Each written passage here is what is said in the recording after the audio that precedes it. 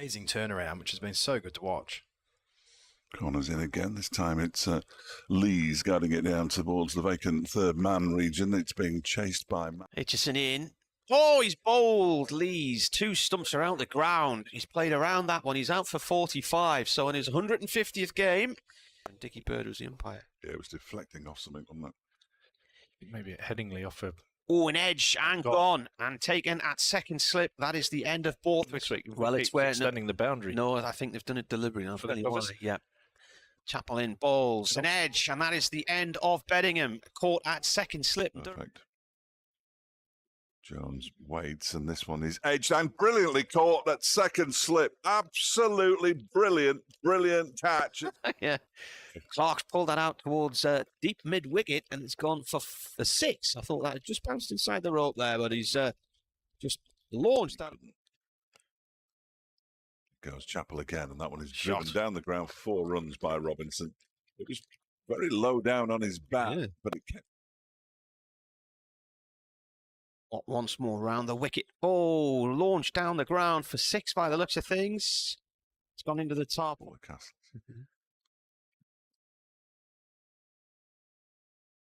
that's awful. Full toss from Mark Watt that has been. In comes the bowler again, whipped away by Clark, and he's going to be out at deep mid-wicket, and he is. He departs for 13. Watt in again. Robinson plays that through the covers, and has he got the legs to go? He's going to run 3, so he will get his 100. Run up for the left armour, around the wicket he comes, bowls to Robinson, strikes the pad, big appeal for leg before wicket, and he's gone. That one didn't seem to bounce too much. No. 2 balls left of the over. Here's the first of them.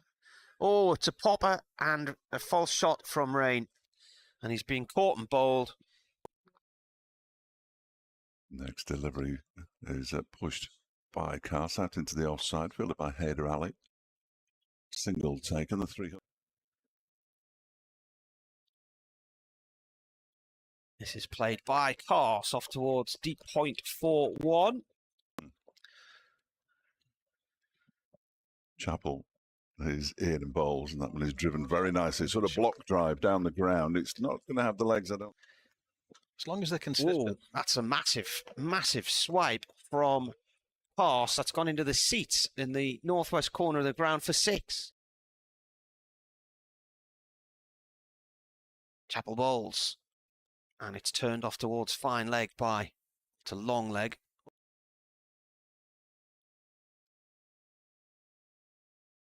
Chapel in, a push and a run. Just a nice little push off to the edged and caught. Well done, Martin. Hoglan has gone for 52. Wayne Madsen's got another catch, and Ben Aitchison has 3 wickets for the day now. 11 batsmen today. Matt Parkinson making too many runs. In fact, looking at his career record, batting in first-class matches. You'd never know, though, would you? But yeah, Durham sitting pretty at the moment. 439 for 8. Cars on 99. 6s. He's in again and bowls. That one is flipped up towards mid. A shot at the stumps by Aitchison, and he's gone. A direct hit from Ben Aitchison. Yep. As Aitchison comes in, and he does make contact with this one, and that is a home run. And I think they'll walk off. Will they? It's gone over. Yeah, and they're going to get a horrible over in here. That is a monster from Cars.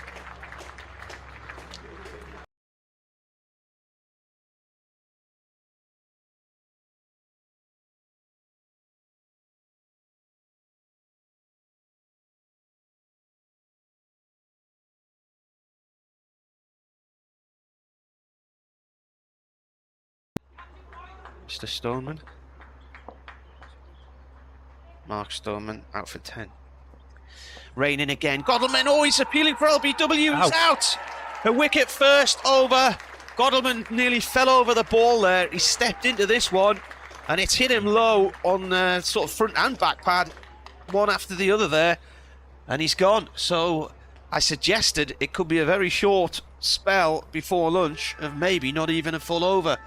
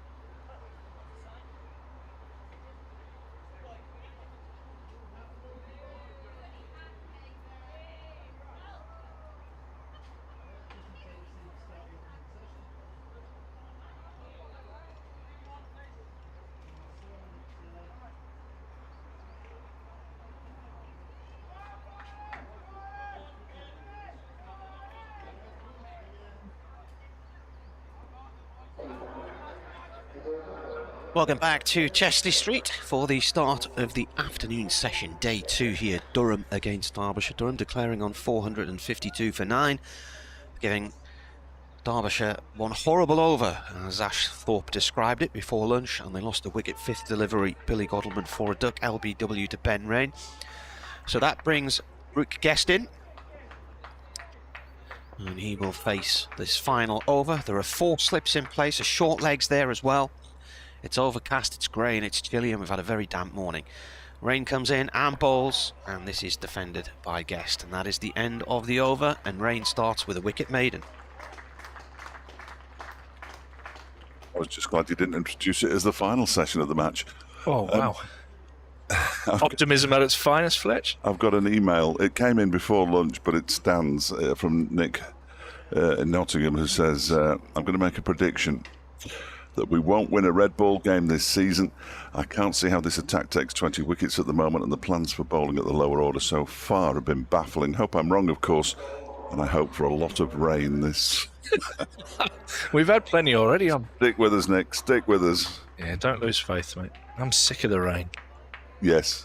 It was always going to happen at some point in April, though, wasn't it? We were going to get caught playing this early. Madness. Probably cost Durham a result down at Glamorgan last week, and set up a closer game than they probably wanted to, and ended up losing at Sussex. But I think there's plenty of cricket left in the 3 days here, according to the forecast, anyway. Let's see if Derbyshire can eke it out. Haider Ali will face his first delivery. Matty Potts is the bowler, and it's well wide of the off stump, and it was a good take, actually. It was a terrific take, wasn't it, in the end? Settle the lunch. Diving away to his right-hand side by Ollie Robinson, who probably had a very... Yeah, probably different to ours, I would have thought. Yes.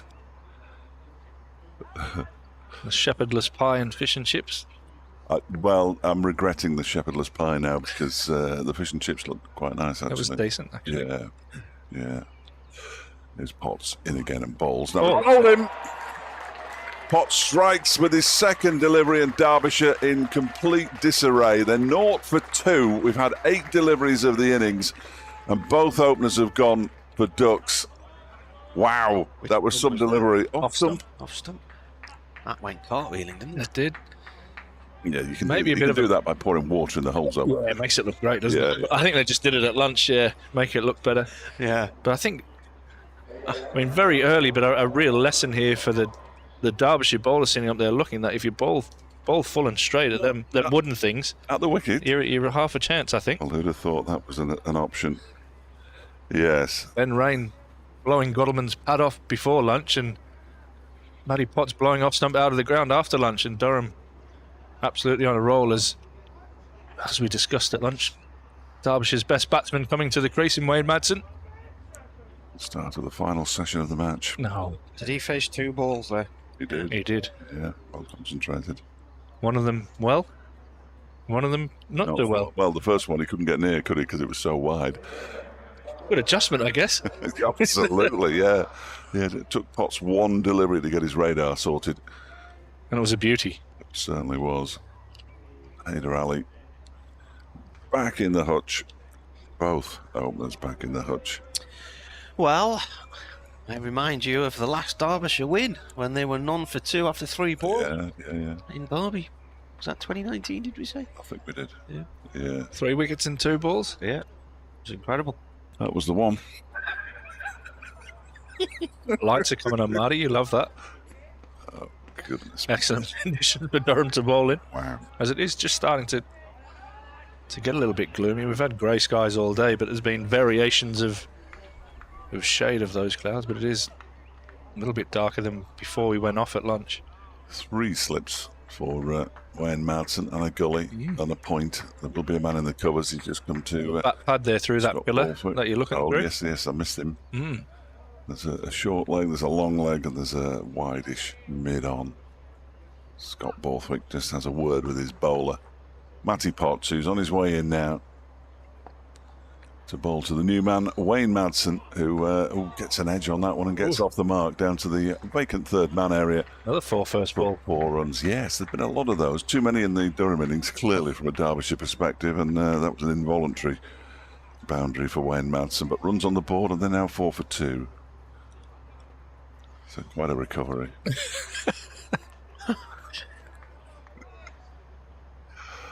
Oh dear, oh dear.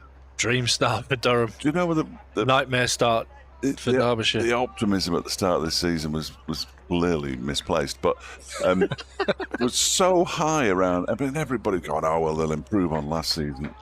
Not so far. Pots in and bowls to Madsen, who's beaten. It's a sharp delivery, and Madsen got nowhere near it. It flies through to Robinson, the wicketkeeper. Hit fourth stump. This is a really tough time to bat. You've got two really experienced new ball bowlers here. And Potts obviously international class, bowling under lights with that brand new cherry in his hand, and at reasonable pace as well. Yeah, as a fourth slip comes to join the party. Reinforcing that slip, Gordon. They fancied that Wayne Madsen might edge one here. Potts runs away from us. Bowls to Madsen, who's bowled him. There's only one stump left. Well. Played that on. Madsen goes for 4, and that 4 came off the edge of his bat. And if they were in disarray before, well, this is an absolute mess. They are 4 for 3, Derbyshire. Wayne Madsen goes for 4. Potts has got 2 wickets in 5 deliveries. I tell you who's getting some work out there, Mitchell Colleen. Running the drinks on and off for the Durham. I'm not sure why he's running on every couple of balls at the moment, but wow, that's made a mess of the furniture. And Madsen, looking to be positive, good strike, right? has missed that one. Oh, you're killing me. Love it. Potts, again, just destroying the woodwork. Off stump and middle stump this time. Only leg stump to go for him. Tell you what, I've just handed my ticket for the match tomorrow to my mate. I might need to... Steady on. He won't need it. He won't need it. Last home game of the season for Sunderland. Playoff push. Don't want them to get in the playoffs. Why? Well, I don't want them to go up. Be good experience for your young squad. Going down with 13 points next year instead of 15. Well, I'm just talking about if you make the playoffs, and you've had a brilliant season. Ajmal Shahzad and Ian Bell have just come out of the nets. I think that's Harry Kane who's with them. I'll be fairly certain. It looks a sort of Harry Kane shape. It could be, yeah, it is. They haven't seen any of the carnage that's happened since lunch because they've been in the nets. I wouldn't bother, yeah. I'd go back or walk around the back of the stand. Yeah, and I know that the batsmen have struggled. New batsman is the skipper, Lias Duploy, who can be a slow starter. And that one is guided into the covers by Duploy. Made 95 not out at Leicestershire in the second innings. End of the over from Potts. 4 runs from it, but 2 wickets as well. And Derbyshire, an absolute mess. 4 for 3 in reply to 452 for 9 declared. And Durham have already got a bowling bonus point. In the second over. Crazy. Absolutely crazy. Only another 299 is to avoid the follow-on.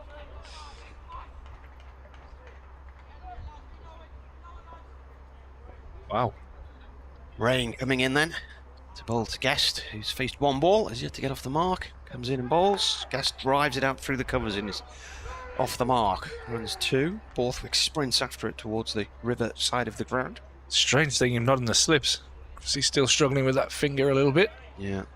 He's had a lot of finger injuries, Scott, over the years, hasn't he? And he was showing me the scar on this one because it got hit on the finger end against Durham Uni and it split. And there was a bit of bone broken, but then he said the x-ray showed plenty of other bits of... Yeah, there'll be a few fragments knocking around in most of us old fellas, I would have thought. Rain from the Lumley end in the gloom here in Chesley Street. Comes in and bowls. Ooh, a play and a miss there from Guest to a ball rising outside the line of off stump. Seems a few more people have come into the ground after lunch there. Another healthy-ish crowd over towards the members' side. Colin Knighton on Twitter: I was most concerned when I heard the news that Mickey Arthur was to combine his significant duties with Derbyshire to those of Pakistan. Such concerns are not diminishing. In comes Rain.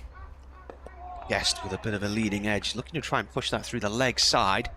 Clark's in there at short leg, but it's gone out the other way towards the covers. What I would say is I don't think Mickey Arthur, being the head of cricket at Pakistan, has got anything to do with the poor bowling display and the fact that the top order has been blown away. Yeah, Agree. They're just reasons. Yeah, agree. They're not reasons. That's some excuses, maybe. As somebody said to me last year, they're just statistics. 6 for 3 the score. What was the context of that? I said if Durham lose their next T20 game, it'll be their worst T20 season. So it's gone off towards point, and they did, and it was. Wasn't it an ever moment there? But that is more. It's Appropriate. But yeah, if they lose their next match, it will be. Well, that's a fact. I don't think it's a fact that Mickey Arthur becoming the head of cricket at Pakistan has got anything to do with this vaguely shambolic display so far. No. Is Sadler still around it? No, he's the head coach at Northampton. At Northampton. Yeah. 4 in the slip cordon. Guessed forward to this one, plays it up to mid-off. Started off positively, hasn't he? Moving his feet nicely. So what's the coaching structure at Derbyshire? Ajmal Shahzad, who is the bowling coach, is the assistant coach, and Ian Bell he's a batting consultant, but he's been an everyday's player. I'm fairly sure, safe to say, he's been an everyday's player so far this season. That's pretty much it. And then Mickey Arthur above that. Yeah. Okay. Yeah. Batting consult. I need to get me some of that. Yeah. In comes Rain. Oh, worth a shout. They are shouting, and that's the end of Guest. He's gone LBW. Well, where did this pitch? Oh, that looks. Might have done too much, that one, I think. Down leg there, possibly. What's the score? 6 for 4. 6 for 4, mate. Wow. That's done a lot there off the seam. I think he's a little bit unlucky there, Guest. I think that's missing leg stump, but Durham is certainly not absolutely bothered by that decision. I'll call him back. Let's tell him. I'll call him back. I don't think anybody's getting called back. No. Not what you need after keeping 100 overs, that to come in straight after lunch and copping 2 really good new ball bowlers in Ben Rain and Matthew Potts. But Guest is on his way, LBW to Ben Rain for 2. That brings Matt Lamb to the crease. Derbyshire in all sorts of trouble. 6 runs on the board, and they are 4 down. Because he spent the summer in Perth. Who, Brooke? Guest, yeah, he always does. I mean, Is that where he's from? Well, no, he's from Manchester. Born in Manchester, but Okay. he learnt his cricket in Perth Okay. and played for the Australia under-19s. I thought, yeah. when he was out there, but he is a Manchester-born. Okay. Do you know which club in Perth? No, I should do. Really, I've spoken to him about it, but If anybody knows out there, let me know. yeah, I'd be very interested. never does anybody any good going to Perth. Nah, rubbish. I'll tell you who it has done well for, Cameron Steele. I mean, he is a Perth boy anyway, but left Durham now at Surrey, and he won the Ollie Cooley medal, which is the best player in Perth Wicket cricket. So Okay. had a brilliant season. Matty Potts begins a new over, bowling to Leas de Ploy, who Well fielded. actually plays a nice shot, and it is well fielded by Scott Borthwick, who got up on his toes and hammered it out into the covers. Matt Lamb is the new batsman. Lewis Rees to come. Then Zach Chappell, Mark Watt, Sam Connors and Ben Aitchison. I was just going to ask you how strong the tail is, but by that nigger. No, Zach Chappell's batted really nicely. Ben Aitchison is better than his numbers suggest. Okay. Although I keep saying that, and he keeps proving me wrong. Back to Marty's stats. Yeah, they don't back me up. Next delivery is forcing Deploy into a hurried shot into the leg side.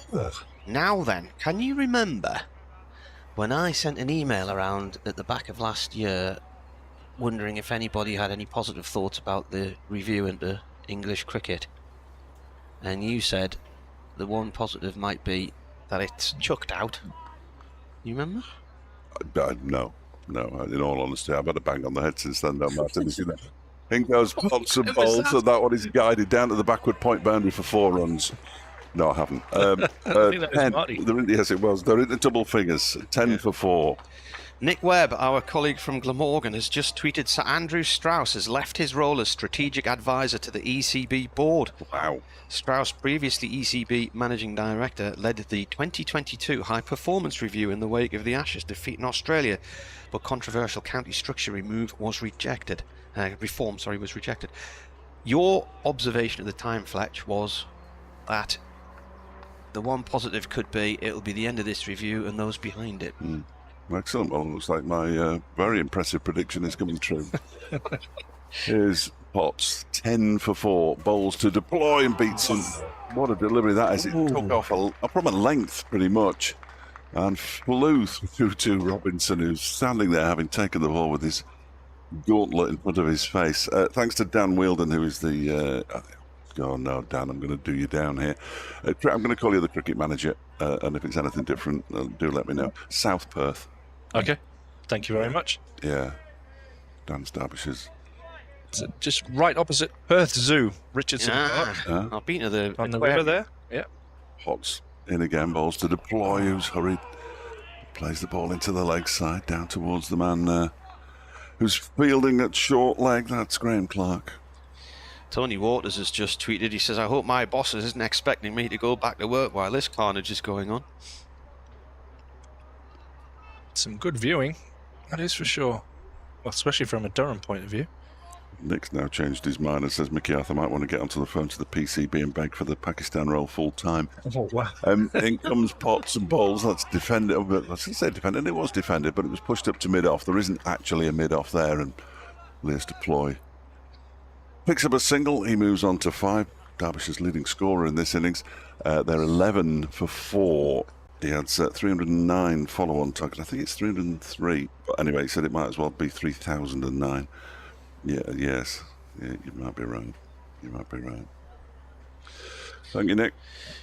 Peter Miller, who was covering the game at Glamorgan last week, said, after he got out for 91 last week, I interviewed Bryden Cars along with Marty Cricket. Cars had a slight nosebleed, and I asked him if it was from getting that close to 100. He did say that as well. He actually cracked 2 good one-liners in a week, Peter, last week. It was 2 in a week. That's unusual for him. Star form. That is unusual for Pete. He said, I can only imagine that my terrible joke is what inspired him to his milestone this week. Yeah, almost certainly that was it. So Peter goes under the name of the Cricket Geek, and I've replied, I said he had a Cricket Geek t-shirt on when he got to his 100 and ripped it to shreds in celebration. See how many followers Pete Miller's got? Has he got loads? Madness. Absolute madness. He's got a lot to do with the West Indies cricket, hasn't he, the one day? It's unbelievable.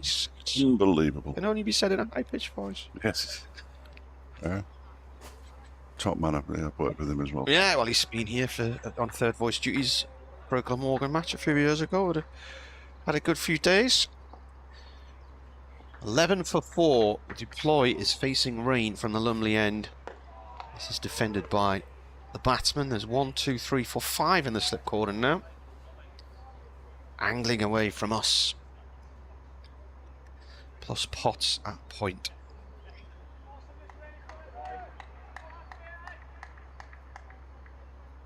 Perfect bowling conditions. The lights are on. It's gloomy. There's a little bit happening with the new ball. And nobody's home in Derbyshire terms. Here comes the bowler again. Oh, wow. The boys tried to throw the kitchen sink at that, and the fridge, and probably the washing machine. And that's why he missed it, because there was too much in his hands. More for a counter-attack. However, I would love to have seen the conversation between Deploy and Mickey Arthur if he didn't nick that. What was he doing? Made a very fine second half to the winter play in the SA20. Played for the Joburg Super Kings and scored heavily in that. Cars won the tournament, didn't he? What was his team? By himself. He was in the winning side. Sunrise. Sunrise. Yeah, something. They played in orange. Eastern Cape. Rain in. Deploy forward to this one. Plays it sensibly into the ground to 97th slip. Picked up by what was Port Elizabeth, but now renamed to something that I can't even closely pronounce. No, yes, I noticed that.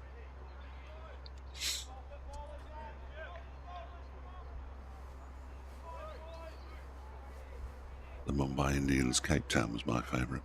Yeah, MI Cape Town, absolutely. It's just over the fence, though, isn't it? Yeah. Rain in. Got a. Oh, that's gone down the leg side. He's had a whack at that one. The keeper takes a good diving stop there. Got a short mid wicket in here as well, haven't we? Or a silly mid on. Yeah. Very straight there, Graham Clark, actually.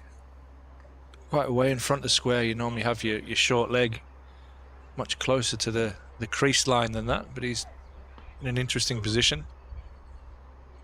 Even fine legs, more round of a deep backward square. There's Durham on the charge here and really looking to attack. Rain in, left by Duploy, taken by the keeper in front of first slip.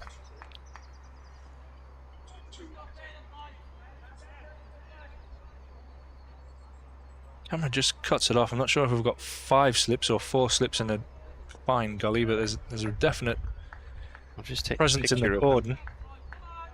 Yeah, there's probably a slight gap, isn't there, between 4th and 5th. Got Matty Potts at point, Borthwick at extra cover, Graham Clark at short leg. I think it's 5 slips, isn't it now?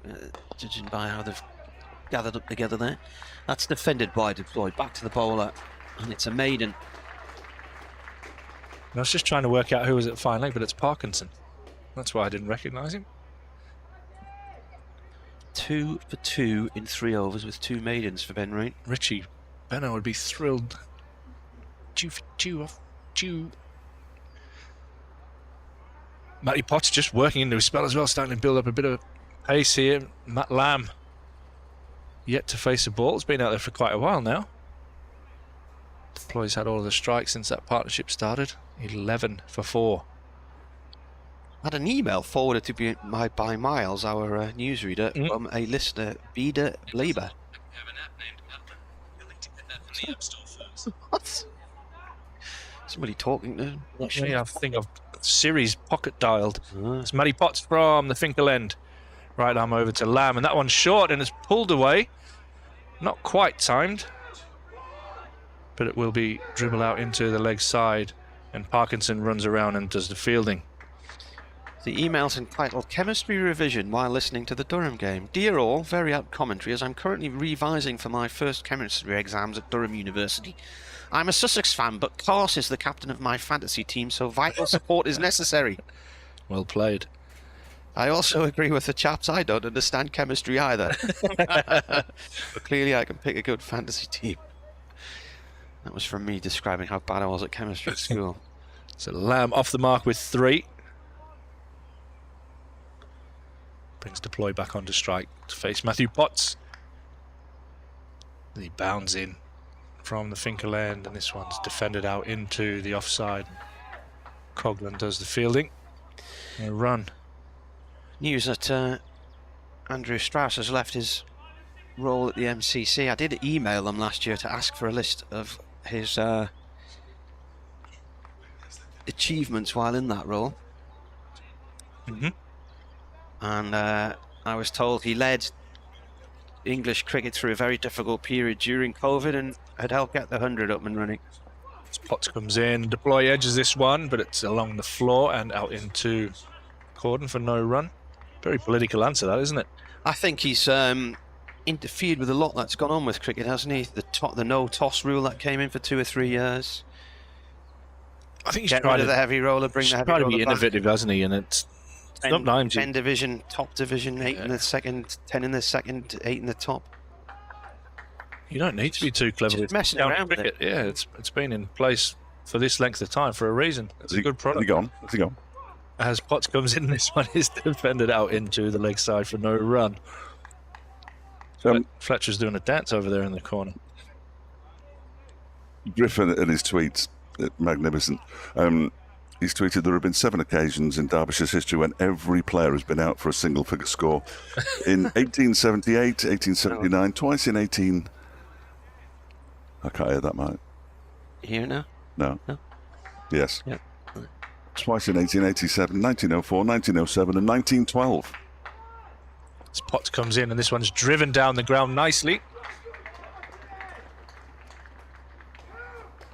Boy will pick up 3.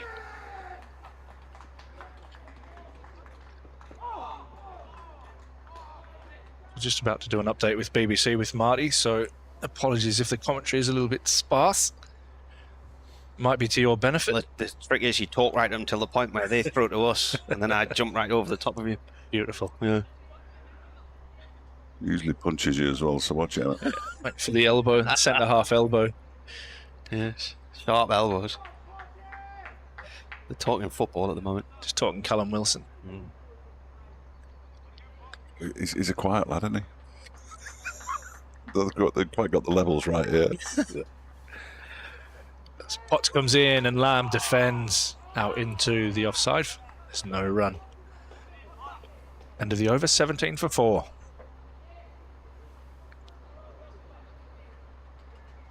Under the floodlights here, didn't get going till 12:15, but a lively day so far. Durham eventually declaring on 452 for 9 with a century, the first century of his career for Bryden Carse, who made 108 not out.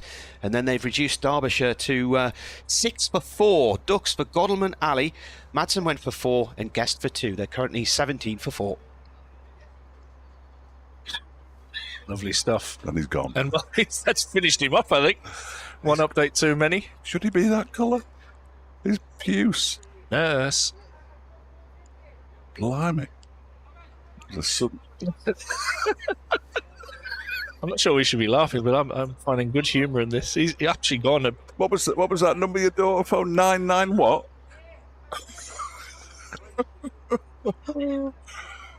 It's Ben Rain again.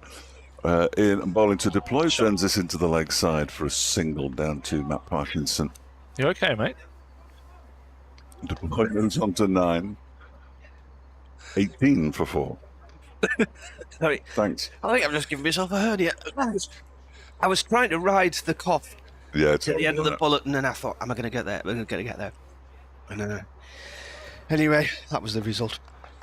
Just cuffed his left lung up. I think it might have been a rogue mushy pea. Just lodged. Matt Lamb's going to face Ben Rain for the first time, I believe. And he's played a one-handed shot already. And this time he defends it out into the onside. He makes a really good connection with it, though, and they might come back for 2 here. They are going to come back for 2 as it goes. There aren't many fielders out in the distance, understandably. They're mostly in the slip cordon. And Lamb moves on to 7, 22. No, he doesn't. He moves on to 5, 20 for 4. Flying now. Yeah, I don't know what I was worried about. When Griff starts to tweet how many times all Derbyshire's players have made single figures, you know there are problems. Deploy teasing him on 9 right now. Yeah, it'll spoil it. Wouldn't he be the only one to make double figures? Rain in again, bowls to Lamb, who fishes for that one. He didn't really fish for it. He went for a full-blooded drive. That would have been a better shot than the one he tried the second time. And it goes past the edge of his bat and through to Ollie Robinson. It's a big shot at 20 for 4. Well, they both tried one now, haven't they? I mean, that wasn't quite as big as the deployed shot. That was enormous.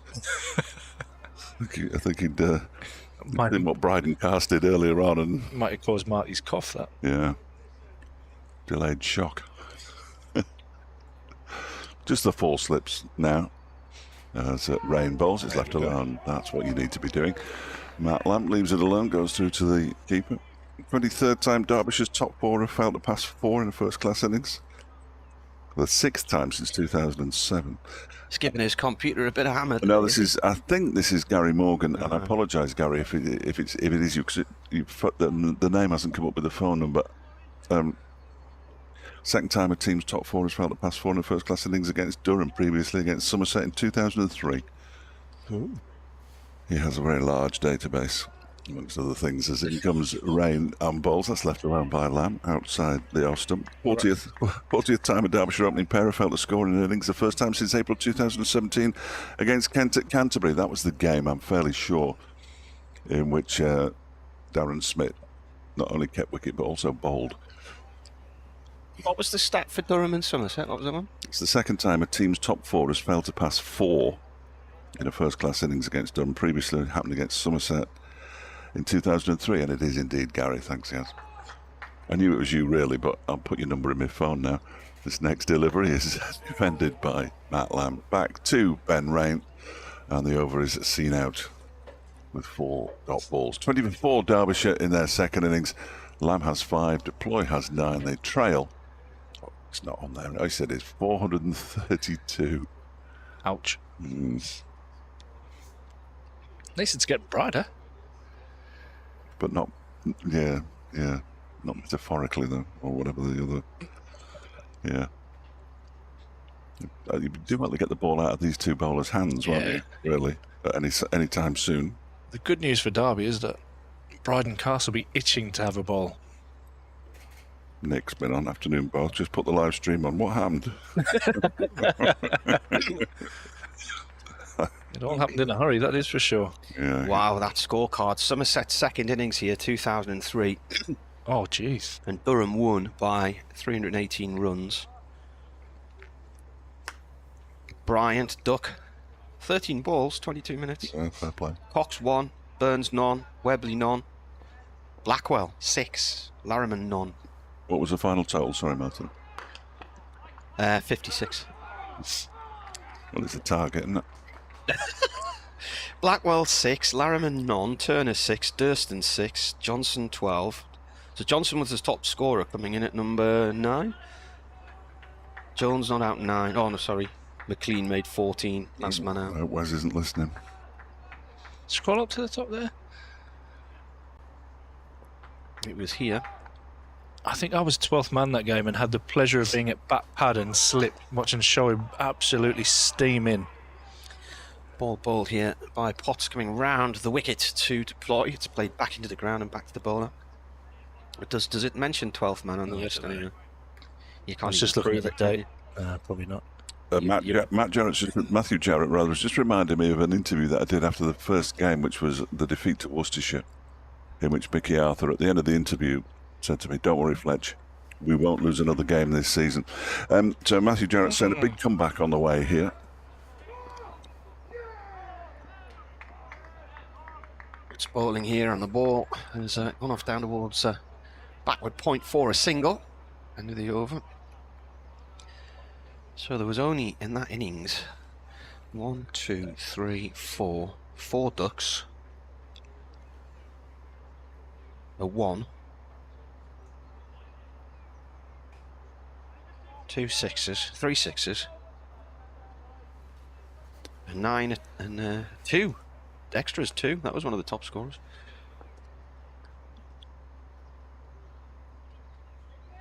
It's over the wicket this time, and that's down to long leg by Lamb for 1 run. Fielded by Rain at the far end of the ground. Matthew also pointed out it was South Perth. Thank you, Matthew. Brilliant. Thanks, lad. Brian Barrish says, "You think Mumbai Indians Cape Town's mad? This July marks the debut of Mumbai Indians New York." Yeah, so true. Cricket. So yeah, you're absolutely right. The world has gone completely crazy.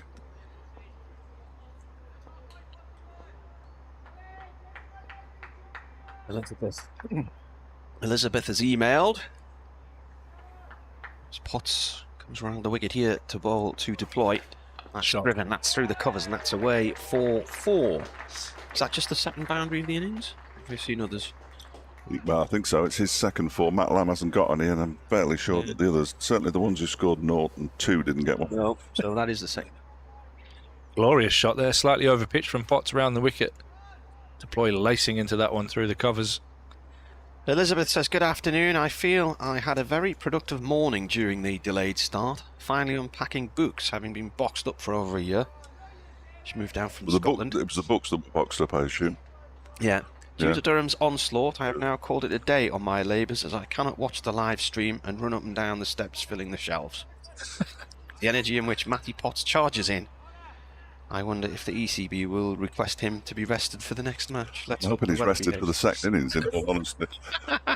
Let's hope the weather behaves and the rest of players are uninterrupted. And she sent a photograph of a half-filled bookshelf.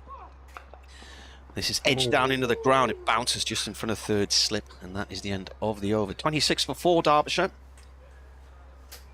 Yeah, nowhere near carrying that one. It's been chaos, hasn't it? It's just a steady little period here for Derbyshire. What song's that? And your other headphones coming out of there now, Dave? I don't know. I'll have a listen. See if we can hear it.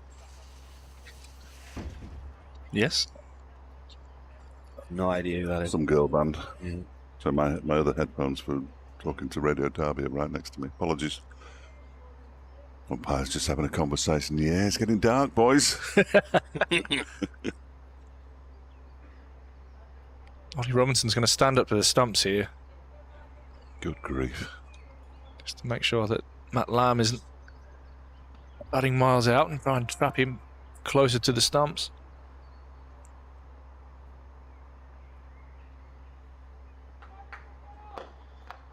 Ben Rain bowls, and this is over pitched and driven beautifully through mid-on by Matt Lamb to bring up his first boundary. Score moves, races on to 30 for 4. Gorgeous shot. Very nice. Just another 40, 50 of those would be. You never know. You never know. Mark Bromley says, Ben Aitchison was quoted as saying yesterday was a good effort with the bowlers. We'd taken 8 wickets in the day. Is that true? Well, he said it, given the fact that we'll probably be 8 down by 3 o'clock. Oh dear. Top school out there. The gallows humour started. There's Rain, right arm over the wicket, and Lamb pushes it out into the offside, and Paul Coughlin dives but can't get there, and then slides across the square, which I'm sure Victor Main will be thrilled about. Well, they've just scarified that particular. They brushed it up, didn't they, for a haircut, I think. Yeah, that he's just scarred. I hope they're having their lunch. I think the Northern Diamonds are due to play here next Saturday. I think that's the pitch that they're going to play on. Right. So just maybe that one on a length you can thank Paul Coughlin for. Like 2 spinners. This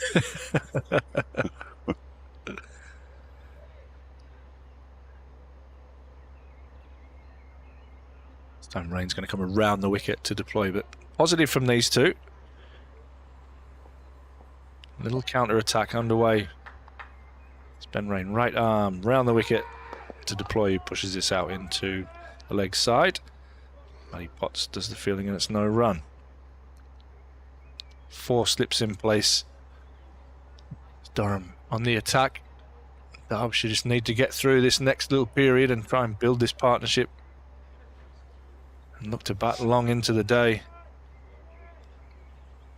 450 on the board. You're immediately thinking about how do we draw this game. Yeah, yeah. And then after 2 overs, you think you're 4 down, Gotta be 3 down. It's an uphill task as Rain comes in, and this one's through to the keeper. Mickey Arthur's had enough of the changing room. He's just disappeared behind the sight screen, but he's coming for a walk down below. He's by himself, a man alone with his thoughts. Get a picture of that. That might make a... There'll be a lot of thoughts. Yes. I'd like to know what they are. Clearly won't be happy. Tough world. You know, you prepare the team as best you can, and then you watch that unfold, and you wonder why you do it sometimes. It's Ben Rain around the wicket and deploy. Off the back foot, pushes it out into point for no run. 31 for 4. 1 ball remaining in the over. I remember covering a one-day game here against Derbyshire when Neil Kalinin, who was the fast Pakistani bowler, Shoaib Akhtar ran through them. There was 6 down in about the first 5 or 6 overs. He was lethal on his day.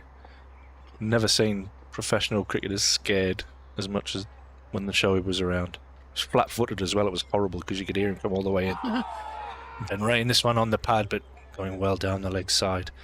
That ends the over. Derbyshire 31 for 4. One of the ones I remember was Yuvraj Singh. I've never seen fear in a man's eyes like it. And obviously, the obvious Pakistan-India rivalry. And wow, Shoaib bowled quick. He didn't like it. He was once supposedly recorded at bowling 100 miles an hour in the World Cup, wasn't he? Yeah. I think South Africa, I think Nick Knight. A few people questioned whether the radar gun was accurate or not. But he was quick. It was clocked. It was definitely clocked.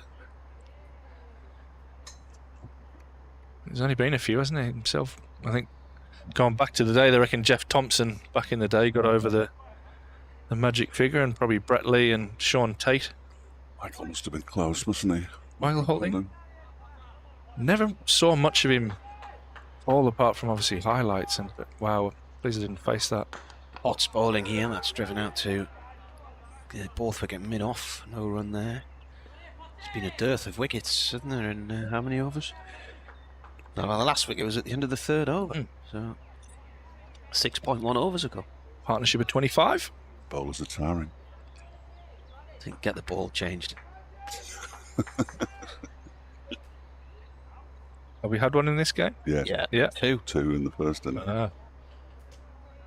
It can happen with a bit of moisture around, to be fair, rather than the First batters last year. First time I've seen it this season. Yeah, and that was just clearly affecting the ball, isn't it? There were a few changes at Cardiff last week, but there was lots of rain there as well. Potts 2, Lamb on 11. Lamb forward to this one. Fielded. Potts dives to his left and manages to get a hand on the ball. Just slows it down. Message from one of my colleagues, Dominic Dietrich. Thanks for the message, Dom. I don't think I'll read that out. He just said, just turn the cricket on YouTube. Yeah. It could be going better. Good partnership this though, good fight back. But obviously not in the greatest position at 31 for 4. I never thought I'd have to rely on you, Ash, to cheer me up. I'm positive, man. Potts in, that's gone through to the keeper. Bounced through. Bounced before it got to the keeper as well, didn't it? Bryden Cast goes through a few warm-ups. He's in the gully area.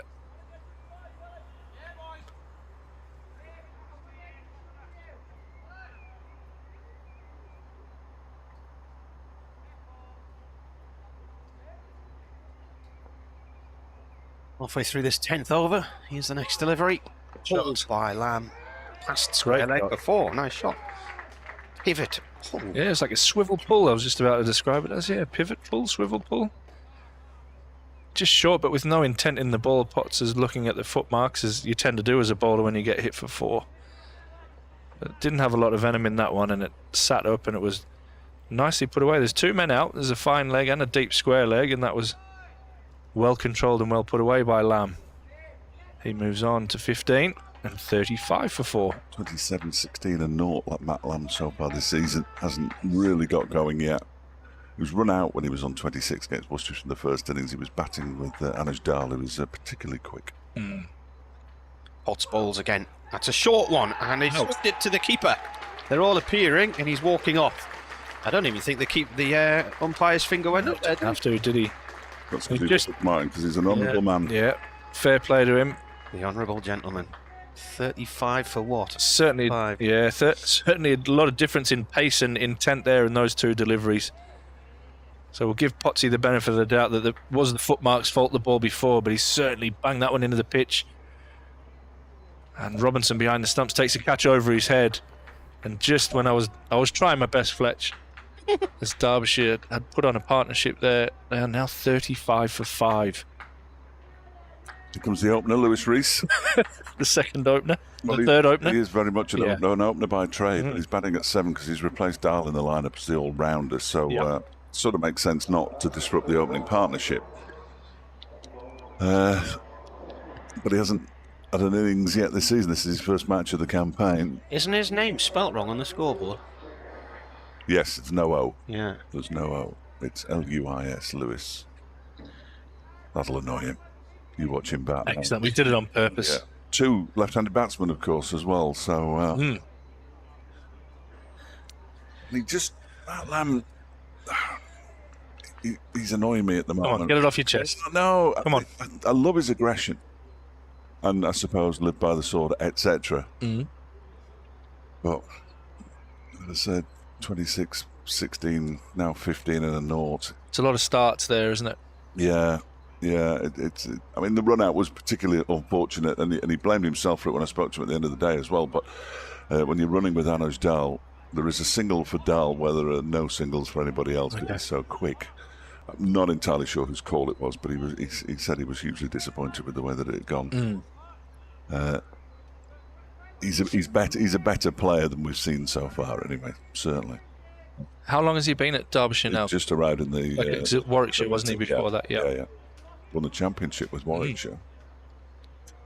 Wasn't in their T20 side, which he wanted to be, and obviously he will be at Derbyshire's T20 side. I might be in it, yeah. Potts on the wicket falls, and that's gone through to the keeper. End of the over. What are you, the pinch hitter? Yeah. I'll be the DH. The impact player. Designated hitter. Love it. So Rees has done very well in white ball cricket, hasn't he? Yes. Yeah. He's a good cricketer. He's a really good cricketer, Lewis Rees. It was a bit of a surprise that he wasn't in the side, although you can only pick 11, clearly. Yeah. So, a little bit of a surprise. But he's got this opportunity now. We spoke to him on Thursday on Sports Scene at 6. Was it Wednesday with Ed Dawes, and he was, this is an opportunity, and he wants to take it. He wants to be in the side. It's been very frustrating for him at the start of the campaign. So He has an opportunity now at 35 for 5 as Ben Rain begins a new over from the Lumley end and bowls to It's not what you want to see. Lears deploy, and that one didn't bounce. Well, it didn't bounce very high, and then it bounced twice before it reached Ollie Robinson, which absolutely you don't want to see. Runs on the board for Durham. They still lead by 417, which even if you say it's quickly, sounds a lot. Yeah, it's not going to change it. And there have been some interesting dismissals. Next delivery from Rain around the wicket, ball strikes the pad. Might have got a bit of inside edge on that because the appeal was curtailed very quickly as the ball dribbled out into the onside to Graham Clark, who was fielding a short leg. And on his head immediately from Ben Rain, who normally scores runs and takes wickets against Derbyshire. Always did as a Leicestershire player. He's a nuisance. He's one of those players that is a nuisance. He's really handy with both bat and ball. Yeah, really good. Experienced pro now, and really leading this Durham attack with Rushworth departing this year. Next delivery is driven by Lears deploy. I don't think he's got the legs to get all the way for 4. Borthwick is chasing it. They've come back for 2. He puts the slide in Borthwick, and 2 is all they'll get. And Derbyshire move up to the heady heights of 37. 4-5. I've just had a message. I won't say who it's from. Durham have got it all wrong. 4 slips, no long stop, pitching it up. Strange tactics. There's some very cynical Derbyshire fans out there. I tell you, there might even be a cynical Derbyshire commentator. I think, well, that went without saying. I love listening to you, Flip. It's so frustrating. So frustrating. But there's another innings to go. Absolutely. Later on this afternoon. In comes Ben Rain and bowls to Lears deploy, pushes this out to the man at extra cover, who is Scott Borthwick, and there's no run. There's always got to be a punchline, Ash. Absolutely. Always, Yeah. You've got to keep yourself It's all chipper. about the what's it all about, Martin? Timing. That's it. It's all about timing. It's all about the punchline, Ash. Got to be. Yeah. What else is it? It's timing. Timing. It's timing. I think. It's timing. Rain is in and bowls a short delivery, and while Deploy has a go at it in a manner of means, a sort of a half-hearted go at it, really, and could only have ended in disaster. I thought that was well over his head there. Yeah, I thought it was. Did he bounce a jar out at Sussex? Ben Rain? Yes, it was a slow bouncer, wasn't it? And he pulled it to Michael Jones at short mid-wicket. I guess you get that preoccupied thinking, I need to get on the front foot to Ben Rain, then every now and then he slips that bouncer in, and whether it's at pace or not, it is a surprise to the batsman. It's in again now. It's a length delivery that's defended a little quicker from Ben Rain there, because it hurried up Lears Deploy, but he survived. Squared him up, didn't it? Yeah, end of the over, 37 for 5. Lewis Rees yet to get off the mark, having faced just 1 delivery. Lears Deploy, head and shoulders, 16 not out. I was going to say, changing the bowling, Bryden Cast is going to have a go from the Finkel end. Should make it a lot easier than the England international. He can get it through. He's obviously going to be full of confidence with his batting at the moment. Getting 91 last week in his maiden first-class century today. And hit an absolute monster 6 to take Durham off the ground with maximum batting points. Fletch. What was the name of Fletcher's pal with the stats? Can you remember? No. I just listen to his jokes. I don't listen to his general chat. What was the name of your mate with the stat about the 4 wickets? As Cast comes in, right arm over the wicket. Gary Morgan. And this is pushed out into the offside for no run.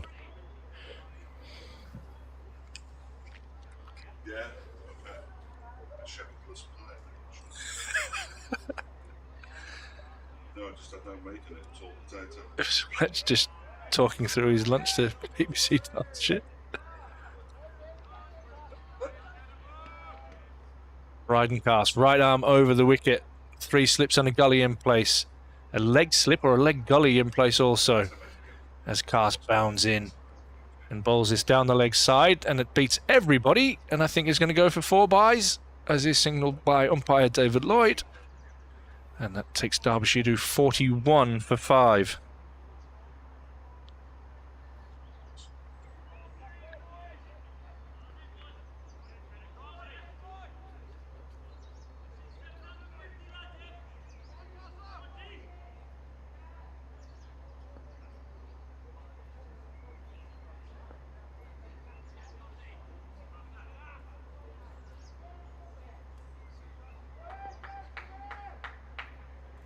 Here he comes again, Cass. Right arm over the wicket. Bowls this one again down the leg side, and a tumbling Robinson tidies this one up. And no run. Struggling with his radar a little bit there. Start off with. 2 left-handers at the crease.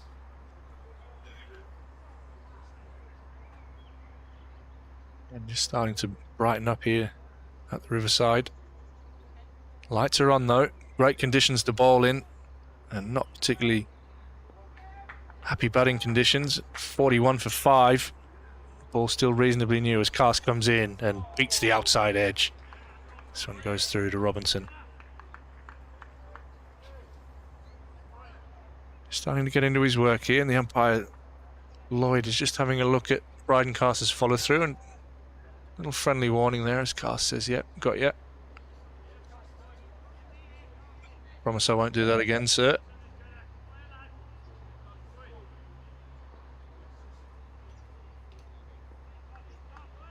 $452 Durham earlier put on the board for 9. Derbyshire 41 for 5 as Cass again comes in right arm over the wicket. This one is defended by Rees. Down to Potts at mid-on. Potts picked up 2 wickets. Ben Rain also has 2. He has 2 for 12. Picking up that wicket in that awkward over before lunch, as Durham declared, at the perfect time. Talking about timing. Glamorgan's chairman to step down so he can take up an ECB role. I wonder if there's one being vacated. Gareth Williams will step down from his role after being appointed as non-executive director of the ECB. Cass comes in, and this one's nicely clipped and timed off the legs by Rees, and that races away for 4 and gets him off the mark. And Derbyshire move on to 45 for 5.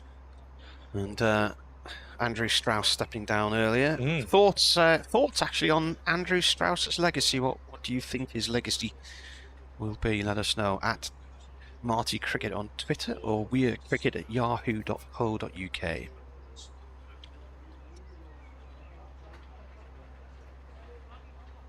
think you might get some strong feelings on that one. There was definitely some strong feeling passed on to me around that reform. Yeah, well, yeah, he tweets, "News just in, respected commentator David Fletcher flees Derbyshire and declares my heart was always with the IPL."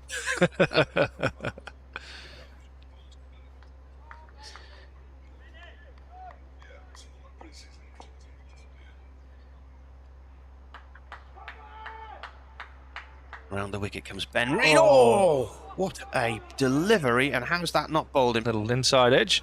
Deploy with an inside edge there. It's gone right over the stump. Wow. Just misses the bails, and it's a Chinese cutaway for 4. Best shot in the book.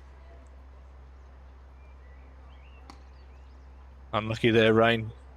He's trying to get the ball to shape away from the left-hander, but that one's held its line. Let's just tell everybody about the shepherd's pie. Yeah. Alan says his earlier tweet when he was talking about Middlesex and Kent at Lords was the Kent run rate. Ben Compton, 52 from 168 balls. Old school cricket, he says. Got you. I thought you might have been having a pop at Mark's story. No, he said I was having I apologise. He said I was having a look at the live stream because you were off for rain bowls. And this is turned away by deploy to mid-on. Given where they were, 35 for 5, now 49 for 5, what would be respectability from having been 6-4? You've just got to get as many as you can, don't you? Bat for as long as you can now. You don't know what's going to happen with the weather. I want a number. You want a number? Yeah, I want a number.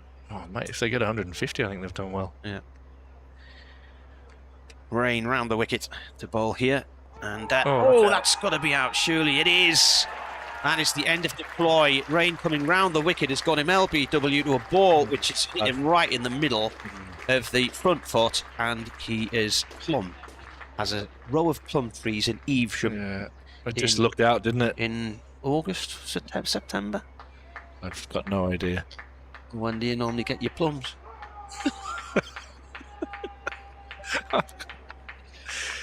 I don't know, but that's out. 49 for 6. I don't do fruit. You don't know what a plum is, do you? They're the sort of purpley ones. Yeah. Yeah. Purpley roundish things. I think I've seen one. But that was plum. Yeah. I think it's plum with a B, though, isn't it? Yeah. Plumber. Yeah. Yeah. But I just like fruit. So it's a plumb line. As plumb as a plumb line on a ship. Thank you. Yeah, well, he's out anyway. Doesn't make any difference whether he was plum or not. Marty's just made me give a total there, and I says if you get to 150, you've done well. They're And the next ball, They're not getting to 150. deploys This could be an embarrassing sub 100 score, couldn't it? Zach Chappell. it's on the cards. Zach Chappell in his first match for Derbyshire against Worcestershire, but scored 46 in the first innings, and then in the second innings scored 45. So his average was pretty decent at that stage. Then he went to Grace Road and was stumped off Rian Ahmed for 10. So he is capable of batting, no question. But the 46 came off 48 balls. That's his style of play. Looking forward to watching it back then. It's his style of play. And I'm not necessarily, and that's nothing against him because he's not in the side for his batting, clearly, even though he can bat. So, whether he tailors that style or not remains to be seen. You don't tend to come in after 12 overs batting at number 8. No. That's where we are in the game. 49 for 6, so that ball's still pretty new. Well, my major concern is who they're going to push out of the changing room after the close of play. I mean, it could be a Mickey day because they could have lost by the coach. close. Well, the coach might cop it anyway. Rain in to Chappell. It's gone down the leg side. Stopped by the keeper one-handed, diving across to his left. Let me remind you, and I know you're going to think this is a bit of a silly comment, but I'd never think that of you, Martin. You know that. Derbyshire bowled Durham out here for less than 100 about 3 or 4 years ago, and Durham won. Yes, you mentioned it yesterday, of course. And it's the only time that Durham have done that. Derby have 400 on the board in the first innings. There was 400 buys, I think. Was it that game? Was that Yeah. the case, wasn't it, with all the extras, wasn't it? 91 extras Crazy. or something, wasn't it? I do remember. Artist Will Jearn. Yeah. Hats off to him. This is halved by Chappell. There's nobody out at wide third man. So Lees is chasing this from the slip cord, and the ball just comes to rest down in front of us. He slides in, and they'll run 3. There you go, 50 up. 52 for 6. It's only in the 13th over as well, so they're going at decent. Yeah, they're going at nearly 4 runs and over here. Accelerate the game. Love it. That traffic in the cones on the A1. What's it like on a Saturday afternoon, Martin? And you remember that floodlit game when I came down to Derby? No. And obviously I'd booked a hotel because it was a floodlit match, and there was a serious risk of me going home in the evening rush hour. Yes. Yeah, Remember? I do, yeah. I think Ryan Pringle got 100, didn't he? Durham still lost, but Yeah. It's that kind of thing, isn't it? yeah. Somebody needs to score big at some point. Yeah. But the bowlers won't be tired yet, will they? Oh, no. Some of them haven't been bowled yet. Rain round the wicket to Reese. Reese defends. Just thinking that Parkinson's probably thinking, what have I come up here for? Yeah.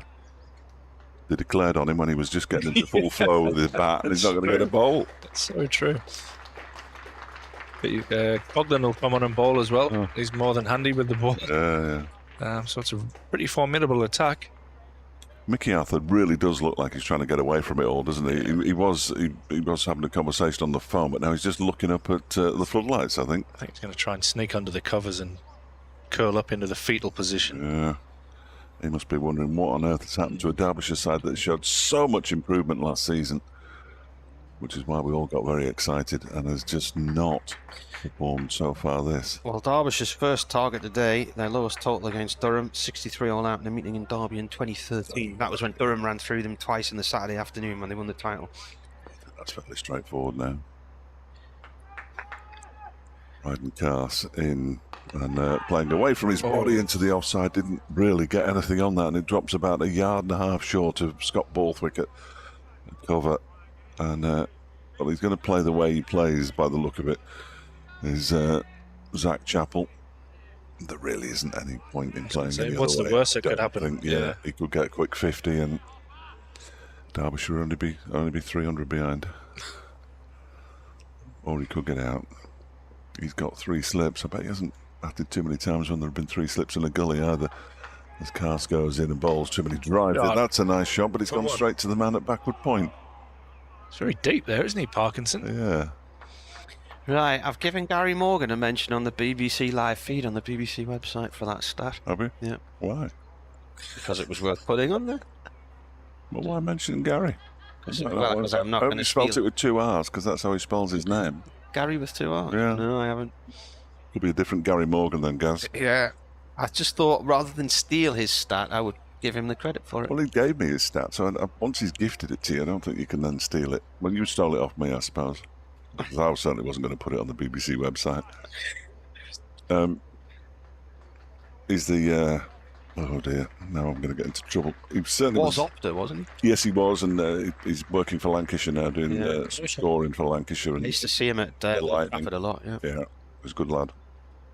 Can't understand a word he says. He's from South Yorkshire. Cast is in, and that's turned into the leg side by Lewis Rees for another single. It's just up the road from you lot, isn't it? Well, it's across the Pennines from me, so I can't understand a word they say. Yeah, it is just up the road from Derby and Derbyshire. In fact, the reason that they play Yorkshire so often at Chesterfield is because Yorkshire no longer cater for anybody outside of Leeds. As far as cricket's concerned, apart from the week they go to Scarborough, they flock to Chesterfield from all parts. Chesterfield and Sheffield are pretty close, aren't they? Yeah. Chesterfield's outside of our transmission area. This one's left alone outside the off stump. They come under Radio Sheffield, They come under Radio Sheffield. Because of the topography of the land? No, I just think it's because it's close to Sheffield. They can get Radio Derby there, I'm sure, but we don't cover them. Even though it's in Derby. Derbyshire. Our battle lines in this region are sort of Peterlee and inlandish shot and colliery, which belongs to Tees, which belongs to Newcastle. Cast in again. Zach Chappell on strike, and Chappell fences at that one outside the off stump. Goes through to the keeper, who's got his hands on his hips, Ollie Robinson. Fight to the dawn over who has the Radar Diaries in Wingate. John Pick suggests the legacy of Andrew Strauss. There's been a level of dislike and distrust towards the ECB from the counties, which he thinks can only be partially diffused by Strauss's walking the plank. That's a fair comment, I think. Oh, well. Casper, whose ends this? Is this not? That was me, sorry. I was distracted by my mobile phone. That's gone through to the keeper. No, Ed Dawson just sent me a message saying you could make Plymouth at this rate. Plymouth tomorrow afternoon. I'm not going to Plymouth from Durham. I've been to that ground once. I covered a game for the Shields Gazette in about 1990, 91, something like that. I tell you what, it was the day Freddie Mercury died. On the bus on the way back to the airport, it came over the radio that he died that day. So 91, something like that. And I covered the match, did the post-match interview, came out the ground, and the press lads were all on a supporters bus, and the bus had gone. And we were flying back from Exeter, which is quite a drive from Plymouth. It is, yeah. I'm like, what on earth do we do here? So Jeff Story, who was the Sun and Echo football writer, flagged the team bus down as it was driving past, and basically stood in front of it with his arms in the air, stopped, explained to Dennis Smith, the manager, what had happened, and they said, oh, well, get on our bus. So Paul Bracewell had given away the ball really late in the game, and got intercepted, and man ran in and lobbed the keeper, and Sunderland lost 1-0. As Coghlan begins his first spell of the afternoon. So I got the last seat on the bus next to a ashen-faced, furious Paul Bracewell. I worked with Paul Bracewell for over 12 months, and he was always ashen-faced. What a miserable man he is. Oh! Anyway, he never spoke all the way back to Exeter Airport. Managed Halifax Town. Right. Oh, Spent £1 million on players one summer and walked out after 4 matches. Oh. Thanks for coming. Then refused to speak to us. Coghlan bowls this one to Reese. It's gone off the pads down towards fine leg. Is a leg bye going to be signalled? No, it's come off the bat, has it? Oh, that's almost a leg bye as well. Anyway, when we got to the airport, all the fans had got on the plane, and they were all sitting on the plane, and I walked on last with Dennis Smith, and as he walked into the plane, everybody on the plane booed him. Oh, was it not you? No, I was the last one to get on. I just heard this boo, and I thought, what's this? And of course, they hadn't kept the seat for him, and he walked up and down the plane looking for a spare seat, all these supporters booing him. I remember Jeff Brown, who's now a presenter on Look North, was writing for the Journal at the time. Yeah. And as a result of the booing on the plane, he described Sunderland's hopes of promotion as a flight of fancy. Ooh. In his report on the Monday morning in the Journal. I'm sorry, I mentioned Plymouth now. That's defended by Chappell, goes out in the Could have heard that on the way down. Bernard says, the way Derbyshire are batting, at what stage will they need snookers? Right now. He says the departure of Strauss will not cause too many problems with the counties, as his proposal for the 4-day game was never going to work, let alone be accepted. Coghlan in, and gives himself a bit of room then, flicks it down the leg side for 4. Whipped away off the stumps, down the fine leg. Very square. All we need now, he says, is some 4-day fixtures in August and a later start in April. There's talk in a number of places today about the future of the 100 on a notable cricket website and a newspaper. Anything to do with the financial state of the 100, or? I just think they want the Mumbai Indians Trent Rockets. Mate, don't laugh. That's going to happen. Can't be far off. No, it's going to happen. 59 for 6. Okay. Depends this one from Coghlan. Northern Sunrisers Superchargers. Hyderabad. Playing at Burnmore. Yeah. Well, something was going to have to give. It was either going to be the counties would disappear or the 100 would disappear, and hopefully it's the latter. You could create a huge barge and play cricket off the coast at Tynemouth and call them the... Ooh. Digs out a Yorker there. Plays it up to mid-on. Imagine that, cricket on a floating barge off the mouth of the Tyne. No. You were going to try and think of something amusing to call them there. The Tyneside floaters or something like that. Be a bit chilly for me, that one, I think. You could probably just... The Steelers, the rocks in the mouth. It's too dark to play cricket, steel. incidentally. The umpire's having a conversation again. I don't think it's got anything to do with the light, unfortunately for you, Fletch. Far too dark. Of course, Durham have got that dispensation from the ECB, haven't they? Yeah, they do tend to favour us. Yeah. With the lights, where it doesn't matter if the artificial light takes over. I think Ben Debenham's just said to Graham Lloyd there, what about those roadworks on the A1? Yeah, leave it till tomorrow. Don't give any more leg before. So. Bryden Carsey's going to bowl. Martin's still not fully recovered. 59 for 6. It's all that water he's drinking. It's not doing him any good at all. It's that water with the bubbles in as well. And there he goes. He's off again. Gone. He's gone again. He's gone for a walk. Here comes Carson bowls to Lewis Rees, who just digs that one out and picks up a single as it goes to Ben Rain, who comes across from mid-on. They're both going to mid-on now, or mid-off now. Should we lock the door? Oh, what a shout that is, by the way, Ash. Can we do that? Yeah. Oh, let's do it. You can. Let's do it. And I knew as soon as I said the word Plymouth, I was in for trouble. Story for every occasion. Yeah. He's a man of many a story. Yeah. Said he was suffering from memory loss at lunchtime, though, didn't it? Didn't seem It must have been recent memory loss. Yeah. Cars bowls to Chappell, and that one rather surprises him. He gets a leading edge out into the offside. Borthwick turns around and looks at the scoreboard. You're in control, Scott. You're in control. Don't worry about the scoreboard. You're laughing. It's nice as a captain to be able to look up at that, isn't it? Yeah. 16 overs. This is the 16th over.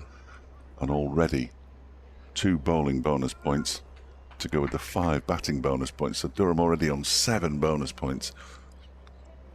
Yeah, nearly got the clean sweep already. Cast bowls, and that's well dealt with by Chappell. Just gets high up on his toes. pushes it down into the ground. I haven't seen a lot of Chappell play, but I like what I've seen in this game. He's a real competitor. I did an interview with him when he signed the club. Brought down Matty Lamb and Jack Chappell, who spoke to them both, and without really bringing up the elephant in the room for Jack Chappell, which is his injury record, he sort of brought it up himself and said that has been his major problem throughout his career, not being able to play enough cricket. Well, he's done all right so far, but he's been kicked at short leg. That one spat up at him from Bryden Cars. He couldn't deal with it, and it was taken comfortably at short leg by Graham Clark. And Derbyshire lose their 7th wicket with 60 on the board, and having bigged up Zach Chappell, he's now gone. He's been dismissed for He's probably a victim of his own bravery there, because he's got in and right in behind that and probably cramped himself up a little bit with that ball coming in. And he's tucked it away off his hip, and Clark's taken a comfortable diving catch at bat pad. But credit to Cars. And every time we look at something positive for Derby, that, bless you, that they keep knocking me back down. 60 for 7 now, and Chappell's on his way for 8. Caught by Clark off the bowling of Cars. We haven't even had 16 overs yet. Fletcher literally just been talking about that while you were dying out in the corridor. Well, I'm glad. I'm disappointed. I'm disappointed you weren't listening to me in the corridor. But then again, you don't listen to me when you're in the same room. Yeah, anything, because I was coughing my head off so much and seeing stars, and I thought my head was going to explode. But the good news is that really nasty rib injury that I don't know where I got from last week, which was just subsiding, it's just come back now. That's a thrill. I'll have to go and see Susan over in the physio's room. New batsman's Mark Watt. I use the word batsman advisedly. Should be over today at this rate. If only I'd thought of that earlier. Yeah. Lydia Jane, regarding the previous dismissal, he failed to deploy his defensive shot. Let's see what you've done there. Well done. Yeah, very good. Not heard that before. 60 for 7. And Mickey's decided that actually now he needs to wander back around, and hopefully he makes it back before they're all out. He's got 100 yards to go. Yeah, he's just wandering around just to our right. Bless him. Yeah, he's probably got a couple of 100 yards to get round. He must be absolutely beside himself. Here's Bryden Cars. 2 balls left of his over. Balls to the left-handed Mark Watt, leaves alone outside the off stump. You look at, you're a batsman. You look at the way Mark Watson sets himself up. I don't think he's in any position to really play any kind of shot, if I'm entirely honest. I'll take more notice of the next ball. I was busy watching Mickey's body language, to be honest. Just being interesting to check the blood pressure. Who'd be a coach, eh? Somebody's attracted his attention. Yeah. Oh no, he's just going to lean on the advertising boards for a minute. Might be down there with the dog in the pram, just below us there somewhere. Yes, no, that's just well. There's a dog. There's a dog in a pram. Is it Jack Russell? Yeah. Jack Russell in a pram. That's cheered me up. Here's Bryden Cars in the bowls to Mark Watt, who just leaves that alone outside the off stump. I'm going to mention that in my next report, because at 3:30, it's been horrible for Derbyshire, but there is a dog in a pram. Have you played against Mark Watt when he played for Time Out? No. Jones was their player at that stage.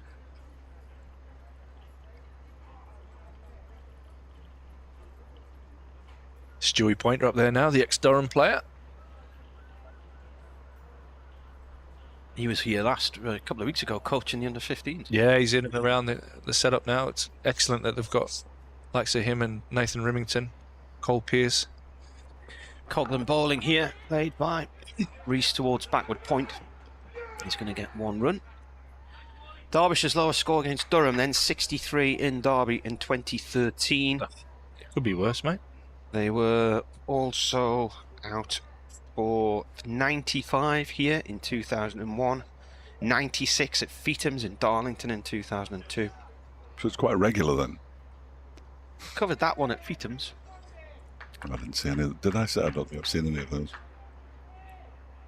That was when Ian was covering Derbyshire for Radio Derby. Is it? And used to travel around the country in his camper van and stay in the grounds in his camper van. Many moons ago. There's an umpire that used to do it, wasn't there? Yes, there was. Yeah. Used to hook up to like the electricity out of the scoreboard or something like that. Coghlan to Watt. He bowls. Watt leaves it alone. From the Lumley end, we've got a short leg still.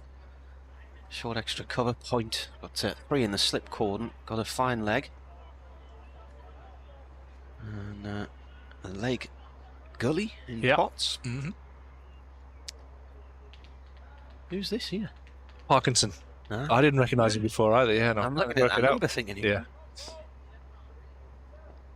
They've actually given him a squad number for one game. Coghlan in, and that's left alone. He's got 96 on his back. I had it on his back when he was batting. Yeah. Be interesting to see how Durham approaches his loan move here, and whether that gets extended with, obviously, talked about it earlier, the news kind of not news that is news but isn't of the tournament. Coghlan in, bowls, and now that's away for 4 behind point from Watt. Wideish delivery.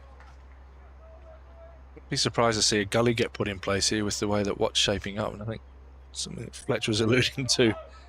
He doesn't really look like he's in any kind of position to play any kind of shot. To me, I'm no expert. I've got an email, but I'm going to save it until Martin's back because it refers to him. So, from Greg, good to hear from you, Greg. He's going to gargle here. Dear, oh dear. It's like being on a consumption ward. Coghlan his right arm over that pick up here, Marty, while you and bowls it short, and Watt on the back foot defends out into the covers. Just one little dry spot that's just developed since lunch. No, that can happen. I get that occasionally. You do get that, and then you just can't shift it, can you? Can't shift it. Greg says the wheels have come off. Absolutely. To use one of your favourite words, it's shambolic. Or as Terry Thomas, and this is the only impression that I do, Terry Thomas would have said, an absolute shah. An absolute shah. Shortish ball, hooked. Not well timed, but it's looped over. Borthwick and Midway away for 4. He also talks about kebabs, does Greg? Which is my especially subject. And he said, I enjoyed Martin's mini lectures yesterday on shelving, bridges and place names. I thought there were more monologues than mini lectures, but I know what you mean, Greg. Very entertaining. Shelving? Well, it was turning shelves into TV covers. TV stands, yeah. Can you remember yesterday, Martin? Yeah. That wasn't a bad shot at all. I'll just talk about the cricket a little bit. Yeah, help me out. Mark Watt getting a short ball there and pulling it away nicely for 4. Oh, Eric. Derbyshire 69 for 7. Come on then, Fletch, what we got? Eric says, any chance the chairman will do a Spurs and refund supporters match costs if we get hammered in 2.5 days? Eric from Chesterfield. I don't think so, Eric. There's lots to see up here, Eric, if you get some spare time. They might get some spare time, might they? Who is this, me? Here's Gas. It's you, mate. In. Bowls to Lewis Rees, who pushes that out into the offside, and Mark Watt has to scurry back into his ground as there's a shy at the stumps there from Matty Potts, who's fielding at point. 69 for 7 means they will not record their lowest score against Durham, which is positive. I can think of no others. It's always a silver lining.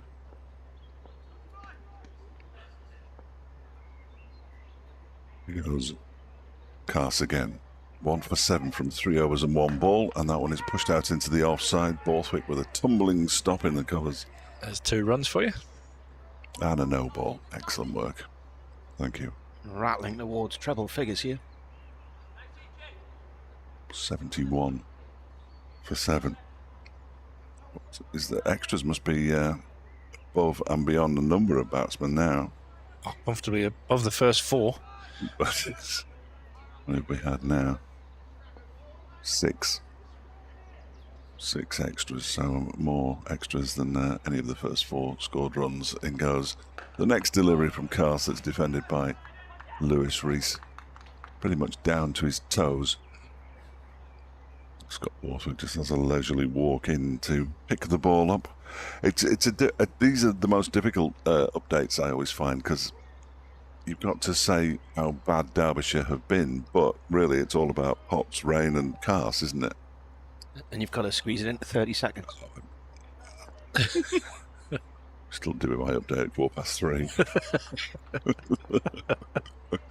Just make sure your throat's all right for yours. That's a short one, then, is it? Here's Cars again. Bowls to Reese, who clips this down to long leg. Picks up a single. Parkinson comes in. He's doing the hard yards. Matt Parkinson. So not only do they not rate his batting, they don't rate his fielding either. Just meeting the crowd, mate. Meeting his new fans. Grazing out at fine leg. Actually, the worst kind of update is when a wicket falls just as you're about to go on air. Watts on 8. Has he done that? Lewis Reese has 9, but Watts on strike. Crouches down and then just clubs it somewhere. It's in the air, out into the offside. Borthwick is chasing it, but it lands about 3 or 4 yards in front of him. And Mark Watt picks up a beautifully constructed single. Where he was trying to pull the ball into the leg side. He got the toe end of the bat on it, and it looped into the offside out to backward point. Wow. Come on, Watty. Totally in control of that. Yeah, absolutely. Seemed to be. I've never seen a ball pulled behind point before. It's a reverse pull. Yeah. Yeah. Could you do the honours, Martin? I'm starting to get twitchy. Okay. Pass in from the Finkel end. Right arm over to Reese. Reese looks to drive and cut. Sort of late cut there, really. And he's missed it. It's gone to the keeper.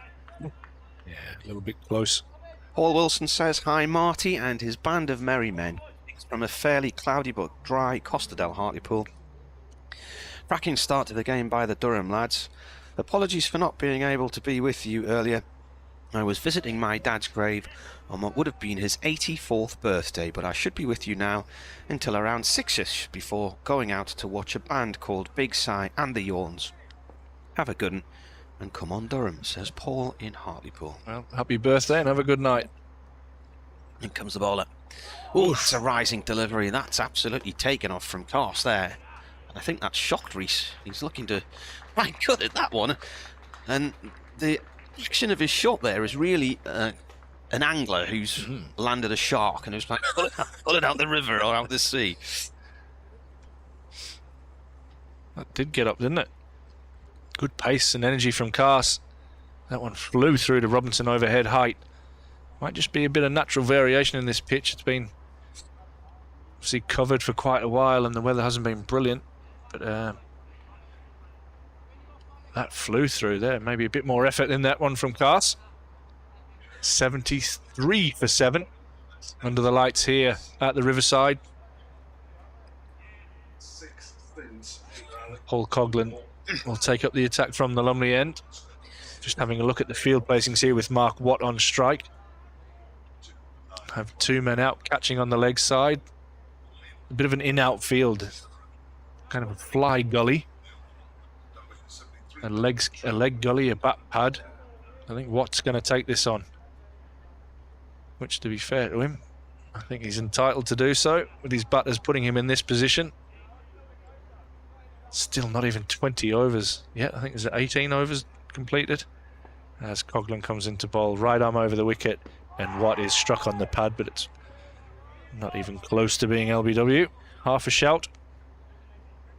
As Watt is actually well outside leg stump as that one makes contact. Can you hear that? I can indeed. And Durinan David says there's an article in a paper this morning which comments on the characteristics of people of the various British counties. It was apparently compiled by an AI bot. Oh, excellent. It's Coughlin, right arm over the wicket, and Watt allows this one through to the keeper. Apparently us Durham lads are uneducated and have knee couth. I don't tell you what the bot said about the Derbyshire. The Derbyshire people. Brilliant stuff. Uncouth. Uncouth, eh? Having no couth. I've never thought of it like that before. Is Coughlin. This one is banged into the pitch, and Watt defends it back down to the bowler for no run. Just giving himself a little bit of room here, Watt.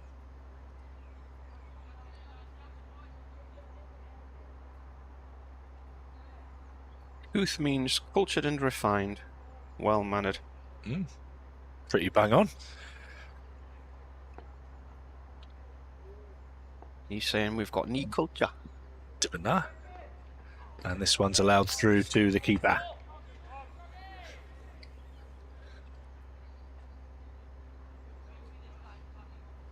Go on, I bet your news bulletins, don't they?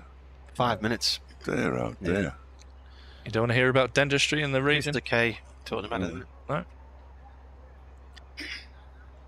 Zero interest from Fletch. He just pulls his own teeth out, Fletch. As you do. Falling out by themselves, actually. They've got There's Coughlin, and what drives this one out into the point region, and he'll get a couple there. Just opens the face on that one. 75 for 7. Not been dismissed yet this season, Mark Watt. There you go. There's a stat for you. 5 not out in his only innings against Leicestershire before they shook hands at 8:45 on Sunday night. Early finish. Oh. Has the dentist ever described kebab rot in your teeth or anything like that? No? It's lemonade, apparently, that did it in my Lemonade, was it? teeth. Yeah. Trying to Rot. save me liver.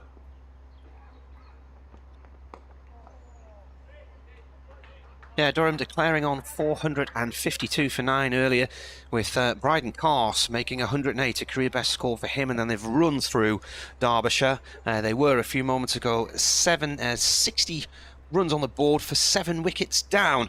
The first 2 openers, well, they lost their wickets for none. And Madsen went for 4, Guest for 2. They were 35 for 5 at one point. Deploy, though, has recently made 20. Zach Chapman, the last man to go, for 8. And they're currently 76 for 7. They have avoided their lowest score by Durham against Durham, but they are struggling here. And we still have only had something like 18 overs of this innings. There's commentary on the BBC website and the sports app.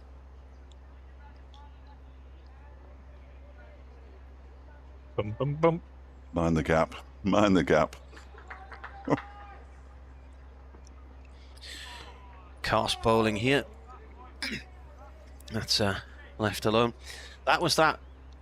Because I read the news. Left it alone quite aggressively, though, didn't he, by playing a real wild shot outside the off stump. Yeah. Yeah. Okay. I'm just in case the listeners are concerned that Mark Watt's now leaving balls. He didn't leave it. He actually had a swing at that one outside the off stump. His bat was at 45 degrees. That he was in no position to play the shot. He had a dart. Carson again. Let's see if he leaves this one like he left the last one. He comes in and bowls. He's left that one. He's left that one through Off the the middle of the mid-wicket. bat. He'd go for 2. No, 1. Rain chasing after it from mid-on. Anyway, there we go. So, what time's tea? It was 5 to 4, wasn't it? So 4, I believe.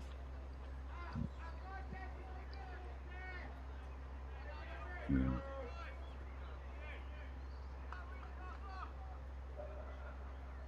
Sure, I said earlier in this match that Derbyshire's strength was their batting. Let me apologise to everybody for it.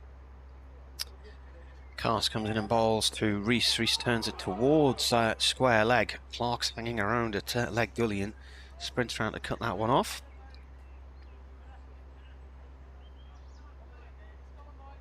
Artificial intelligence, eh? Do you think they'll have artificially intelligent cricket commentators before long? Impossible. There are no naturally intelligent ones, are there? Agreed. Carse to Reese. Pinkerland God. drive from Reese. So played back past the bowler. Borthwick's chasing after this one. He slides in. They'll run 2. Sounds like Jamie's down our corner. No, he's not. He's over there. That's what I'm saying. The wind must have changed round.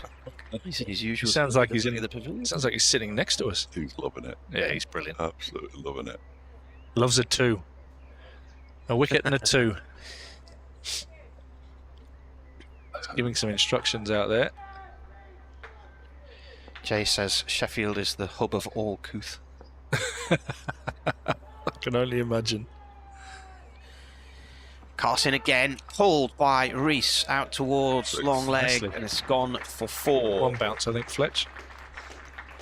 I was hoping. Yeah, hit well. Pivot pull towards the TV screen.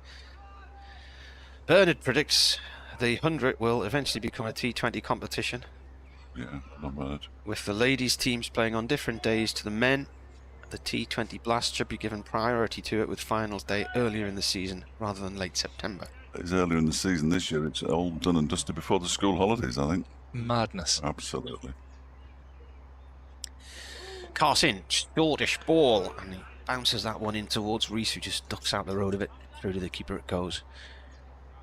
And of the overs, 83 for 7 Derbyshire now. They trail Durham by 369, I think it is. That's what it says on the board. Can't be many governing bodies who's... Well, you're just showing off with your new glasses. Aren't you? Yeah, absolutely. Wouldn't have been able to read that last year. There can't be many governing bodies whose sole intention, it seems, is to destroy the product that they had.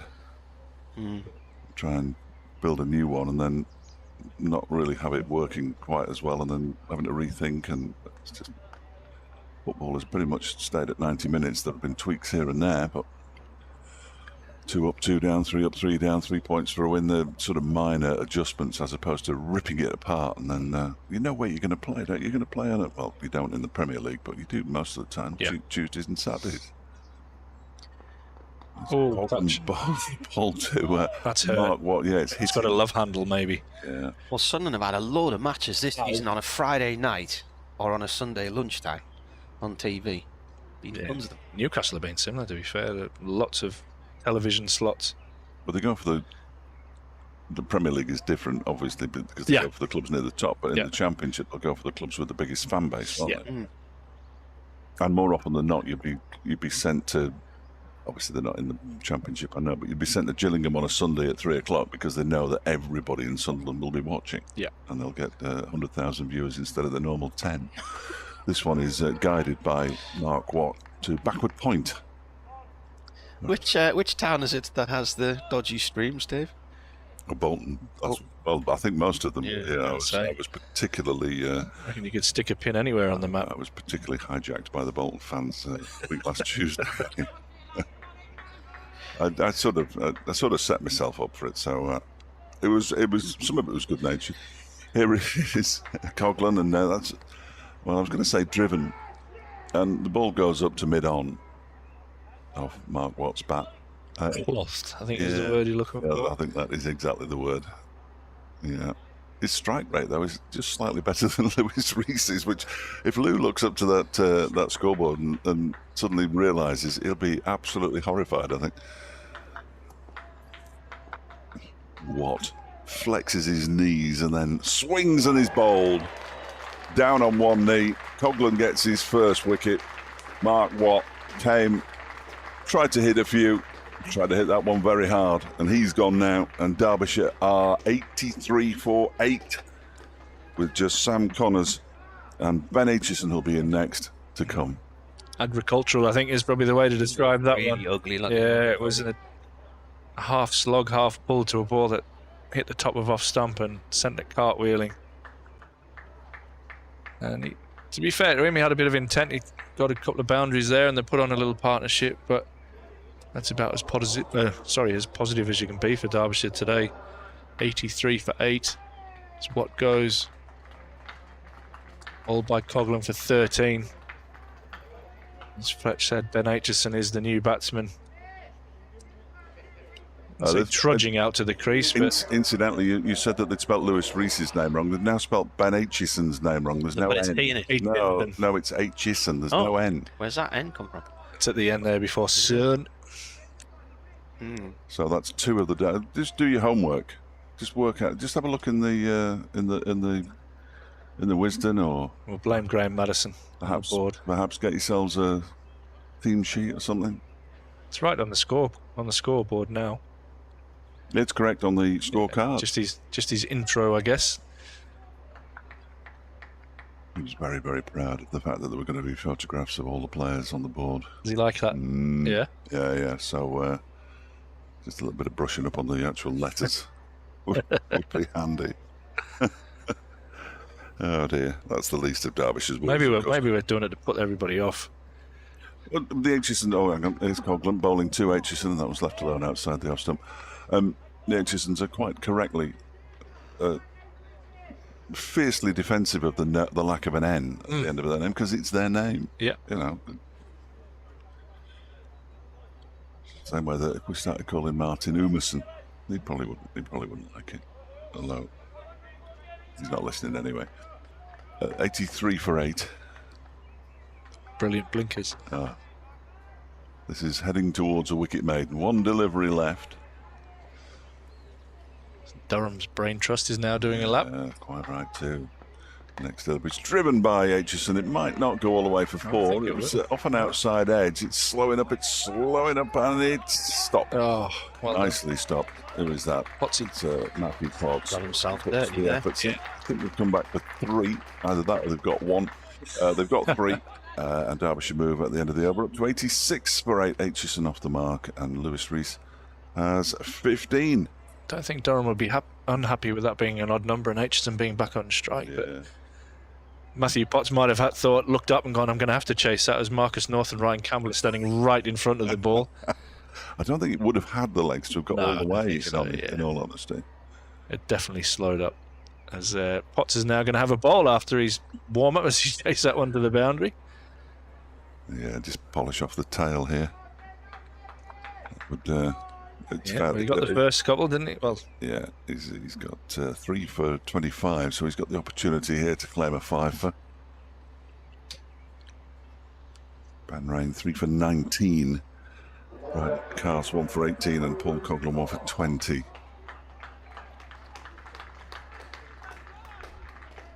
Good luck, Ben. Potts 3 for 25. Charges in, and was a bounce at Aitchison that didn't quite bounce as high as he thought. Just trying to get through his action first up. Just give a friendly good afternoon to Aitchison as he's new to the crease. 86 for 8. Sorry, Fletch. No, it's our job to give the score out, but dear, oh dear. 366 runs behind. They did force the follow-on here, wouldn't they? Oh, yeah. Especially in these conditions, as Potts comes in and Aitchison defends that nicely out into the covers for no run. They've only bowled 21 over. Yeah, they'd be fresh as daisies at the moment. Could still use the same ball. Not it. Save the cost of a corky. Not cheap, them balls, I tell you.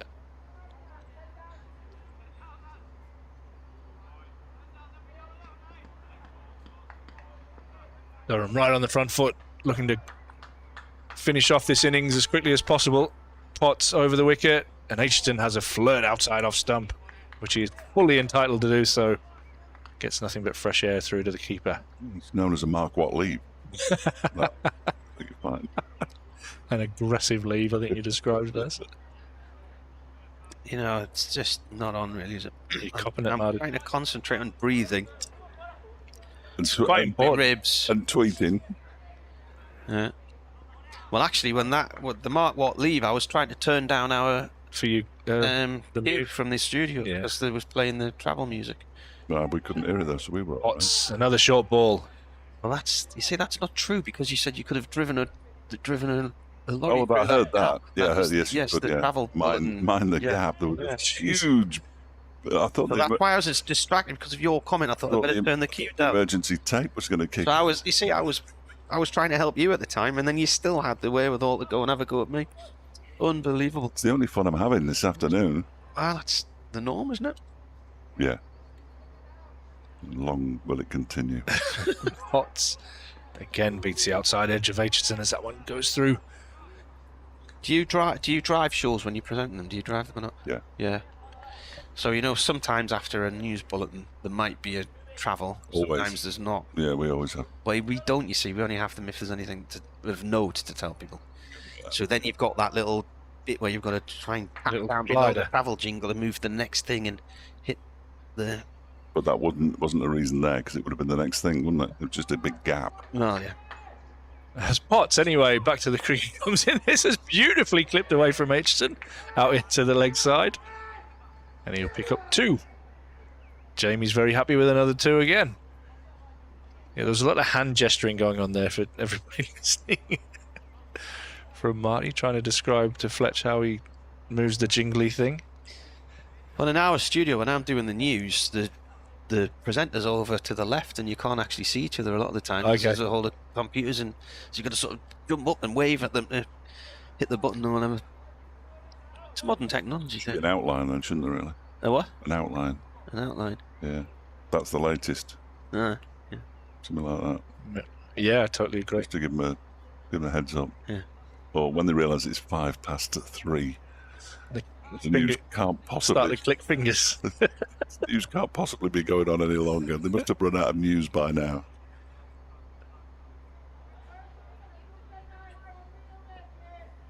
Who's this? Coughlin, isn't it? From the Lumley end coming in the ball. And Reece watches this go through to the keeper. To be fair to Reece, I think it's his first game of the season. He's looked calm and controlled, hasn't he? Probably Yeah. the most calm of any of the batters so far this afternoon. Might as well leave his pads on and open. I tell you what, it's not the worst shout. Mm-hmm. Not the worst shout. Because unfortunately for Derbyshire, it's starting to brighten up. Coughlin balls. Reece plays the ball back to him on the floor. Durham won't be forced to follow on. They'll get a lead of 600 and Derbyshire will knock them off in 2 days. There we go. Didn't somebody once say a short game is a good game? Yeah. Not the ticket office, that's for sure. No, I've not got much planned for Sunday.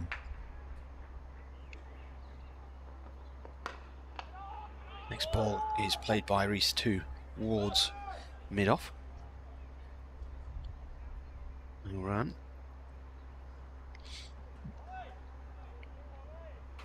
Malcolm Pasanko tweeted this morning to say his golf was knocked on the head because of the weather, so there'd be no chance of any cricket today. And I said, I think they'll get going by lunchtime. So you're puffing your chest out a little bit. No, he's just tweeted back to say, I've just seen the score. He was telling us we'd be on time yesterday, though. So. Ball played to short mid-wicket here. No run. Why the forecast is Well, we look on the old app. Yeah, the forecast It's not suggested there'd be raining. no more rain after 9, and it was still raining at 20 to 11. Fletch and I have So- brilliant rain detectors, and we could definitely Yeah. say it was raining. Definitely raining. Yeah. Go to the same barber. Billy Orloff. 88 for 8. Coughling's going to come round the wicket now. Oh no, he's not. He's going to Come back over. Going to come back over.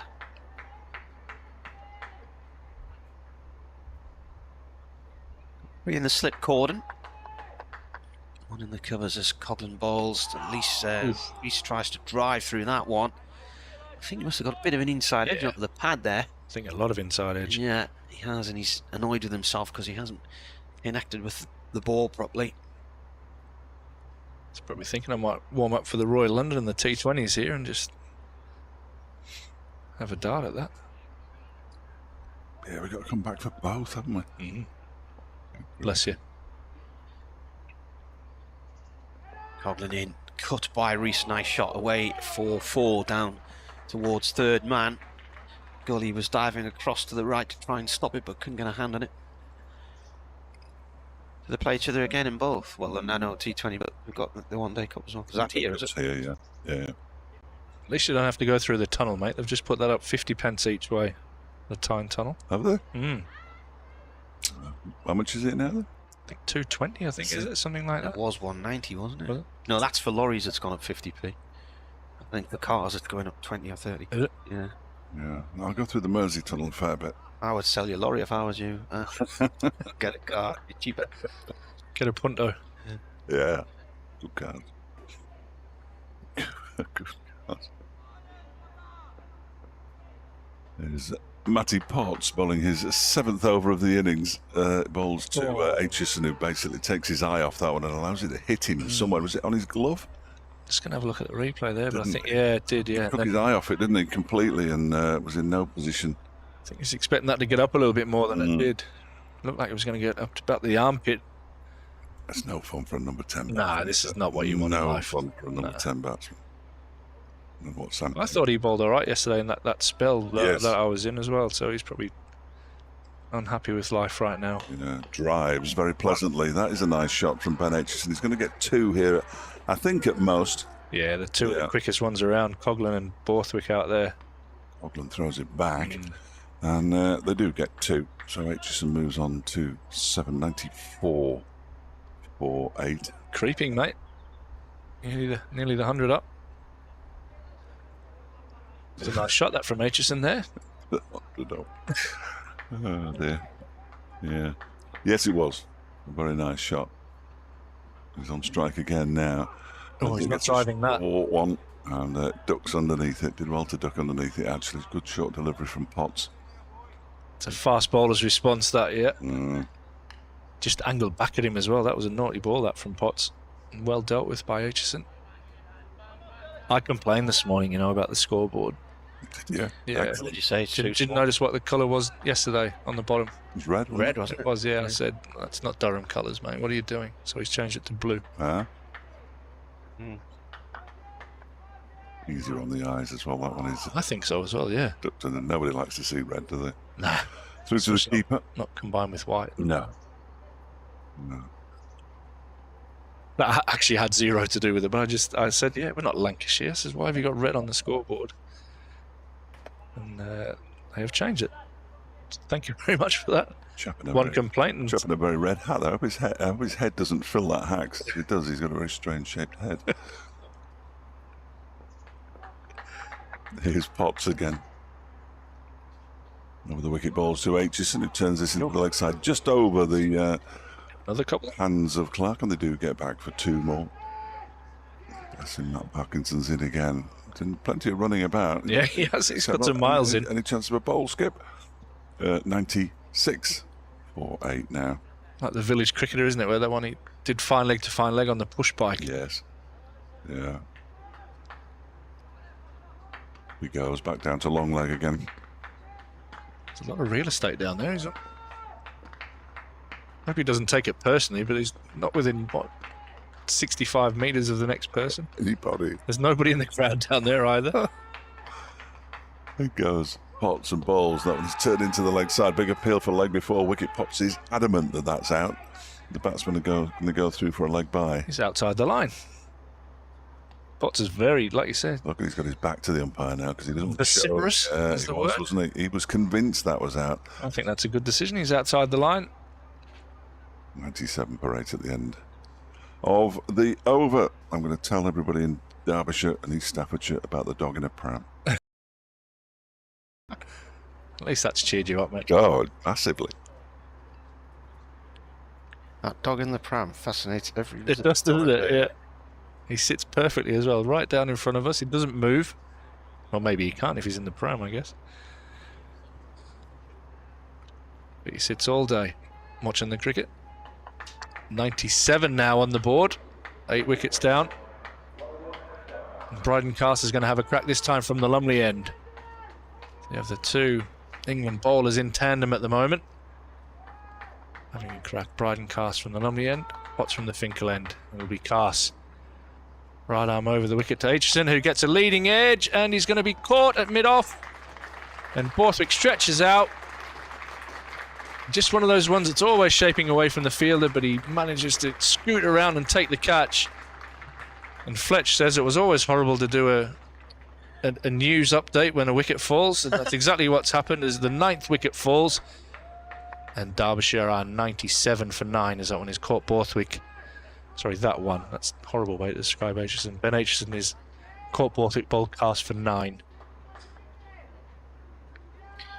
Durham 1 wicket away from a decision of whether they enforce the follow-on. Sam Connors makes his way out onto the ground, and you would assume that with only, 24? This is the 25th over of the innings. And Durham bowlers just starting to go through their second spells. You would think that the follow-on is more than going to be enforced. And interesting there, Fletcher's point around Lewis Rees. He may well. It's not the worst shout for him to open the batting in the second innings. He's been out there and looked pretty comfortable. But again, it just seems that the sky seems to be a bit lighter as well, Marty, now a bit brighter. Another lighter shade of pale.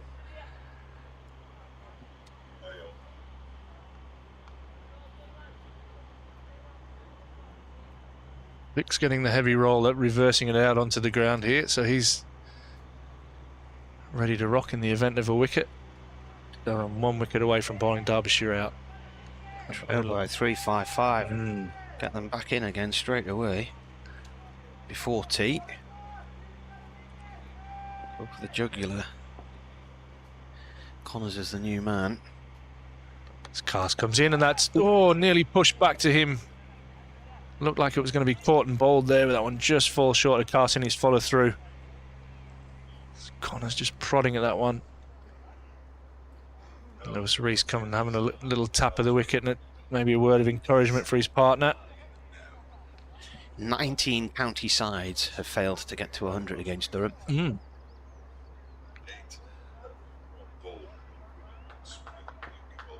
Crowd again just starting to build up a little bit as the afternoon brightens up.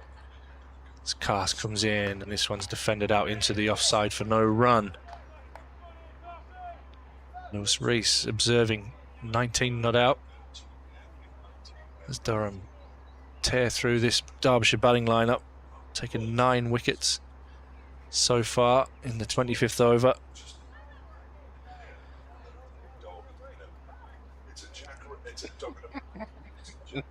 Fletcher's describing the dog in the pram below us here in our commentary position. It's the happiest I've actually heard him and seen him today, apart from when he was into his shepherd's pie. And this one's short, and Connors nearly ducks into that as it goes through to the keeper. Real skiddy bounce of that one, nicely taken by Robinson behind the stumps. Oh, my heart was in my mouth there. I thought Connors was going to wear that on the side of the head. 2018 it was when Derbyshire bowled Durham out for 96, and then Durham came back and won. And that's the only time they've won a game where they've been out for less than 100. That was all the extras, wasn't it? Yeah. And the same, I think the match before that, Leicestershire enforced the follow-on. Durham won that one for only the first time. Cast comes in, and this is play and a miss. Thought the way that Connors snapped his head around there, he might have got a little tickle on that one. Disappointing news. Yeah. Well, Donna, who I've just said that it's not all bad because there's a dog in a pram. No, she said, get me a photograph of the dog in the pram. It's not in the pram anymore. It's on the chap's knee. Absolutely outrageous. It needs to go back in the pram. Yeah. Maybe go round at tea. The sun's trying to come out here. Disappear a bit at tea, this guy, and then returns later on. If he puts it in the pram and pushes it, that would be an ideal. That picture though, because the dog's actually sitting on his knee looking over the fence at the action. Yeah. He can't believe it either. Cast last ball of the over comes in, and this is a Yorker which is well kept out by Connors, and that ends the 25th over. 97 for 9. Cast picking up another wicket in that over. He has 2 for, I think that's 18, and another wicket made in there for Durham. There's been a few of those in this innings. Should get Griff down there to take one with the lens. Could do a whole feature. If I asked him to do it, I can almost hear his answer from here. So 19 teams in county championship matches who've been out against Durham for less than 100. There's only one has done it on 97, and that was Glamorgan here in 2021. That's not a start, though, is it? Try and be unique. I think that is a proper stat. And we've got 98 well, or 98 or 99. Nobody's been out for that That's before. unique.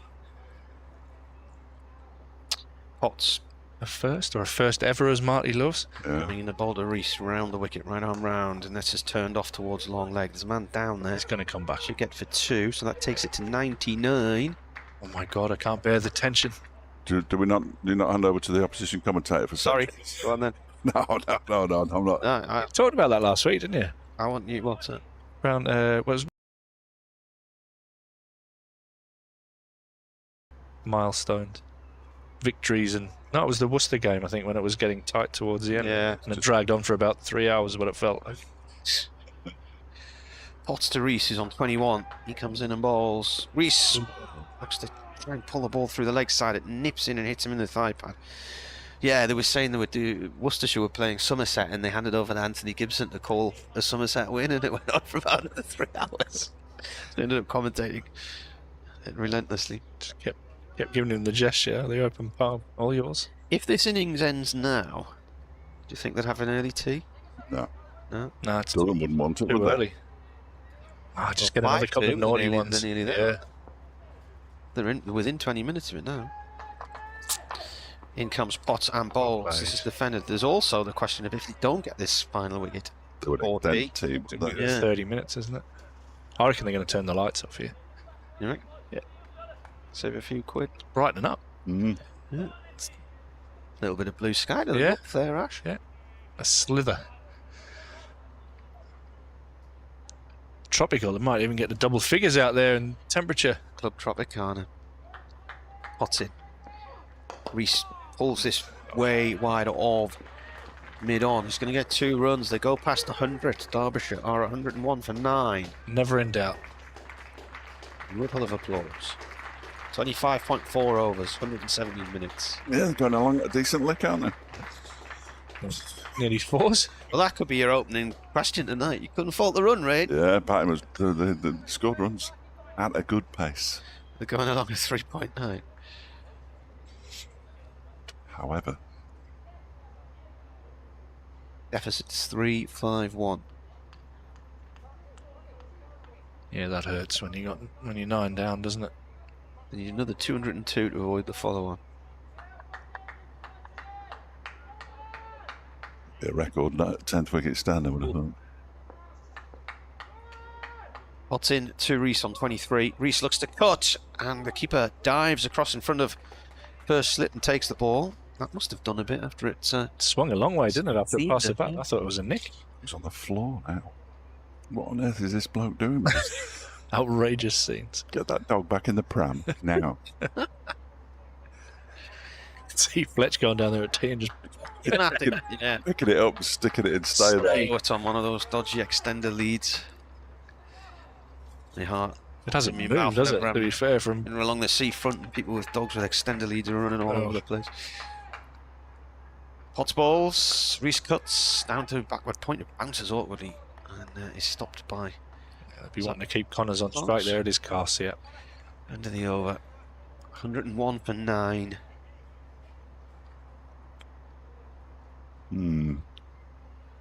Is anything happening in the other matches?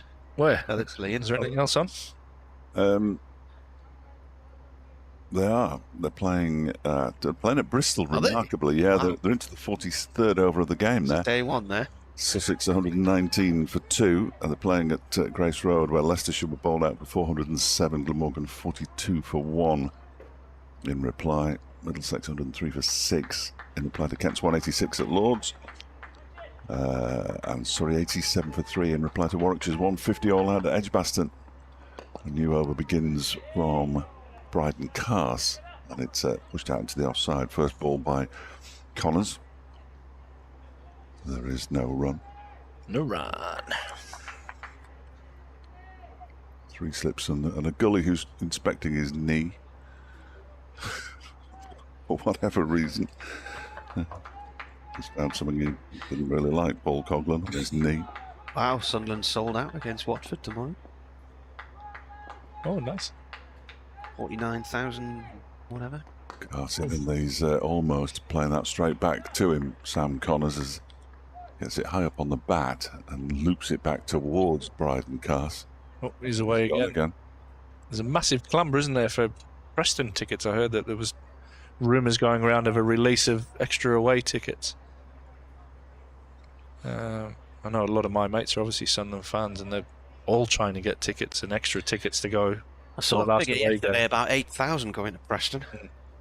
How many tickets do you have? Official. Yeah. I've got no idea. No, I think 8,000 tickets. Carson, that one's up in the air. It's going to be runs, though, for Sam Connors, because it's looped up towards, and down towards, rather, third man. They do pick up a couple as Matty Potts completes the fielding down below us. Well, I've given my ticket to Parky tomorrow, Yeah, you were saying, yeah. so if this is over, You're going to ask for it back? well, I don't know. I might have to try and wangle ticket in the players' lounge or something. I don't know. I don't know what the etiquette is when you've given your ticket away, and then you say, actually, I want it's. it back. Or hopefully the conditions decent for a game of cricket at Felling. Well, it's brightening up, isn't it? Cars in, balls. Oh. Connors, who somehow turns that around the corner down to a backward square leg. To get off me ball. Yeah. Oh. Single. He moves on to 3. Derbyshire 104 for 9 now. Wonder who Felon are playing tomorrow. There's a worry a number of Premier League games will be off again tomorrow. I think, well, that overnight rain might cop a few, but you'd like to think it's starting to brighten up now. Again, looks like that cartoon Simpsons kind of sky. The fluffy-ish clouds and the little bit of blue breaking through for the first time today. Rain at 3 o'clock tomorrow for the moon might finish him off. Yeah. This next one is guided by Lewis Rees out to the offside. There's a shy at the stumps because Sam Connors had come quite a long way down the pitch, I think it's fair to say. But the ball failed to hit the stumps from the Coghlan throw. Felon firsts are at Tynemouth tomorrow, so does that mean well, that would be Tynemouth fresh. seconds will be at Felon or not? Is it not It depends if... I'm not sure Felling are in the top division of second team cricket, so yeah. Is Division 1 the second teams? Yes. So I'll give you an example in a moment. Cars is in again and Rees pulls him into the leg side in front of square. Nice shot from Lewis Rees. The ball hit the deck quite quickly. There's a chase on here for Borthwick. He'll drag it in just in front of the rope and they'll come back for 3 runs. And Rees moves on to 26 in his first innings of the season. And Derbyshire up to 107 for 9 at the end of the over with Sam Connors on 3. Yeah, so tomorrow our first 11 at Chesley Street is away to Burnett Field, but our seconds are at home to Gateshead Fell. Yeah, So, Felon yeah. are playing Tynemouth at the seconds. Okay. And that's where Neil Parkin's at, is it? Blackrod at home to Farmouth tomorrow You are? Big one. Blackrod? in the North West Cricket League. I was watching a Twitter exchange the other day in which Jamie Bowman was talking to the proud father of a local cricketer from the Bolton area who'd hit the winning runs in a match. And I was Jamie Bowman. The guy you were talking to on Twitter, the reporter from No, it wasn't Jamie Bowman at all. It was Andrew Hardcastle. Graham Hardcastle. Graham Hardcastle, was it? Yeah. He hit a 6 off the last ball last week. The boy. Hot's bowling here to Rees, who opens up and tries to go hard at that one. Plays it 2. Borthwick, the sort of withdrawn mid-off. Largely because he played the previous 3 balls for dots. But he was batting with the number 11. He went in 9 himself, but he wasn't going to take a single. Apparently, I wasn't there. I was at Pride Park. Potts comes round the wicket here to Rees. Shot. And this is played to Borthwick. Quite happy to take a run, isn't he? Yeah. Thought he might have took a few more balls that over. Sam upstairs says Parky was meant to be at Appleton tomorrow, so that must have had a... Might have been a switch around. Yeah. Who are you meant to be playing away at Burnett Field? Burnett Field, yeah. Up at altitude, isn't it? It is, yeah. Extra oxygen. They'll have had a bit of rain up there. Yeah, absolutely. I once scored a goal from the halfway line on a Sunday League game, Tyneside Combination League. Lobbed the keeper from the halfway line. Yeah. Burnett Field into gate. I think we lost 8-1. Good times. Yeah. See Whitburner at Hetton Lions tomorrow. Yeah, it'll be interesting there as well. There's a bit of rain that way overnight, I tell you. Potts to Connors, right arm over. And Connors looking to play through the leg side. It hits him in the pad. Was going down the leg side. Is he doing another update? No, he's trying to take a picture of the I'm dog. just taking a picture of this dog. He's doing it. He's begging his owner to get back in the pram now, but he's taking no notice. Come on. It's a live vlog. Doginpram.com. Do you think they just use normal prams, or do you think you can buy dog prams? Oh, there's got to be a market for a dog brand. A bit niche, isn't it? Potts in, short one, played by Connors out into the covers, no run there. There's a woman sometimes passes me when I'm on my morning walk on the seafront. She has about 4 or 5 dogs in her pram. The only one who's going for a walk's her. Pointless. No point in having a dog and walking yourself. Very good. Yeah.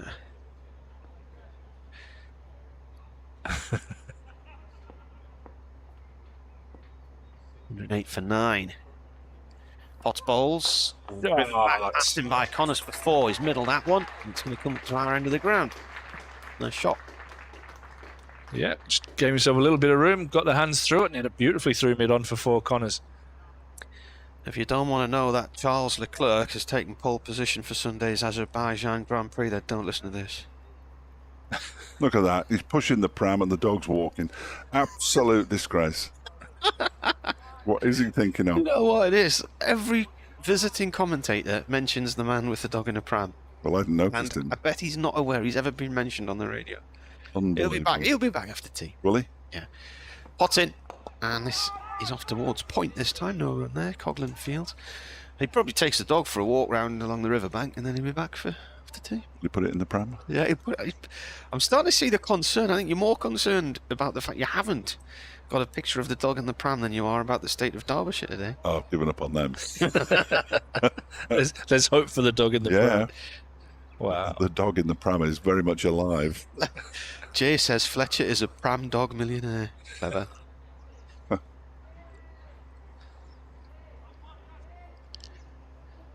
Eric says the Gateshead fell, ladies' games rained off. Yeah, there'll be nothing going on tonight, I would have thought. Shame. Oh, we're going to see Parkinson.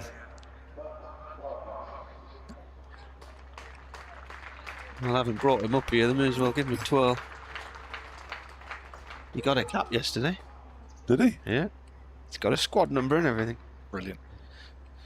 Durham Whites. Well, it would look rather incongruous if he was wearing his Lancashire kit, wouldn't it? Oh. Could do the old England kit with the tape over the badge. Yeah. I was on His England kit will all be clean, won't it? Durham were playing Leicester. Lots of tours, yeah. Well, he never played. They never picked him. I wasn't a slight against him. Yeah.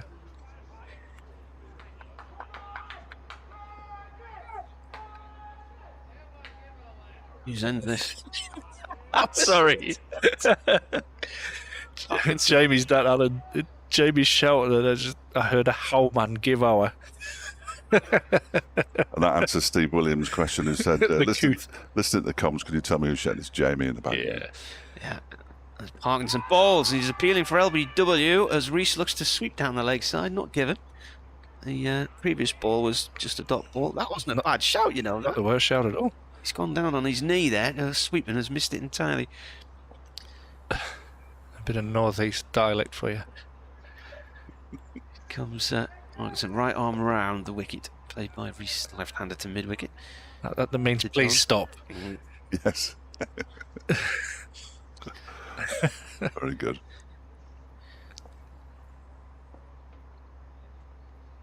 Parkinson comes in again, bowls. Reese plays this to mid-wicket.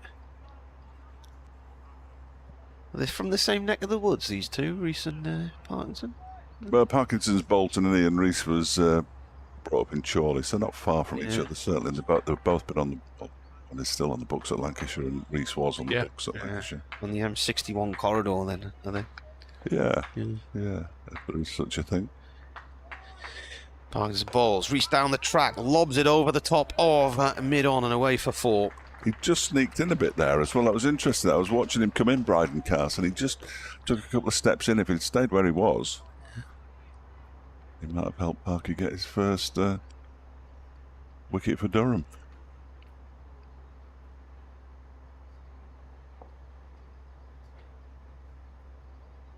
Parkinson in again, bowls, and it's off the pad. It's gone down the leg side. Reese unhappy with that. So Jamie thought that was out as well. He wanted a single there, didn't he, Reese? He wanted to make sure he was protecting...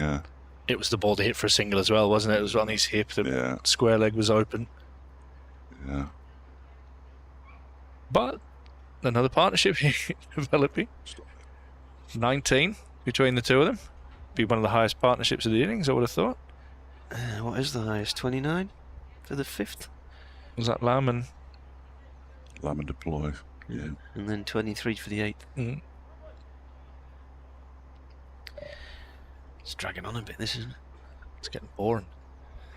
So we see lots of, well, not lots of blue sky, but patches of blue sky coming through. Potts right arm over the wicket.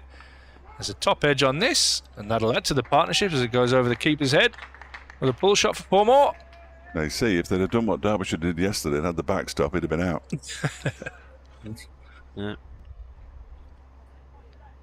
Perfect placement. Connors moves into double figures. He moves on to 11. Reese is on 31. And the score is on 120 for 9. He might get a few more of those. This one definitely will be. Over the wicket, and this is short again, and this one whistles through to Robinson at head height. What does that mean? Strength and conditioning. Ah, right. Yeah.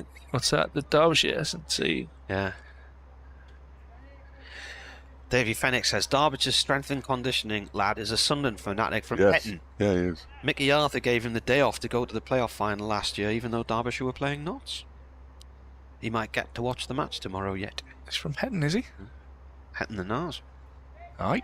My neck of the woods, that. That's a beautiful pull shot as Potts drops short and Connors dispatches that well in front of square for 4 more.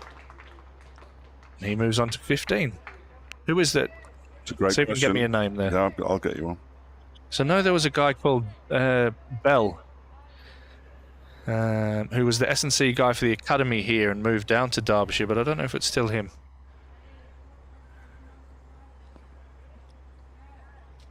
I'll get it. I keep forgetting his name. He always says hello.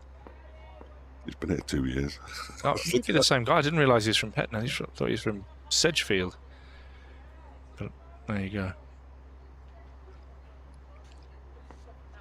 What's with a bit to think about now as an extra man goes out on the leg side, right arm over the wicket. He bangs this in again, and Connors more than adequately deals with that one. Controlled pull shot out. Sun's out. James Bell. James Bell, yeah. So I didn't think he was from Hetton. I thought he was a Sedgefield He's lad. been here, hasn't he? He's been at Durham. Yeah, he was the S&C guy for our academy, Yeah. and Yeah. got that job down at Derbyshire. Lovely bloke, really nice guy. Thank you, Stephen. I knew if I said it enough that couldn't remember his name. Stephen had come up with a name from back at base. And I'm sure his dad used to work here as well, kind of in the cricket office, more at the grassroots side. So yeah, big connection with the club. And yeah, absolutely a Sunderland fan. This Potts now round the wicket to Lewis Rees, who tries to pull that one. It's probably a little bit too full to pull. Too full. Too full to pull. And it Difficult goes through. second album. Too full to pull. Would be a good name. What kind of band would that be then? I reckon heavy. Heavy? Yeah.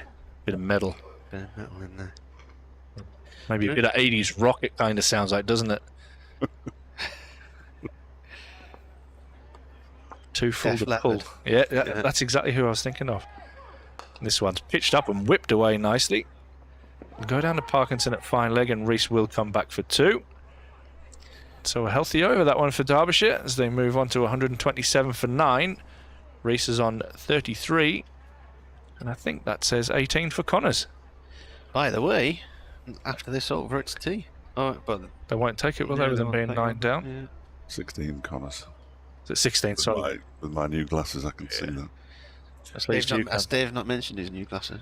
I've maybe once or twice. Revolutionised my life. It's a life You know change. what it is? He went and bought a new pair, and all he needed to do was clean the old pair. They just had bits of kebab meat stuck to them, that was all. Getting a bad rep on the kebab meat, mate. I'm not bothered. These virtuous people who can't even last 3 minutes without coughing their guts up. Eating fruit and Plums and things. Sparkling Don't water. like plums. never missed a day's work. Parkinson from the Lumley end. Bowling to Sam Connors, who gets a full delivery and pushes it Oh, to Parkinson will be devastated with that. and they take a comfortable single. Moves to 17 now. Sam Connors, Rees has 33. The partnership to 31. Sure, he could have gone across and fielded that one. Maybe thought mid-off was a bit closer, but he's allowed Connors to get off strike. And it's talking in tongues. Latest tweet. You know. Here's Parkinson again, bowls to Rees, who clips this into the leg side. There's another 1 there. There might be 2. Are they going to come back for 2? No, we're not. Yeah. Fielded there by Michael Jones. He says, I believe Formula One qualifying today was for the sprint race tomorrow, whatever that might be. No. It's not my thing, if I'm honest. Bernard, it's changed, Bernard. Today was the qualifier for the Grand Prix. Yeah, I thought And it then said on Sunday. tomorrow, they're having the qualifier for the sprint race and the sprint race. It's just changed. I don't follow Formula One, but I heard that on the radio this morning. Parkinson bowls to Connors, who just drives it gently up to mid-off.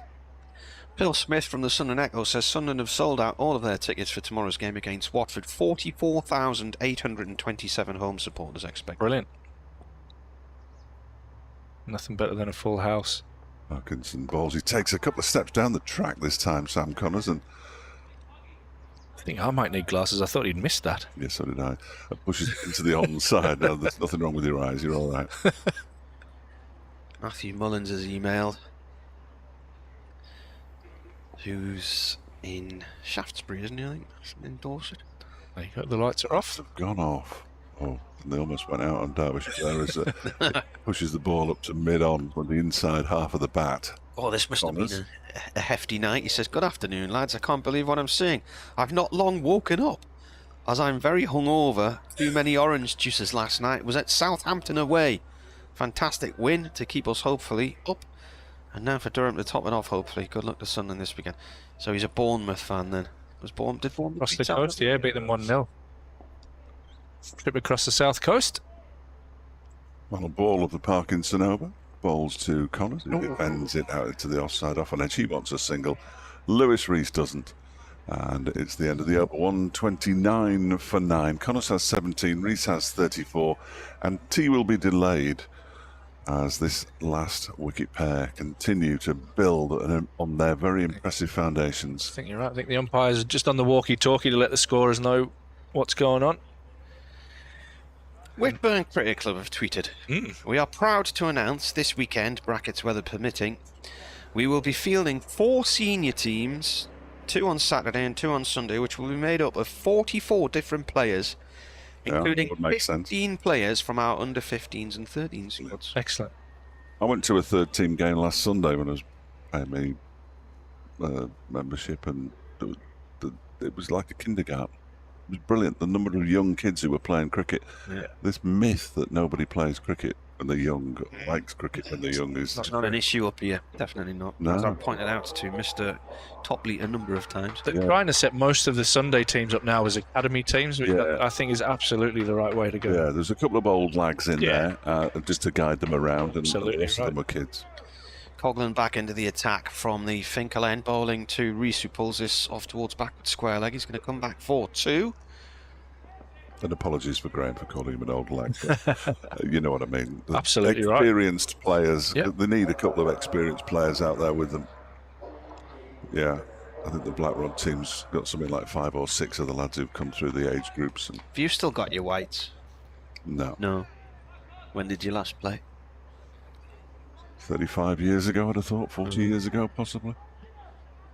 Coghlan in, Rees down the track, clubs this one downfield to Potts at mid-off, 1 run.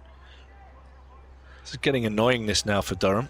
The last time I played in a game was a charity match. Would have been, probably about 2003, something like that. Yeah, it's a good while since I played.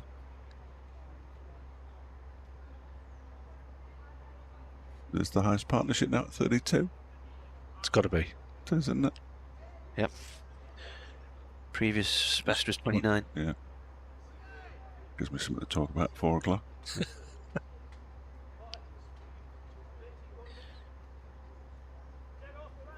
132 for 9, the score. Still a massive deficit of 320. Scotland comes in here. The ball to Connors. Connors pushes it behind point. Ball races off down towards third man. 1 run. Well fielded there by Parkinson.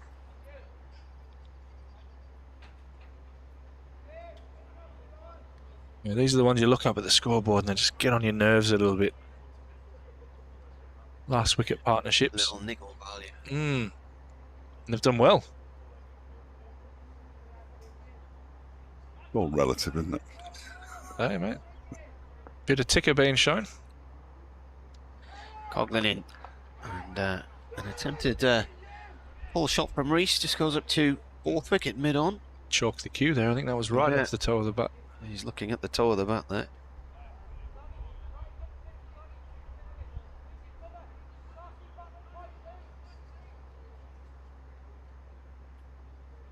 Darren Smith, who also answered my Ash's question. And South Perth. James Bell. Oh, James Bell, yeah.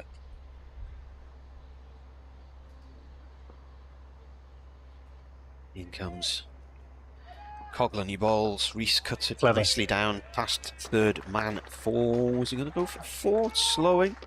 It's slowing. It's being chased. Jones stops it about 2 yards from the sponge at the far end of the ground. Then run 3. Nice shot, that. Good control from Reese. Has been by far the most controlled batsman of this innings. He moves on to 40. Derbyshire 136 for 9. Is this is not a bank holiday weekend coming up? It is, yeah. It is, Yeah. Yeah. What did you say? Payday? Oh, Mayday. I thought when they were talking about the There's 2. coronation, they'd moved 1. So you have the 1st and the 8th, and the one at the end of the month. Right. Well, I thought one of them had moved. Coghlan bowls, and it's defended here by Connors. 29th, I think, is the other one. The covers no run. I thought the initial talk was because of the coronation, they were moving the May bank holiday weekend to make the coronation weekend a longer weekend. No, Does that not happen? No, you get the extra one. So you have, one on Monday, one the following Monday, and then 3 weeks after. The last one in May. I think that normally school half term, that kind of time as well, isn't it? Week. Yeah. Maybe this should have started the, I don't know, so one-day competition or a T20s on a bank holiday Monday. Back end of the month it is, isn't it? Got a crowd in. Parkinson is going to continue from the Lumley end.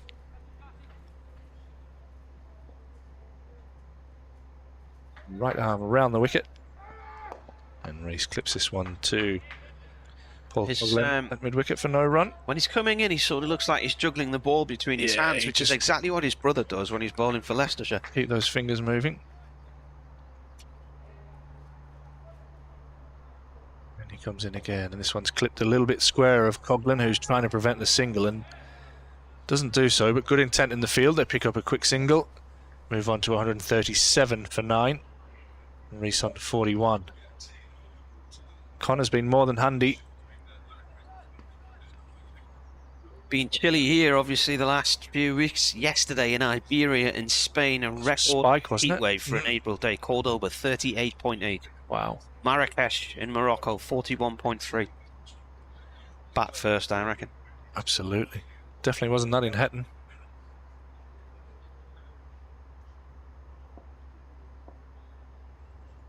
Parkinson. Balls, and Connors clubs this away. A couple of bounces out to Alex Lees at deep mid-wicket. Picks up a single. Whitburn's seconds are at home to Hetton Lions tomorrow, and the first team is sponsoring the match ball. Well, that's second nice. team, the bar's open all day. Perfect. Reese comes down the wicket to this one and hits it firmly down to long on, and will pick up another single, moving himself on to 42. Derbyshire on to 139 for 9. I was stitched up in that news bulletin. Weird, how? I had to follow a story about a Dutchman who's been told not to donate any more sperm or he'll be arrested. Oh, right. Don't know how to follow that. Neither does he. As Parkinson comes in, and this again clubbed out into the leg side. And this time Connors will pick up 2. This partnership, sorry, it's Ben Rain out there in the deep, not Alex Lees. Moves on to Connors on to 21. Derbyshire 141 now for 9. Good niggle factor here from Derbyshire. Yeah, 43 these have had it. Parkinson down. Connors drives nicely to mid-off, No ball. but no run. That's criminal, isn't it? Was that a no ball? Yeah. Spin ball? It Yeah. was, yeah. Sorry, I missed that. I was just trying to turn the cue down. As Parkinson comes in, and Connors runs down and makes decent connection with that one as it goes away over cow corner. And strikes at another boundary. Connors moves on to 25. Derbyshire 147 for 9. 50-run partnership. It is indeed. And rightly gets a round of applause from the crowd here. Probably the best time to be batting right now. Considering the overhead conditions, we start to see sunlight and blue sky. And Connors doing an excellent job supporting Lewis Rees, who's on 42. As Fletch just mentioned there, bringing up the 50 partnership.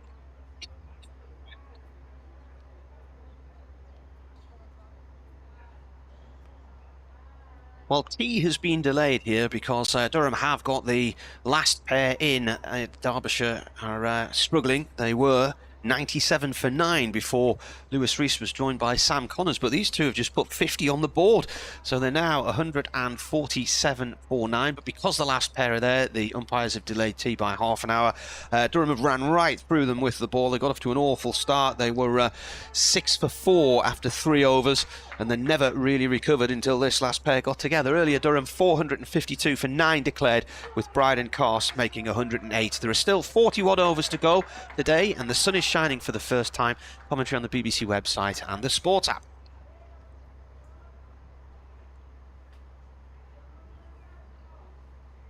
Travel's gone. Ash has News has gone. Ash has gone. He's cast his weapon down. Yeah, mine's struggling. What's that? Ladder. Right. Bowls, shortish ball pulled out towards long leg. There's a man down there. It's racing. He manages to stop it on the boundary and doesn't really know where the ball's gone. Is that Parkins? Yeah. 2 runs. 150 up. You can probably take a run on Parkinson's arm, can't you? Yeah. And Rees knows that.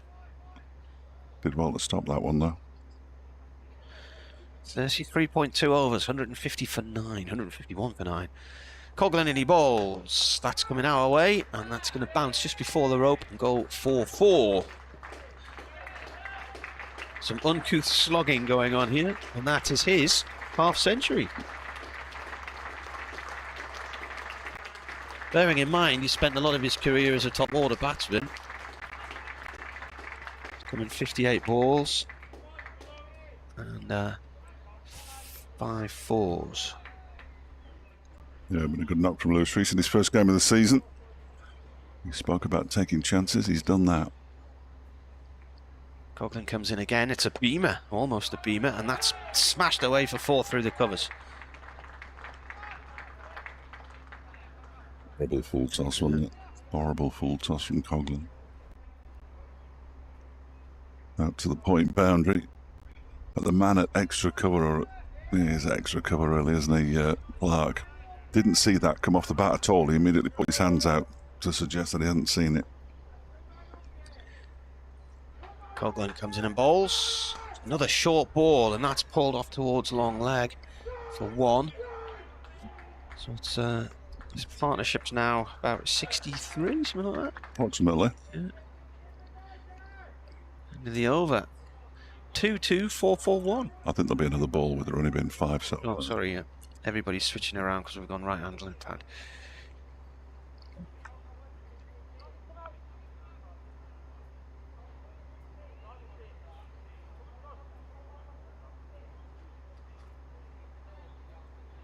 Discussion between bowler and captain as to tactics here.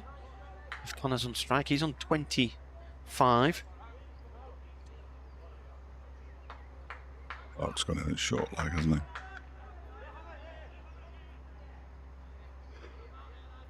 There'll be a bouncer. Everybody's on the leg side. Here he comes and bowls. It is a short one and it is pulled out towards the leg side, and it's gone for 4 behind square leg.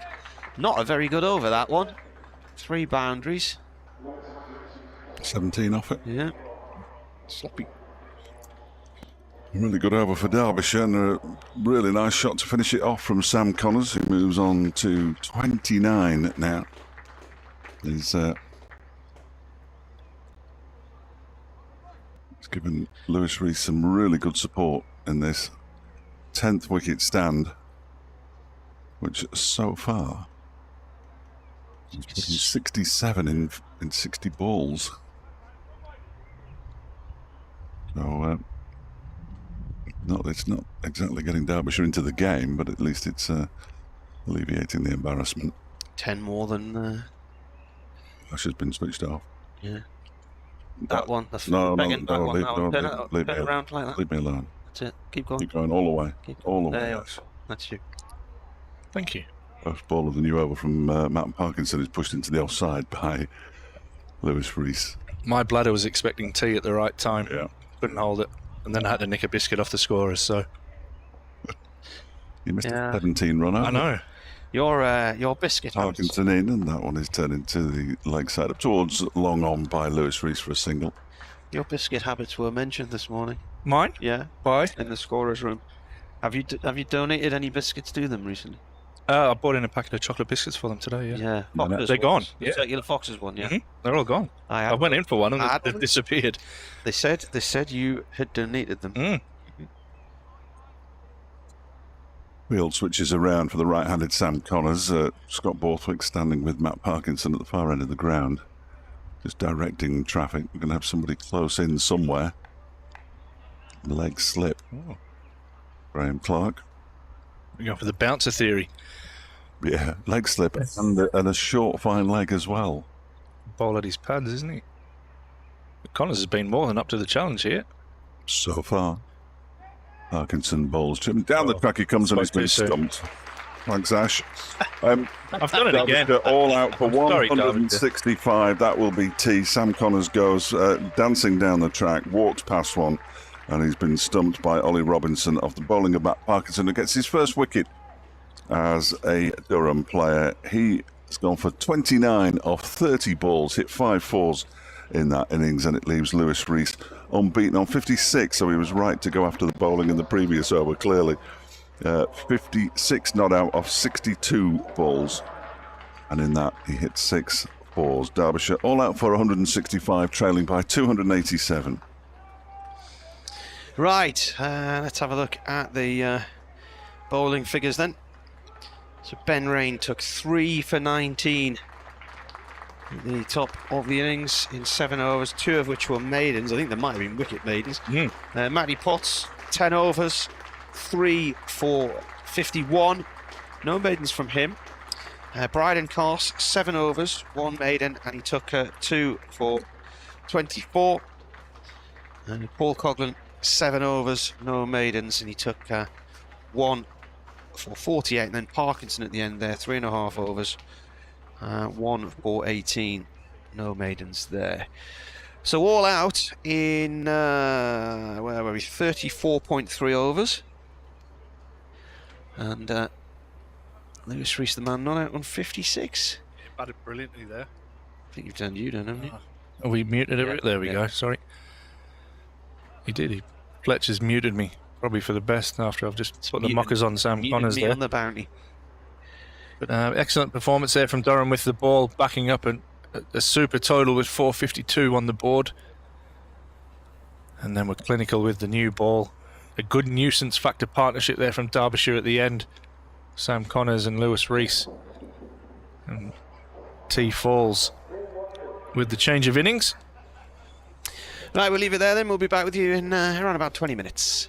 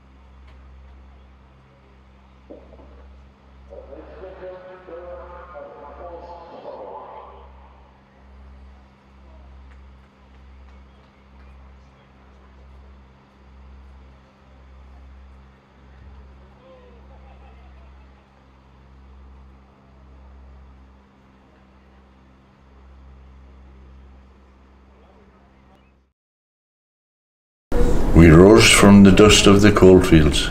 A dream of bringing professional cricket. 30 years later, we stand together. With many successes on and off the field. A trophy cabinet full of silverware. A professional pathway for boys. And girls in the north. And community programmes that both enhance. And transcend the sport in our region. But we want to achieve more. We want to reach every corner of society. Welcoming players for people of all backgrounds. Supporting the community to which we belong. We want to be at the forefront of inspiring generation. Inspiring people to be better players. Better people. Better members of society. We are working hard to welcome everybody. Developing inclusive environments. With a commitment to encourage equity, diversity, and inclusion in everything we do. We aim to make a positive change across cricket. Our wider community. We must be accountable. Cricket is a game for everyone. Our programmes are for everyone. Seat Unique Riverside is for everyone. Durham Cricket for the North, for everyone. Durham Cricket for the North, for everyone. Durham Cricket for the North, for everyone. Durham Cricket for the North and everyone. Durham Cricket for the North, for everyone.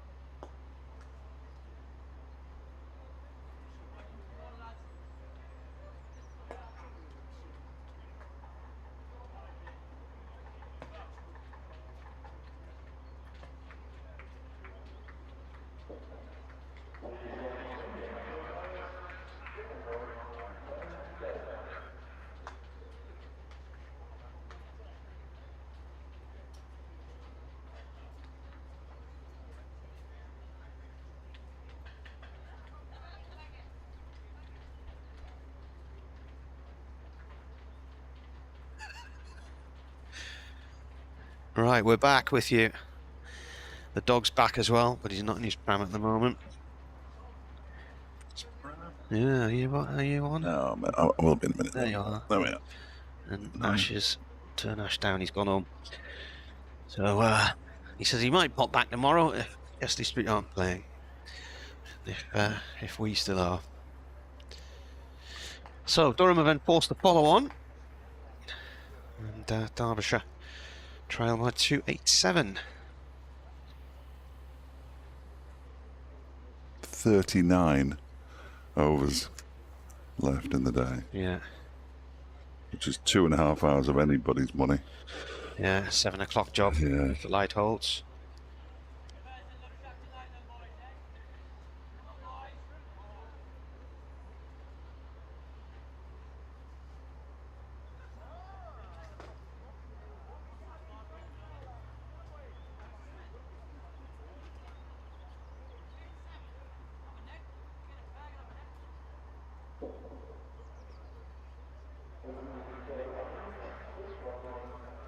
Right then, will either of these two get a pair in the same afternoon?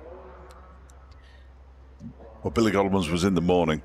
Well, it wasn't. It was in the afternoon, but it was in the morning session. So, looks as though Hayder Ali's going to take the first ball in the second innings, which is interesting. I say interesting, vaguely interesting. It doesn't normally. But rain's going to open again from the Lumley end. The sun is shining and the cloud is breaking up. There's bits of blue sky to be seen in varying directions now. 4 in the slip cordon.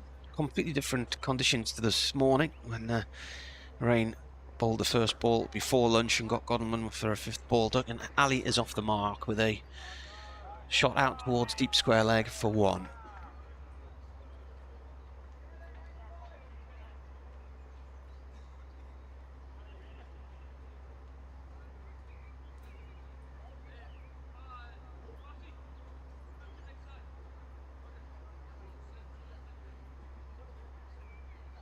Derbyshire 1 for none then. And Graham says, afternoon Marty, I was hoping to come tomorrow, but it might not be worth the journey from Sheffield at this rate. Magic stuff. He's sent a souvenir picture for Fletch, taken from my pew at the Worcester match a couple of weeks ago of the man pushing his dog in the pram. I will forward that on to him. Rain around the wicket to Godalman. Godalman plays this towards point no run.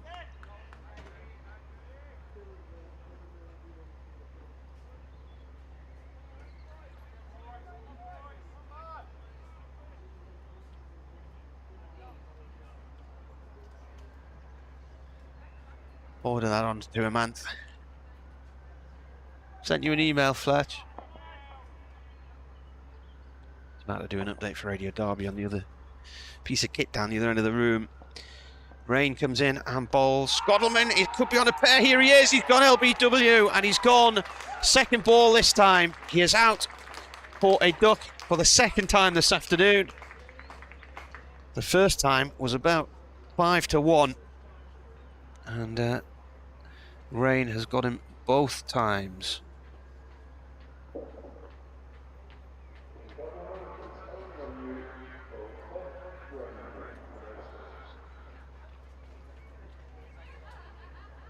That is the 3rd over of the innings. Durham start like they did earlier.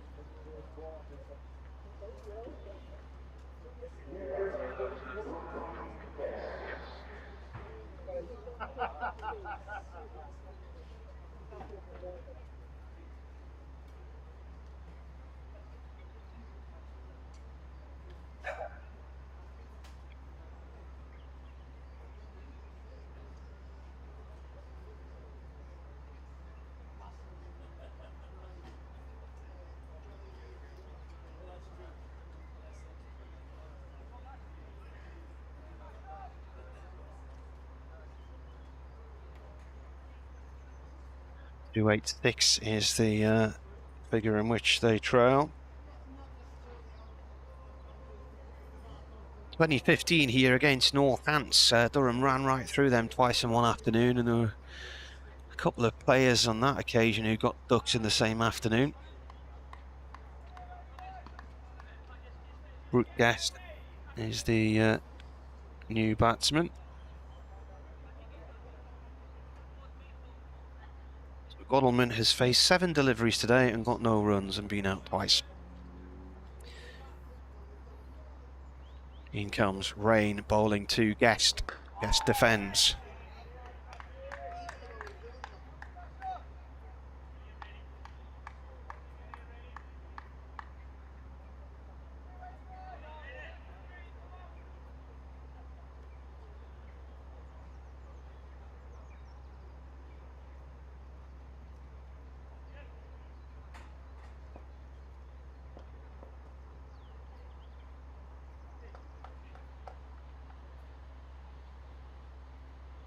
Rain comes in again and bowls. Guest forward to this one. It was 2015 when Durham bowled Northants out twice in the day. I think it was James Wheel got a few wickets that day, and Chris Rushworth. Good job he's not playing. Yeah. So out at 12:55 and out at 4:34. Twice in a day, having faced 7 deliveries. Rain to Guest. He comes in and bowls. Guest forward to this one. Plays it out towards short extra cover. A bit of a leading edge, I think, there. Yeah, it was. His bat's twisted in his hand. 1 run and a wicket. Ed Dawes has just sent me a message saying, I've been resent the same alert from earlier. Godalming LBW Rain for naught. Yes, sadly not. And it's happened. 2014 might be the match I'm thinking of. Durham won by an innings and 219 runs. Made 392, bowled Northants out for 83 and then 90. Wow. So Rob Newton got a duck in the first innings and a duck in the second innings. And did Wagner get ducks in both? No, he didn't. So I think he was out for ducks twice in about an hour. Matty Potts from the Pinkle end, and that one is just tickled away. Has it come off anything? No, it's gone for byes. Down the leg side, Head Rally tried to flick it away, but it's gone down to the boundary. For 4 byes, all runs gratefully received, 5 for 1. Matty Potts not off to the best start there, but of course they won't count against him. They count against the wicketkeeper, which seems a little harsh in that instance. Looks as though they're going to have somebody close in as well fairly soon, because I think that's Graham Clark who's calling for the fielding pads. It is, and in comes Potts and bowls, and that one has gone straight through Hyder Ali and through to the keeper. Good delivery from Potts, first or second up after the 4 byes. Took him 1 ball to get his radar right, didn't it, in the first innings when he dismissed Wayne Madsen for 4. Bit of a waste of a delivery, really. They also got Brooke Guest in the same over, leg before wicket. They were 6 for 4. They're 5 for 1. Vast improvement. As in goes Potts again and bowls to Hyder Ali, turns this into the leg side for a single. He moves on to 2. Derbyshire up to 6 for 1. Thought schoolgirl had walked in then. What? High pitched giggle. I've sent you an email. I saw it and opened it. Well, you need to open it to crack the picture. Just send it to Donna. Who have you sent it to? Delivery is pushed out into the offside, and there's a bit of a misfield, which is unusual, certainly in the Durham ranks, by Scott Borthwick, and they get through for another single. So Brooke Guest is off the mark. I would say that wasn't a bad stop in the circumstances, because the ball was travelling some. Should have stopped it. Have you to your BBC account? Yeah. that many accounts. Popular man. I didn't want to send it that other one, not again, not after last time. Next delivery is trapping him on the pad in front, and he's gone. Haider Ali is out for one this time, and Derbyshire are 2 down already. This could finish today, no question about it. And Haider Ali, who got 0 in the first innings, goes LBW to Potts for 1 in the second. Just 5 balls he's faced. Derbyshire, well, this is dreadful. 7 for 2. Following on. So how many balls has he faced in this innings then, did you say? Did you mention that there or not? Yes, I did. He faced 5 in this one. This morning he faced 2. So he's faced 7.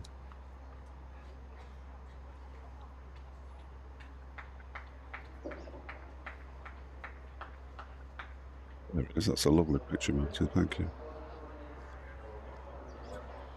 You'll know it's not today because there's all the blue sky in the background, but that won't. It was against Worcestershire, I think. Oh, that's it.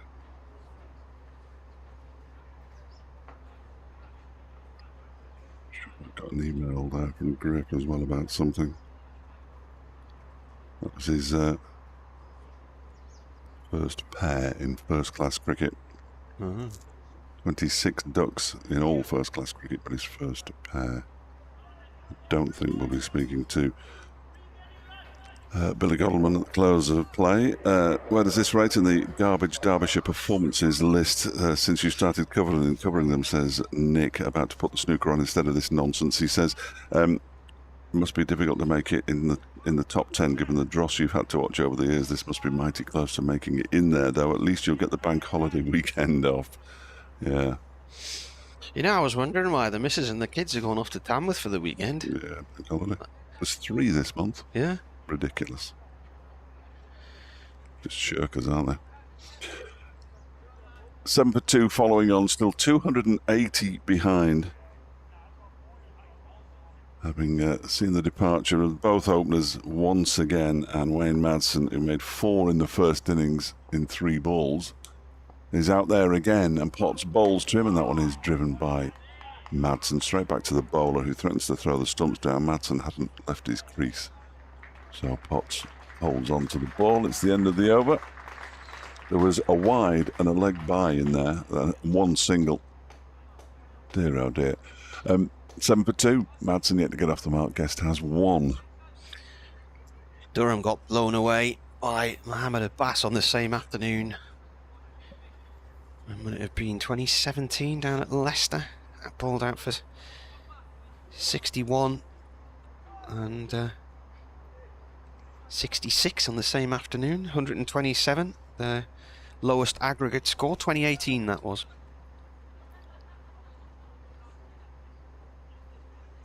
Got a silly mid-off and a silly mid-on in here. 3 slips, short cover as well, as Guest faces Ben Rain from the Lumley end. Guest edges this one, and it's down through vacant third man, being chased down towards the boundary by Michael Jones, who slides in just down below our commentary position. And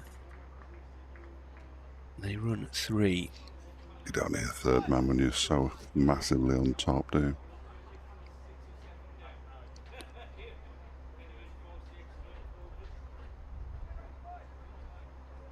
Yeah, just mulling things over. I think it was at Worcester last year, but because they always leak runs there, don't you? The ground's so small on the vacant third man. Thought about if I ever opened a pub, I'd call it the vacant third man. Cricket themed. The hand pull would be stumps. Yeah. That's about as far as I got.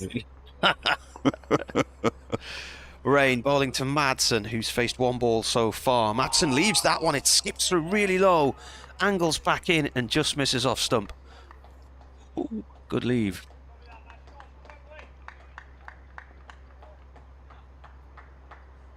You could have cocktails served in boxes, couldn't you? Not the pink ones with the holes in. Obviously, that wouldn't work. Or you could do chicken in a basket in those. Ooh. That'd be quite nice.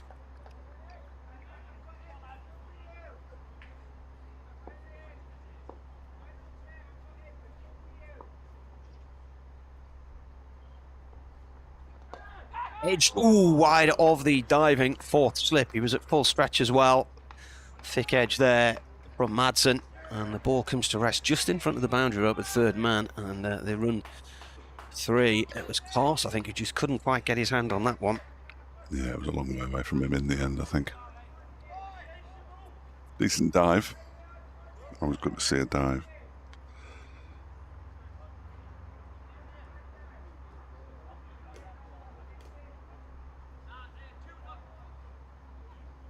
Playing for saves, isn't that what they used to say in footy? Playing for that, you know, all for this goalie diving for show sort of thing. Well, like one for the cameras. Yeah. Yeah, yeah.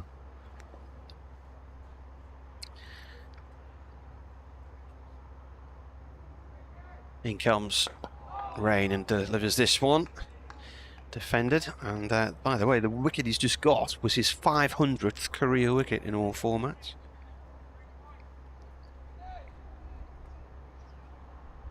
Decent. 500. Griff says, with his first run in the second innings, Wayne Madsen has become the 14th player to score 13,000 first-class runs for Derbyshire, and the first in the 21st century. Absolute Wayne tonight. Yeah. This is left alone outside the off stump by Guest.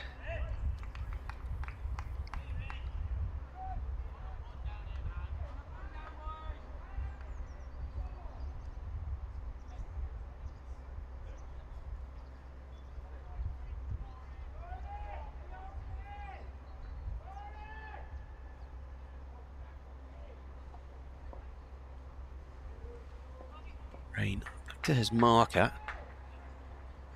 3 slips in a gully. Short legs come round to silly mid-off. Rain coming over the wicket. Bowling here. And that is a leave from Guest. And that is the end of the over. So Derbyshire 13 for 2. Trail by 274. And there's still 36 overs to go today. 36 overs. Yes, so Derbyshire in a whole heap of trouble here. I think it's fair to say. Their first innings lasted just 34 overs and 3 balls. So yeah.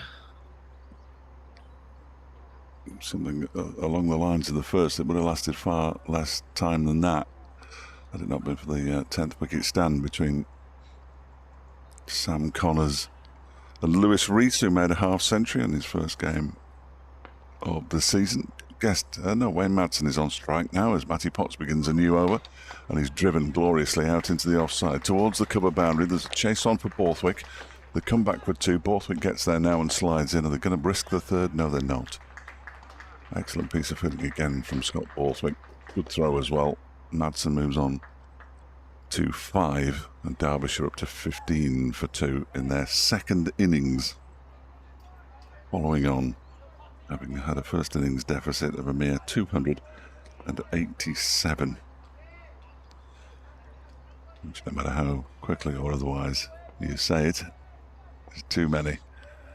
Here goes Potts again, past the umpire now, and bowls to Madsen and beats him outside the off stump. Good delivery through to the keeper. Sussex have raced on to 158 for 3 now. They're in the 56th over of that match at Bristol. And Glamorgan are 88 for 1 in reply to Leicestershire's 407, so still trailing by 319 in that match. Play everywhere, apart from at Edgbaston where it's tea. A late tea, clearly, with Surrey 120 for 4, 30 behind Warwickshire as Potts goes in again and bowls. That one is off the pads of Wayne Madsen down towards fine leg. They're going to come back for a second. And the umpire doesn't signal, so it's come off his bat as well. He picks up 2 more, moves to 7, and Derbyshire to 17 for 2. Colin Smart suggests Andrew Strauss in the future life might become an MP. He says he thinks he remembers him being approached to become an MP around 2012, 2013, something like that. I wonder which party. I can't remember that. Potts is in again and bowls to Madsen, who again gets one right on his pads, flicks it away. This is going to be leg byes, I fancy. And there's the signal now. So 4 leg byes to the total. 21 for 2 now. Madsen 7, Guest 4. Deficit down below that psychological 270 barrier. It's down to 266 now. Please, at least just take it to a third day. You still have a night out in Durham? Oh, well, I wouldn't go home now. It's early now. Those road roads be a nightmare now. I'm thinking of the breakfast, really. This one is... Oh, got Madsen down on the floor. That has hurt him. He's in all sorts down there. He's on his knees. It's missed his... He might be missing one or two things now as well. It's missed his pads. And, it's horrible to see that, isn't it? Yeah. But you can't help but laugh. Can't help but laugh. He gets up and goes for a walk. And now he's down on his haunches. Yeah, there'll be a slight delay here as Wayne Madsen checks everything's okay. Nothing the physio can do, of course, so he can stay in the changing rooms.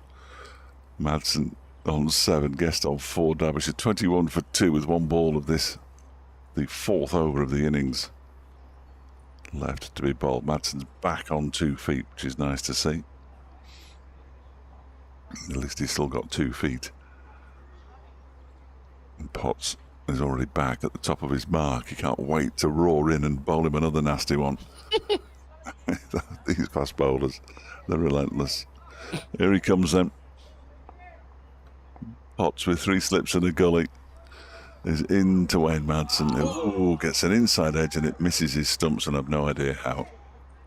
Dribbles through towards the wicketkeeper. End of the over, a good one from Potts, really. There were 4 leg byes in it.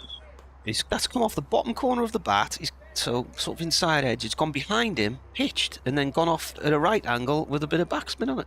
Remarkable. I don't know how it missed the stumps. 21 for 2 at the end of the over. 35 to go today, so about an hour and a quarter, something like that. That would take us close enough to 7 o'clock. Assuming the light holds out, which it's fairly bright now. Lights haven't been on in this this session. Riff start. Billy Godleman registered a pair today for Derbyshire against Durham. Ben Rain being the bowler in both innings.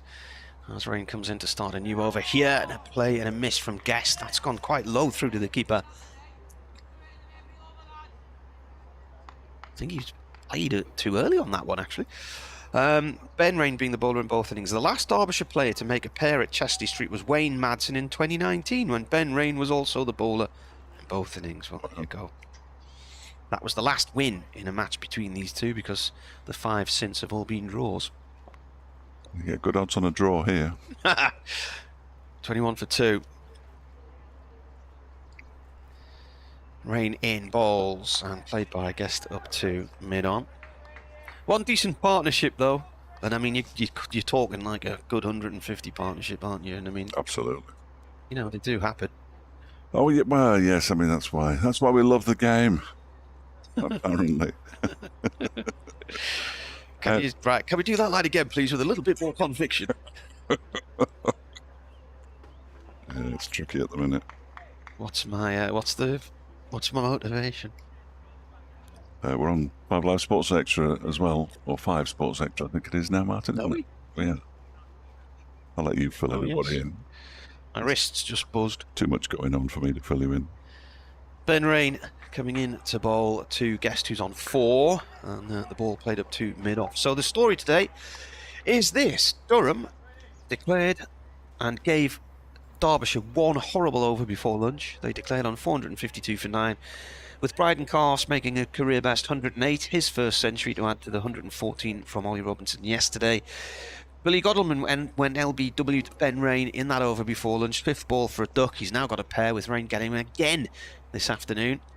And Derbyshire, well, they struggled from the off in that first innings, and this is a lovely drive this time by Guest, and it's away past point down towards the boundary in front of the old scoreboard. Is it going to get to the rope? It does, just.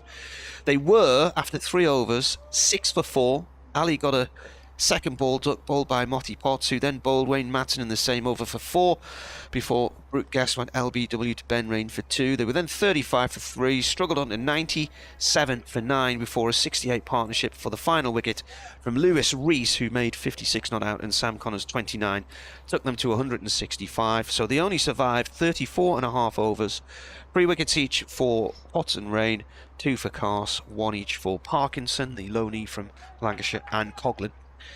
And that brought tea as the ball is deflected onto the pad here by Guest off Rain.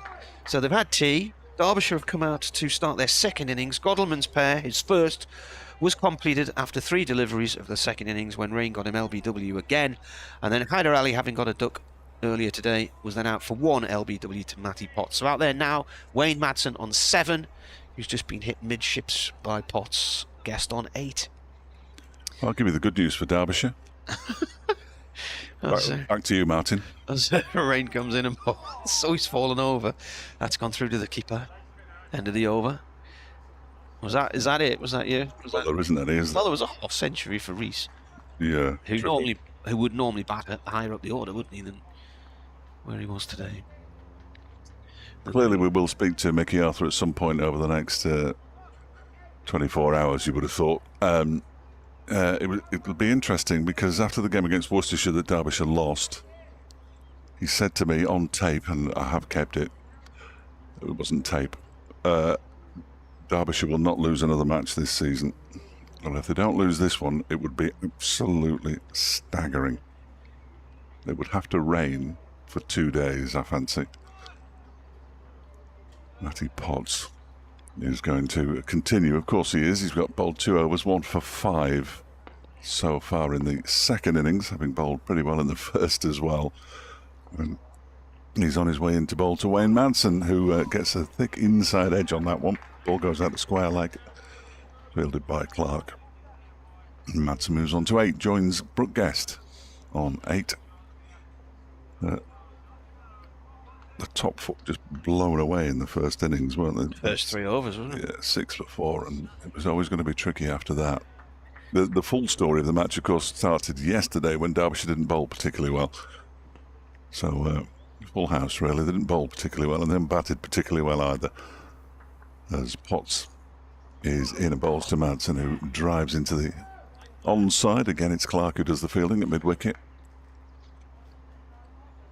And it remains 26 for 2, trailing by 261, with still 33 overs after this one to go. It always fills me with dread when we get the message from Kevin to say Sports Extra are with us, because it means that they fancy that this game's going to finish soon. They might not, they might be right, who knows? Where have they been? I'm not entirely sure. Potts is in again and bowls, and that one is off an edge, outside edge into the offside. Guest picks up another single.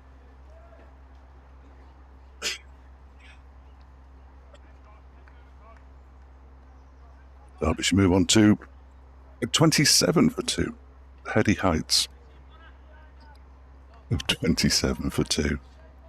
IPL on today? There must be an IPL match. There will have been, won't there?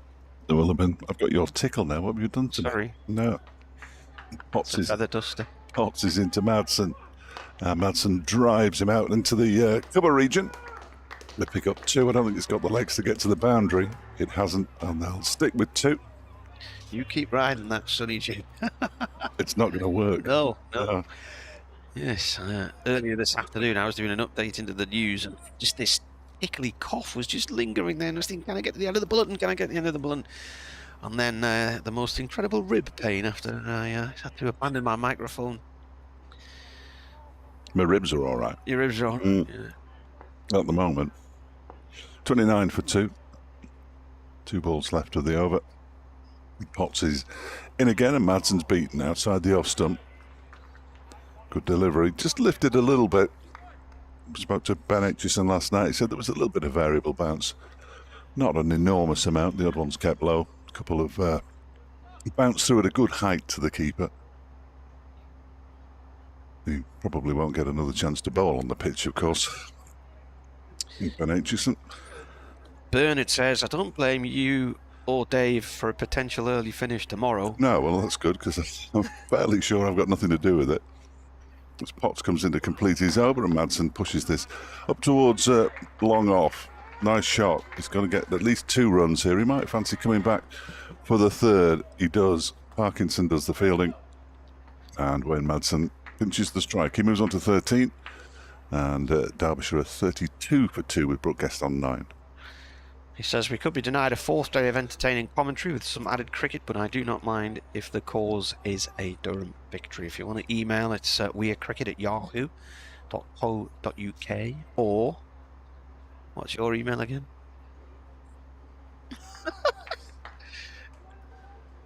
FletcherCricket@gmail.com. FletcherCricket@gmail.com, or at Marty Cricket at Twitter, or at Fletcher Sport. See, if I hadn't mentioned him there, he would have complained that I never mentioned his Twitter address or his email address. 32-4-2 then, so the deficit at the moment is 255 with Derbyshire following on. Rain in from the Lumley end, that skips through lowish to the keeper, left alone by Madsen. It's 5 o'clock, so the headline's about to begin on Radio Newcastle. Will be doing an update for them in a moment or two.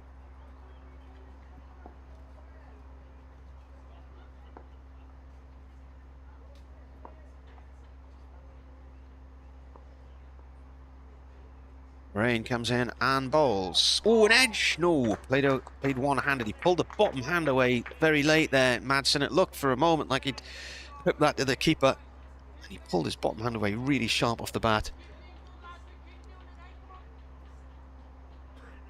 Probing length from Rain. Just moving the ball away from the off stump.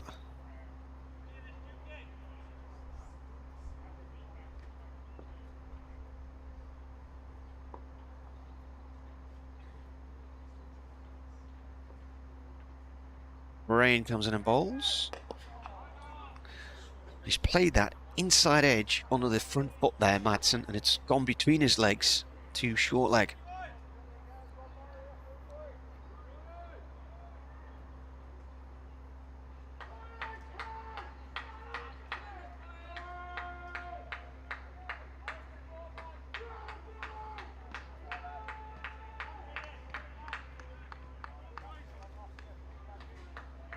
.32 for 2.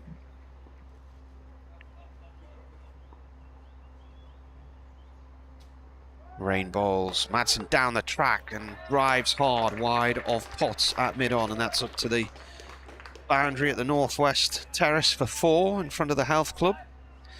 Durham got to the 450 mark on the 5th batting point today, with Bryden Coss smashing a 6 over the roof of the Health Club. And then they promptly declared on 452 for 9 with him on 108 not out. Got to 91 last week at Cardiff before he was out. He's gone one better this week and got the treble figures for the first time.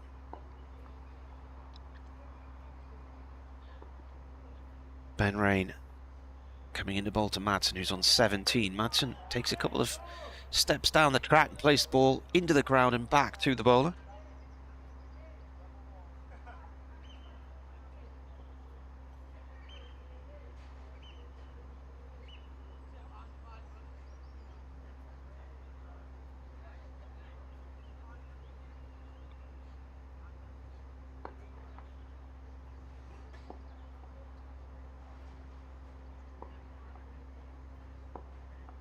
Got grey skies to the north of us. It was a miserable morning, heavy rain through the night and this morning. I didn't think, at first sight when you got here this morning, you wouldn't have expected any play, but they actually got going at 12:15. The ground staff did a cracking job. The sun is shining at the moment as Rain bowls to Madsen. And that's played out towards the covers. No run there.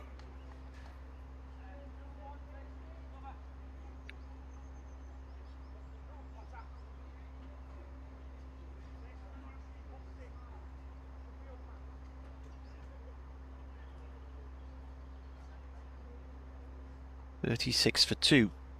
7 overs gone. 32 overs to go tonight. So that is 2 hours worth of play, so in theory, play will finish at 7:05 this evening.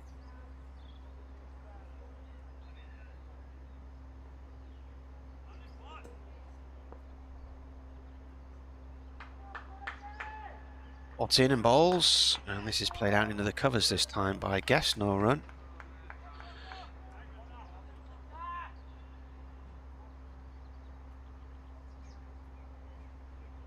Update for Eddie Newcastle. Well, having declared earlier on 452 for 9, Durham then bowled Derbyshire out for just 165 in 34.5 overs. Lewis Rees, the top scorer, with 56 not out at the end. But Billy Godalming, the opener, got a 5th ball duck LBW to Ben Rain just before 1 p.m. He was out again, LBW to Ben Rain for a 2nd ball duck this time. And that gives him his first pair in his professional career. Hyder Ali went for none earlier. He's gone for 1 LBW to Matty Potts in this innings. So Derbyshire currently 37 for 2 following on and trail Durham by 250.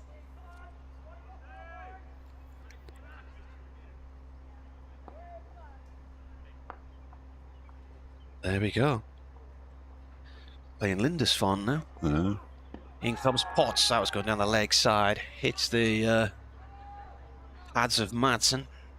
Sports Extra have gone. 8 CD set of Lindisfarne live at the BBC. I didn't think they would have performed that many times. Been on the whistle test a lot, wouldn't they? Right. Tim Thingleton says, may have to check with the Foxes. This is Dower. Dower? Yes, I think that's harsh. Tongue-in-cheek, maybe. Potts balls and played towards mid-wicket this time. Collected by Clark. The bat of Madsen.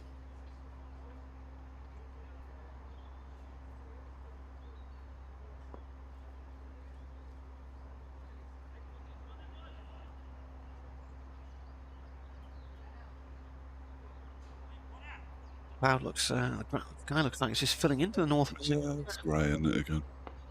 Too dark to play cricket. Yeah.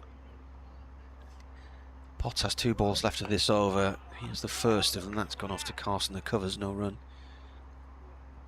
Madsen on 17. Replaying that shot. Goes for a little walk towards square leg. Some residual pain, presumably, from his unfortunate moment earlier.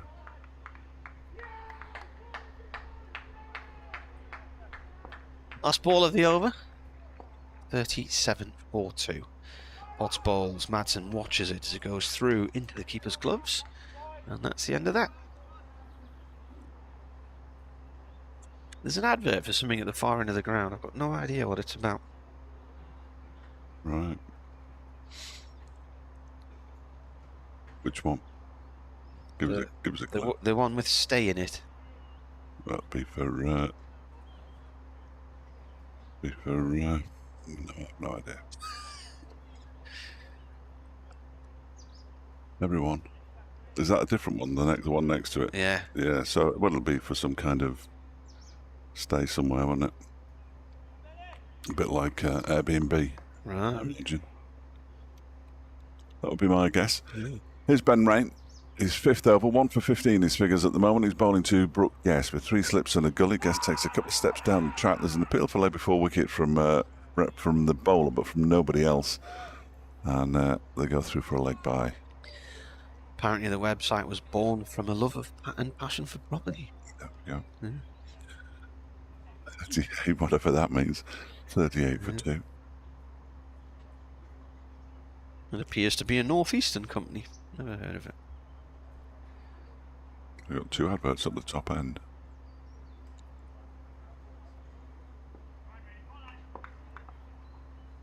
It's next, not too far away from the one for 0% alcohol, which I've never quite understood.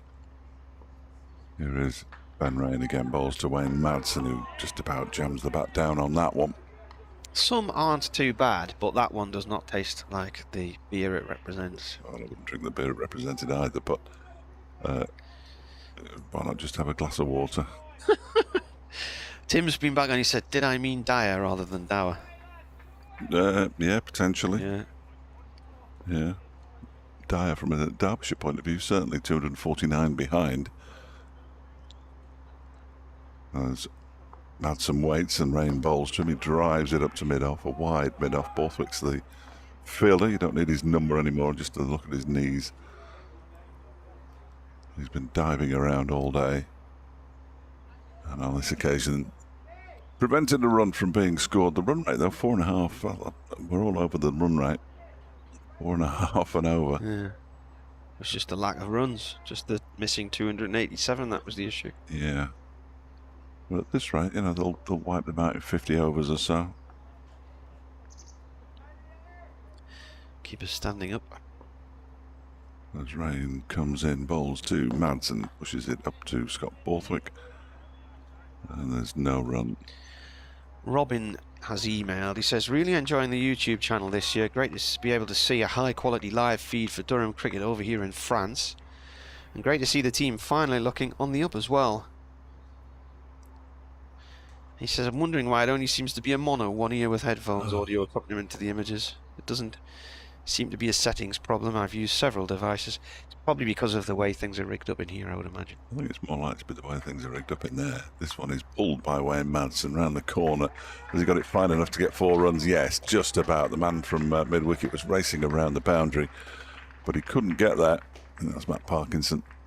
And Wayne Madsen picks up another 4 runs, moves on to 21. Derbyshire 42 for 2.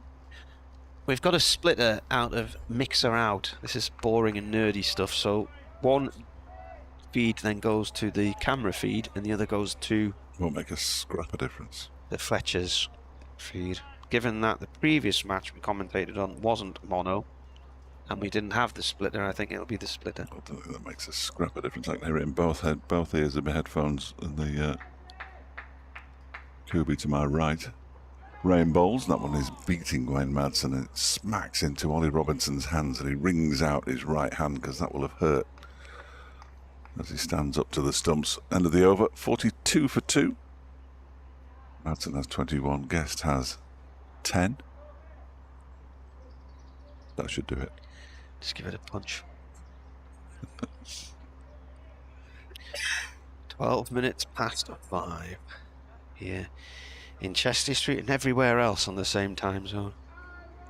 That's 12 minutes past 5 local time, yeah. Yeah. Eric Bowers says, let's get it done early so I can listen to our playoff push without feeling guilty. Away the lads and come on you Durham. Eric the Stanmore Mackham. You pass by Stanmore on the way to Wembley, don't you? Down that way. Middlesex somewhere. Change of bowler, Bryden Cast bowling here, and he tries to York.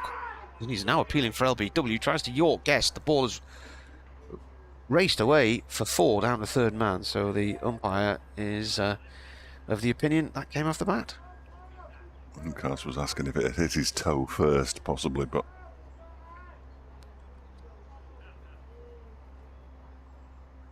actually not in the opinion of Ben Debenham.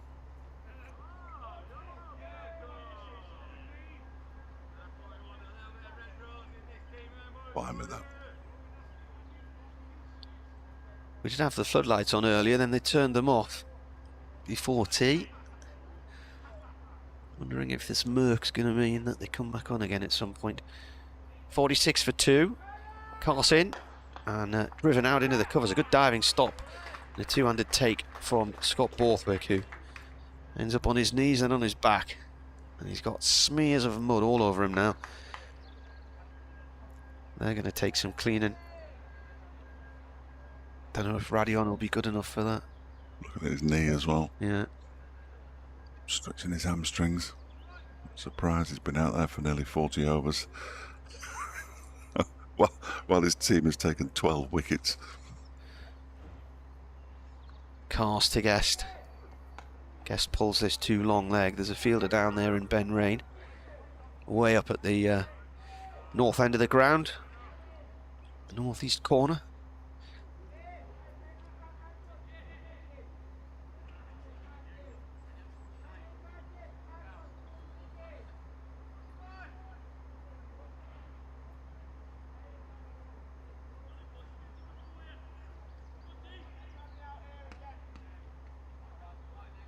Pass turns, and he's had his marker. About 30 yards out. Madsen now ready to face this delivery as the bowler comes in. And it's played to the cover area, no run there. Picked up by the muddy Borthwick.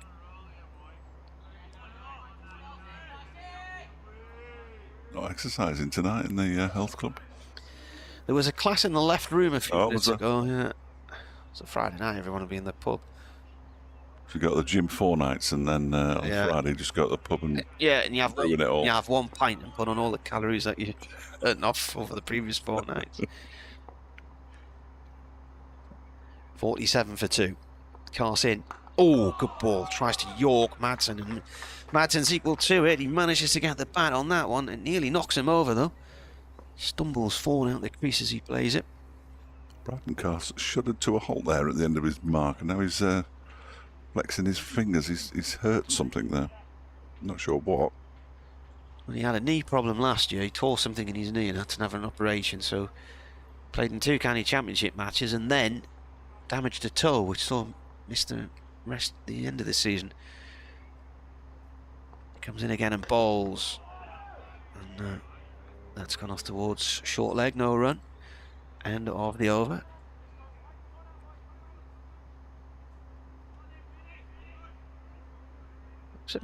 He's in a bit of discomfort. Just looks like he's discomforted. Yeah, he stopped again quite suddenly at the end of that delivery as well, when at the end of his run up, so the follow through rather. So just keep an eye on him. Hopefully it's You could nothing. appreciate the discomfort on his face via your new binoculars. It was just his whole body language reeked of discomfort. He's popping his sweater back on anyway when he can find his armhole. Come on. Takes 5-year-olds. Doesn't take 5-year-olds this long to get dressed. There we go. He's got his sweater on now and he's gone out to the short extra cover. There's an orthodox cover, a mid-off. Golly, 2 slips. As Ben Rain continues, and that one is turned into the leg side by Brooke Guest down to our left-hand side where the substitute fielder Liam Travaskis is on. So that means that Potts go off to change his boots after his spell, or is he out there? means that Ben Rain can't, not Ben Rain, Braden Cast can't go off because about 12th man.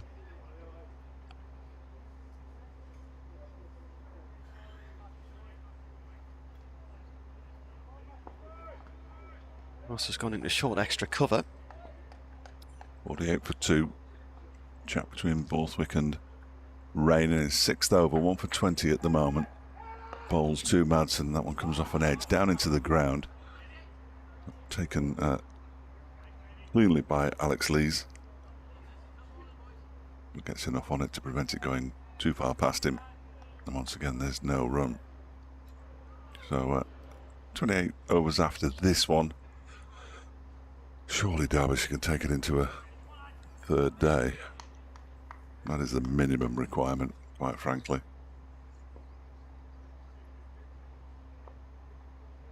Had some weights, Rain bowls to him, and that one is a big swing at that one. Has he got something on it? Because if he has, it's a drop, but it's a very, very sharp chance to Ollie Robinson, who's standing up to the stumps. I couldn't tell from here. The way the fielders reacted, it was almost as if they knew he'd got a little nick on it. Well, Madsen goes for a walk. The slip cord, and they all sort of fell backwards, hands on head, didn't they? Can't really expect a wicketkeeper to take that. He's there to stop him moving out of his crease rather than to take a sharp catch. Sometimes it's tricky when they're standing up to spinners. 48 for 2, Madsen on 21. Rain in, and Madsen almost falling over plays that one up to a very straight mid-on. And there's no run. Wagtail's back. Good to see. Griff got a picture of one of them on the fence a little bit earlier. Yeah, you can see the Wagtails. Can't see the dog in the pram unless he's asleep on the chair next to the owner. No, he's barely been in the pram since I mentioned that he was in a pram. Yeah. Very disappointing. Well, Donna enjoyed the photograph that you emailed to me, which I eventually found as Rain bowls to Mats, and this one is a leading edge out into the offside, fielded by Paul Coghlan, who's standing in the covers and there's no run. I don't think I'd even bother to bring the pram because he's barely been in it and the dog could clearly walk. Unless the man gets in the pram and the dog pushes him. In which case I heartily approve. There's Rain to complete his 6th over. Bowls it to Martin, who goes back into his stumps and pushes it out into the offside. There is no run, just one from that one. Martin 21, Guest 16, Derbyshire 48 for 2, trailing by 239 as they follow on here at Chester Street. Michael in Edinburgh says, I've been listening without the headphones, but since the last email from your listener in France, I decided I would put my headphones on and check, and I can confirm I too am only getting sound in one ear from the YouTube stream. Take it up with YouTube. I wonder if I plugged you directly into this kit. You try it then. Let me took away the extension, if that might make a difference.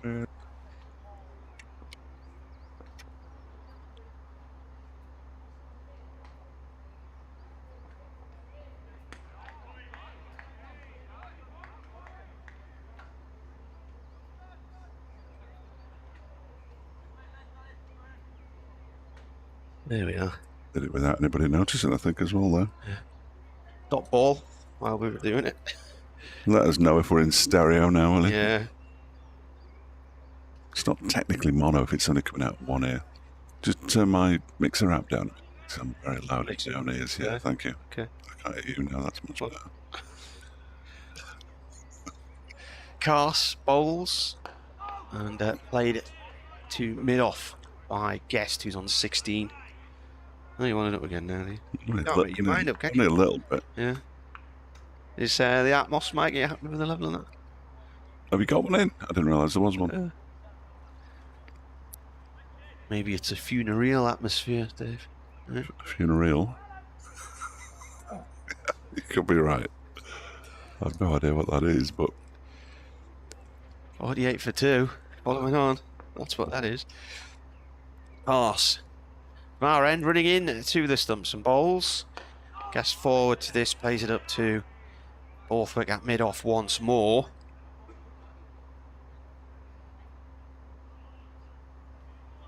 Still got 27.4 overs to go this evening. I reckon if they do get all the overs in, they'll be playing till about 7:05.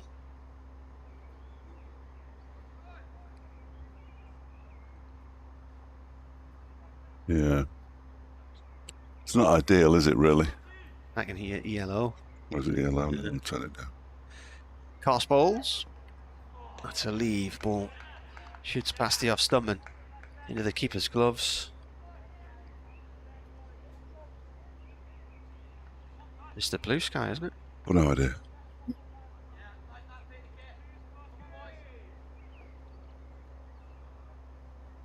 Yes. Yeah. They split in two, didn't they? Yellow. So you've got your main man's yellow and the other bit. Oh, yeah. Don't tell me the Disneyland story. It's got off to point no run. Oh, shy at the stumps at the bowler's end, but Madsen got back to his crease. Throw didn't hit anyway. Yeah. What they call them, the band that Jeff the Lynn's, band they call the orchestra or something. Idea. Yeah, Jeff Lynn's yellow, and then the other side's the band they call the orchestra, or the orchestra, the band that used to be a yellow. Technically, it was the Epcot Centre, not Disneyland. Same thing. Yeah. I don't want to hear it. I'm not going to tell you. No, good. Be the listener's friend. In comes Cast. This has gone off down to long leg, 1 run for Guest. He moves on to 17 and will keep strike as well. The only run off the over. Cast again, his body language doesn't look quite right, does it? No, I think he's tweaked something, but he doesn't feel that it's. I don't think he feels it's sufficiently bad for him to go off. He sort of had a wistful look at the changing rooms then. There are 3 Hide wagtails. Derbyshire players on the boundary's edge. who are clearly more confident in the batting second time around than they were first time around. Oh, they've just gone behind the sight screen. I'll come back to that in a moment. I'll have to swap glasses and thingies, binoculars. Here's Ben Rain continuing from the Lumley end, bowls to Broadcast, who pushes this out into the offside. No difference. See? The splitter? I bet it's a splitter. Well, it can't be the splitter. Because you were all right last week. But I didn't use the splitter last week. Well, we're not splitting it now, are we? Yeah. Why? You don't need to. Well, we've gone one to you and one to the output for the YouTube stream. You just try it for a second without me. I'm happy to forego 5 minutes of your commentary. It's Zach Chappell, Mark Watt, and the 12th man. As this one is pushed out into the offside, there's no run. The 12th man being Alex Thompson. Right, I'm just going to conscientiously uncouple, as a famous couple once said. That was consciously, wasn't it? Consciously. Yeah. Not conscientiously.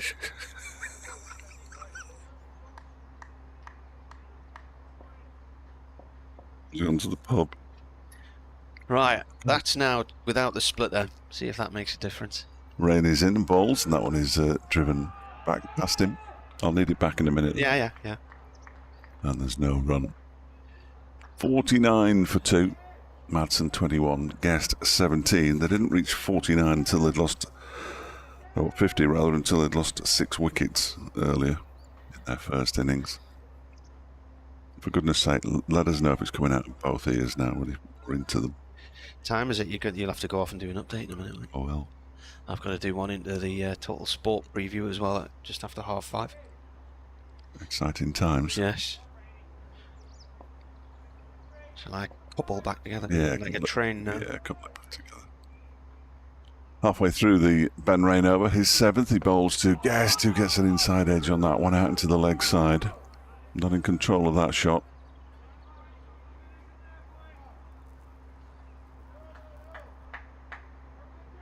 We're all back to normal again. Of course, it could be the fact that things been left in the rain for 2 weeks.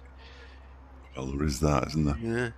The lead back to the TV studio.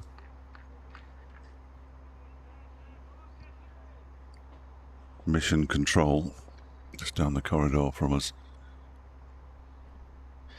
Michael's been back on with an observation. Rain is in and bowls. That's pushed up to silly mid-off. There's no run. He said, no difference to what we just tried a little bit earlier. Thanks for trying. He said, I think this game's only worth half an ear, though, if you're a Derbyshire fan. Clever, that. Yeah. Be 1 ear, though, rather than half of one, wouldn't it? Yeah. Yeah. I've just got a phone call I need to take. Do you switch me off? Right, yeah. Ben Rain has bowled 5 dot balls in this over. Pressure on Derbyshire. They're crowding the bat here. Keep it standing up again. We've got a silly point. Silly mid-off in. And it goes to silly mid-off. That is the end of the over. The maiden. Durham 12th man running on.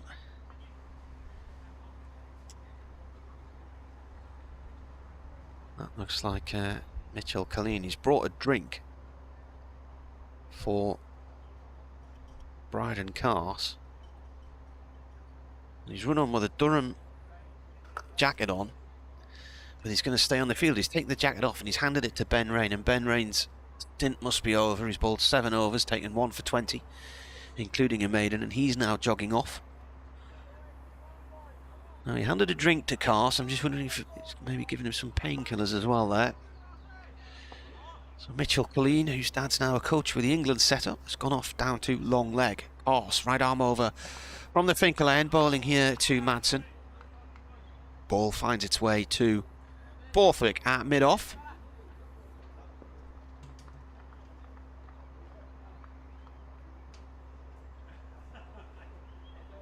My former colleague Mark Duffel has just tweeted tweet of the week, possibly other weeks as well, from Tomo in Scottish League 2. East 5 are 4th and Forth are 5th. They play each other next week. There's more to it as Cars comes into bowl. That's a leave. It's gone through to the keeper. Shortish delivery. He said if it finishes 4-5, East 5-4, then 4-5 will go fourth and East 5 will be fifth. But if it's 4-4, East 5-5, then East 5 will remain fourth and 4-5 will remain fifth. There you go. I don't think that match ever did happen, did it? 4-4, East 5-5.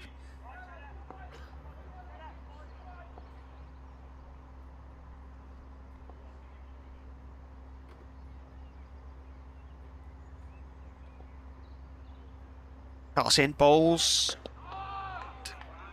Played short towards the leg side. No run there by Madsen.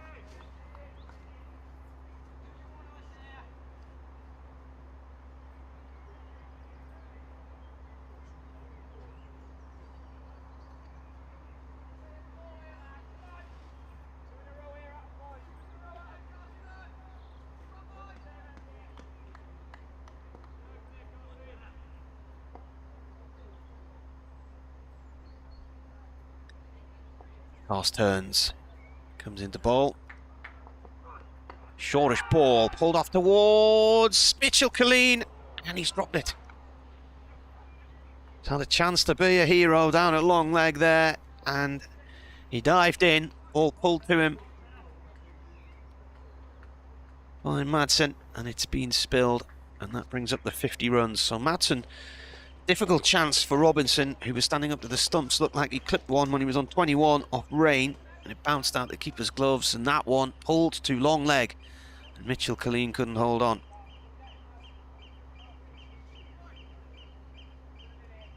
So in fact he hadn't added a run till he got the two there.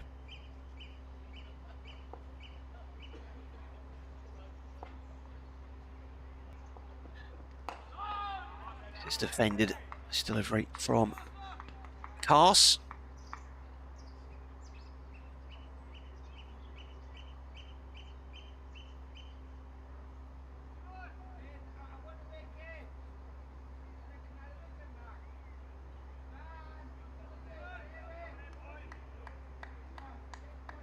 Chris Reggins, the audio problem. The problem will be at the stream end. They will have plugged your mono into one channel, the left. They need a splitter so they can plug you into the right as well. It's all getting very technical.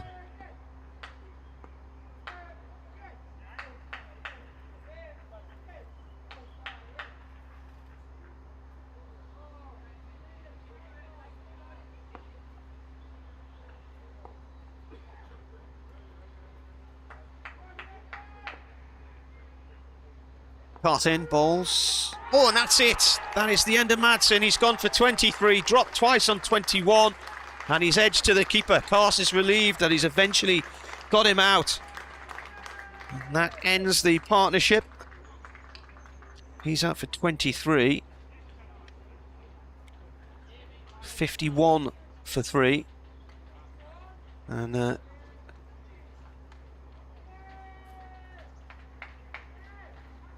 partnership was 44 in the end.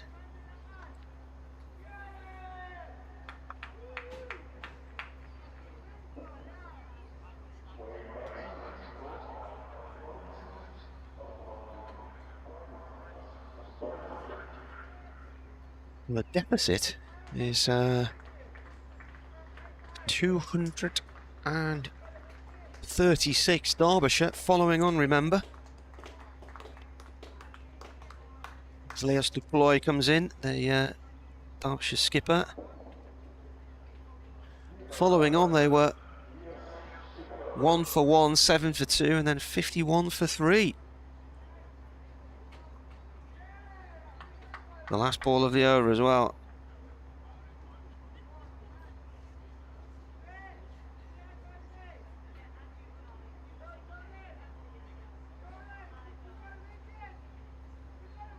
Never looked well after he got hit in the box area, Wayne Madsen. He was on about 7 or 8 at the time, but it had been a bit of a struggle for him since then. Potts got him earlier.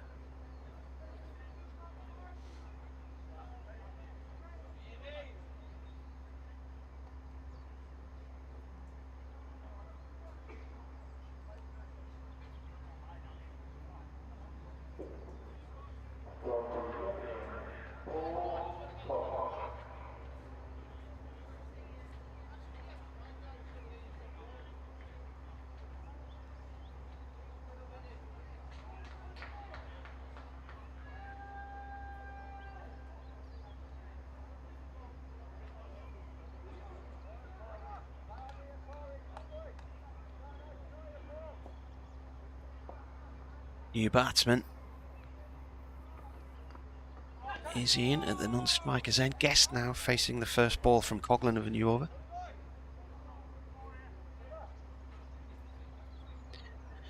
Yeah, can you hear me? Yeah. Can you talk any slower? Yeah. That was hedgehog pace, that wasn't it? Yeah. Yeah, they're doing well here, Simon. Durham making 452 for 9 declared earlier with Bryden Carse, 108, a career best for him. The first time he got to a century, then they absolutely rattled through Derbyshire. They had them 4 wickets down for just 6 runs in the first 3 overs, then 97 for 9 before a partnership of 68 for the final wicket from Sam Connors, who was eventually out for 29, and Lewis Rees, who made 56 not out. But all out for 165 in 34.5 overs and trailing Durham by 287. Durham then forced the follow-on. Billy Godalman, who got a 5th ball duck LBW to Ben Rain just before 1 o'clock this afternoon, was then out for a 2nd duck, his first pair in Championship cricket. This time he survived 3 deliveries. Rain got him again. Hyder Ali then went for 1, and Wayne Madsen has just gone for 23, caught behind off the bowling of Bryden Carse, having been dropped twice on 21. Ollie Robinson taking that catch. So Derbyshire at the moment are 52 for 3, so they trail Durham by 235 following on. There's still 24.5 overs to go this evening. If the light holds, I think we'll be playing until around about 7:05.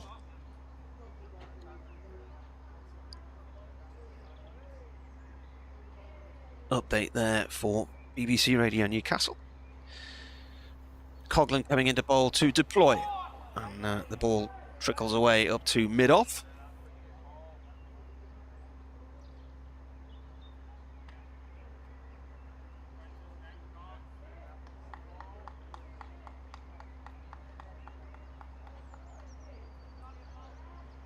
That one, yeah. Yeah.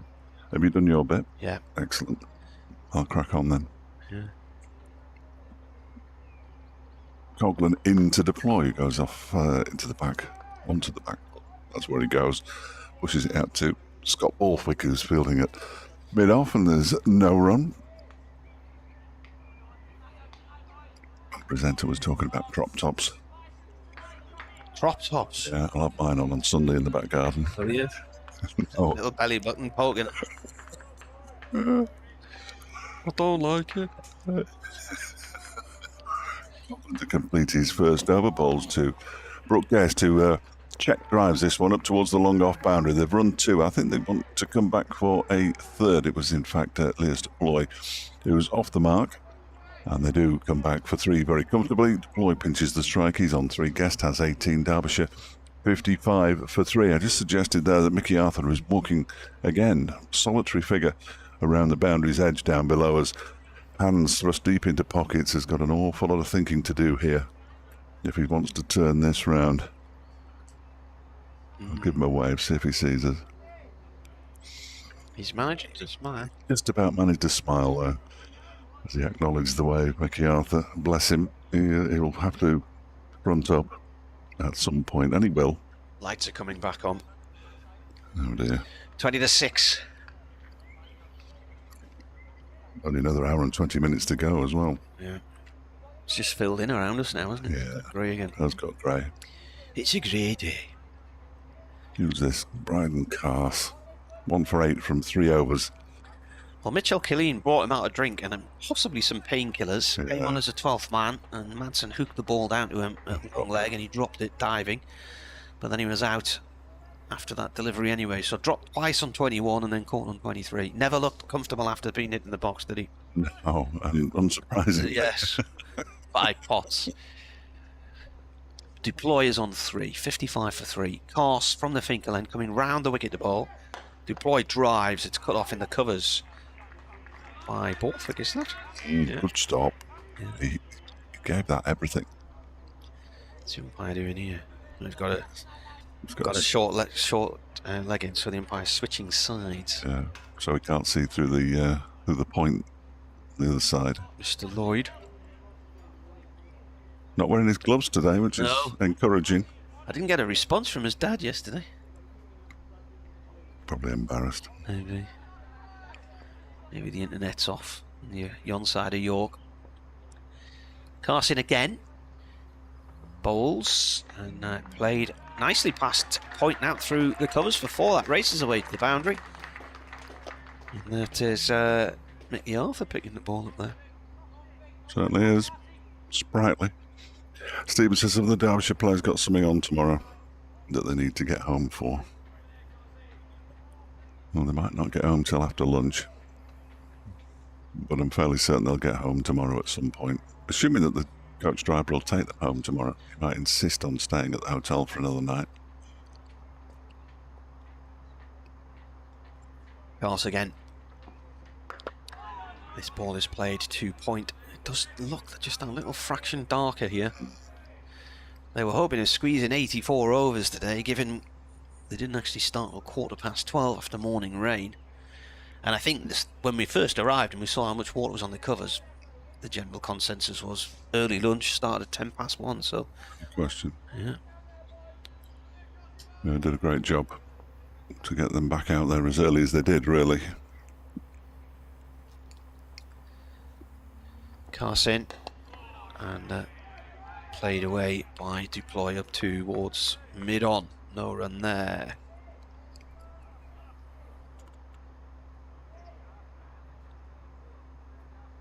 Borthwick's sitting down. There's nothing wrong with him. He's got something in his hands. I don't know what it is.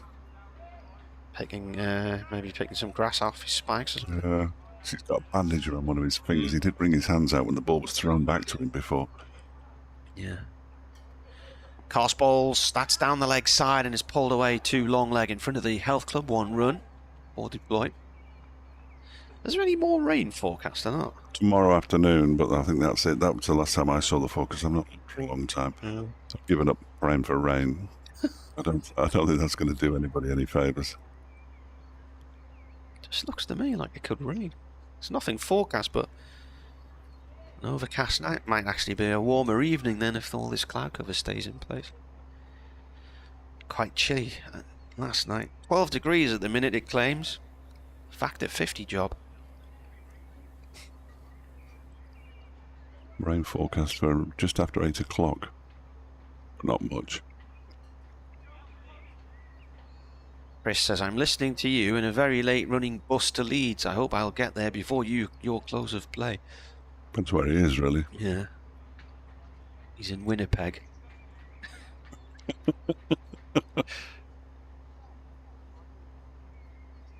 Umpires are taking a light reading here. I said I wasn't happy with the light. And they're off, are they? Ben Debenham says Off you it's go. fine. Oh, is he? Yeah. Just looked like Scott Borthwick was turning to head off to the pavilion there, but no, he's just going back to his fielding position. 60 for 3 here on the BBC. Deficit 227. Carse now right arm over to Guest, who's on 18. Guest backs off from that one, lets it go through to the keeper. It doesn't half swing after it's past the stumps. Quite late there, keeper taking it to his left-hand side. Wobbled on him. Can't even understand this website anymore. Which one? The weather one. Which one are you looking at? AccuWeather. There's no... Oh, I never use that. Look at the Norwegian one. I didn't vote to get out of the European Union to look at Norwegian weather sites. I don't believe you did.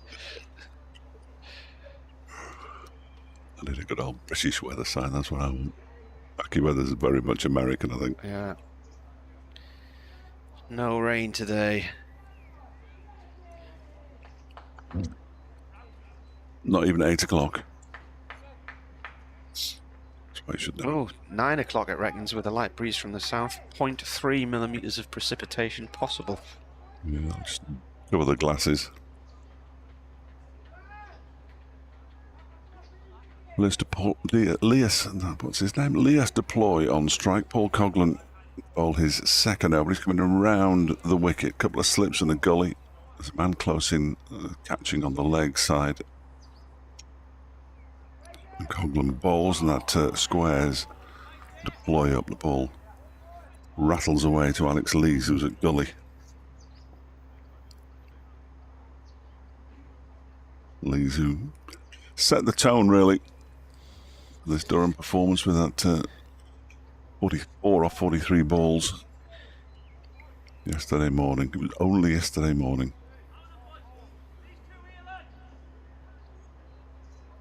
Deploy waits. Then comes Coughlin again. He drives it down. This goes along the floor and past Lees and away to the backward point boundary for 4 runs. Deploy into double figures. He moves on to 12. Guest has 18. Derbyshire 64 for 3 now. Over 8 -1. Got to be careful with losing points. Wind speed 2 nautical miles an hour at Redmond. How quick's that then? For, don't know. Get your boat on the river and check it out.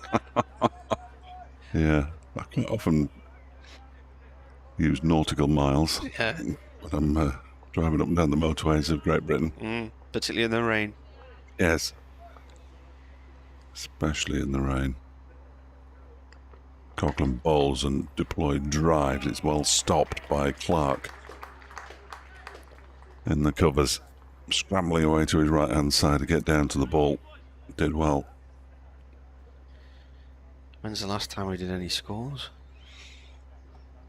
Not sure. Warwickshire all out for 150 and Birmingham. Surrey 154 for 5. 61, nearly 62 overs there. Playing at Bristol? Yes, I think they are. Excellent. Coughlin in and bowls to Deploy, who drives again along the floor. Again, it goes straight to Clark. There's no run. Kent 186 all out. Middlesex are 229 for 9. That's at Lords. Sussex 205 for 3 against Gloucestershire. That game might end early because of the rice harvest. This one is pulled by Deploy in front of square. Out away to our right, Bryden Cast does the field in. The batsman get back for 2. 14 now to Deploy, 66 for 3. It's been about as much as a paddy field, hasn't it? Bristol for the last few weeks. Dreadful. Leicestershire 407, Glamorgan 126 for 3 at Grace Road. We got Marnus out of there. We didn't make many runs last week. No. He's out. He's been out for 64 today, so he got a 7 and a 15, I think, against Durham. Coughlin to complete his over. Bowls and the ball is played straight back to him by Deploy. He threatens to throw down the stumps at Deploy's end, realises he's still in his crease and turns round and forces Brooke Guest to get back quickly. 66 for 3 at the end of the over. 17 to go today, so just over an hour's worth of play left. And Derbyshire said 66 for 3. That means they still trail by 221. Tim asks, what's the record for the most dirty pairs of whites in a cricket game? This one must be getting close. There's been a few this season, haven't there? Yeah. They need Teflon covered whites for muddy periods of the season, don't they? Yeah.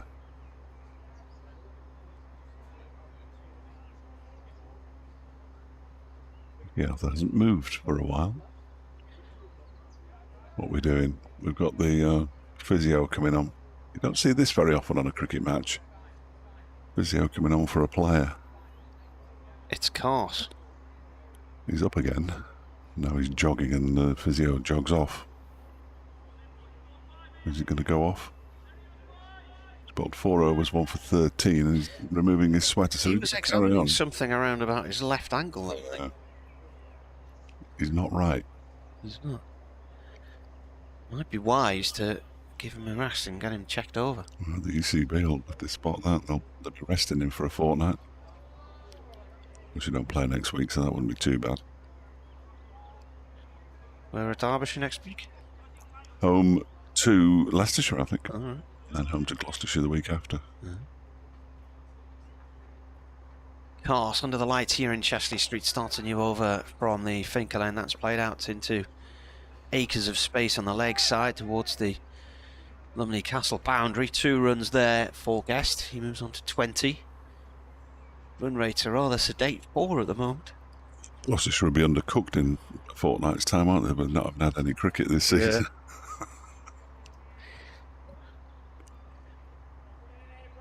Will be developing webbed feet. Who'd have thought in April?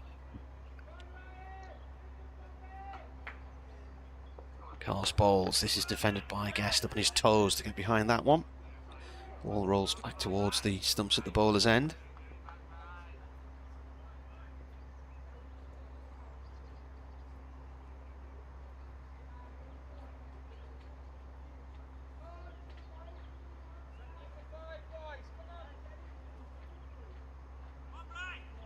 Leo's going back down the steps again.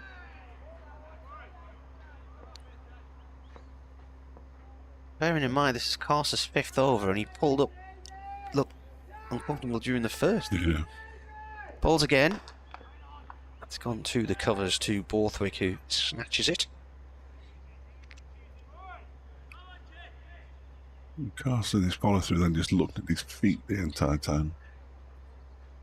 One of my colleagues in the local newspaper industries just tweeted, I wish football clubs would release their accounts on a Monday morning and not a Friday night. And it's Sunderland who've just released their accounts.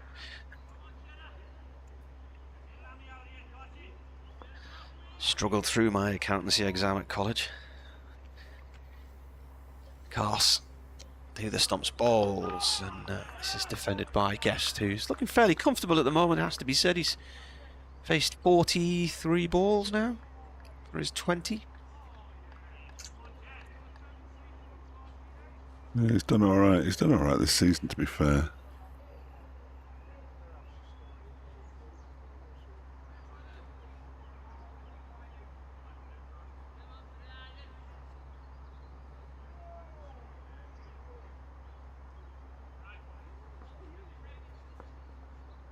The groundsman's putting a big coat on. Oh no, still got his shorts on though. Cast balls, and this is going to be runs for Guest. He's going to get at least 2 here as he slips as he comes back for a second.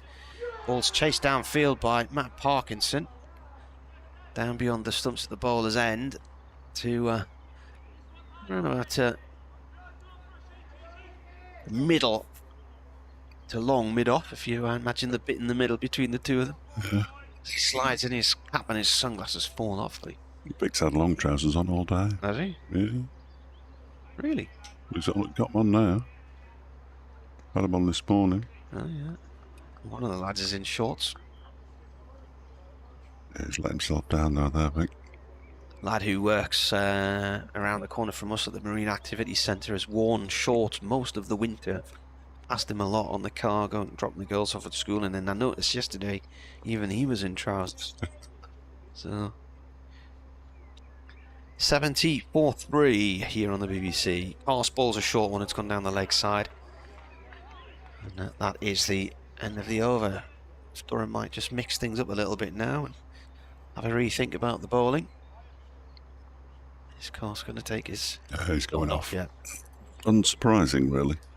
So the physio was wandering around the boundary to where he had been fielding, and he's now said to her, I'm going to go off. So she's come all the way around here, and she's now gone all the way back.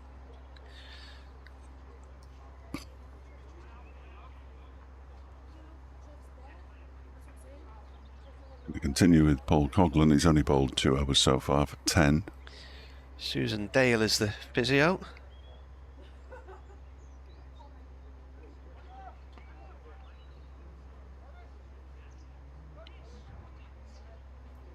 She used to be here between 2007 and 2013 and then came back last year. Just 2 slips now for Leah's deploys. Coghlan begins a new over from the Lumley end and bowls to it. And that's clipped into the leg side. He's been caught at mid-wicket. Well, what a soft dismissal that is for Leah's deploy. A very, very straightforward catch indeed. Is it Potts who's taken the catch? It was the mid-wicket anyway. And deploy goes for 14 and Derbyshire lose their 4th wicket. They're 70 for 4 now. Still trailing by 217. Yes, it was Potts. He just clipped it up, didn't he? Ridiculous. Paul Coghlan gets his first wicket of the second innings. 14 off 15 balls with 2 fours for Leas to ploy. Derbyshire are crumbling towards an innings defeat, still 217 behind, as Matt Lamb comes out to bat to join Brooke Guest. Lamb, who looked good right up until the moment he got out in the first innings, as he has done so many times in his Derbyshire career so far. Guest goes to meet him. They have a bit of a chat. Please don't take the extra half hour, which they'd be perfectly entitled to do, of course, Durham, at some point. We're getting to the point where we can check the spelling and see if it's been corrected on the big scoreboard. Lewis Rees hesitate to use the word hero, but half centurion in the first inning will be next. Blackchapel, Ben Aitchison, Mark Watt, Sam Connors, although Watt came in ahead of Aitchison in the first innings. 70 for 4. Blimey. Trail by 217. Indeed.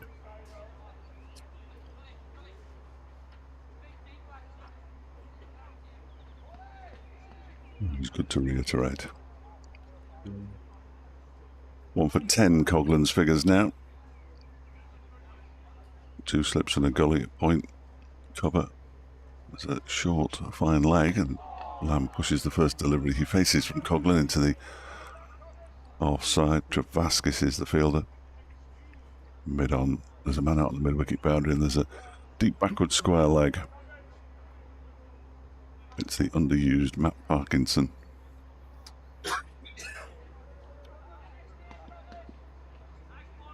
All the way across to our left-hand side. Coghlan's on his way in. Lamb had barely got to the crease. He bowls, and that one is clipped away down the leg side. Did he get some bat on that? Has it gone away for byes? He's got leg byes. He's got his pad on it. 4 more to the total. 74 for 4 now. 213 runs behind.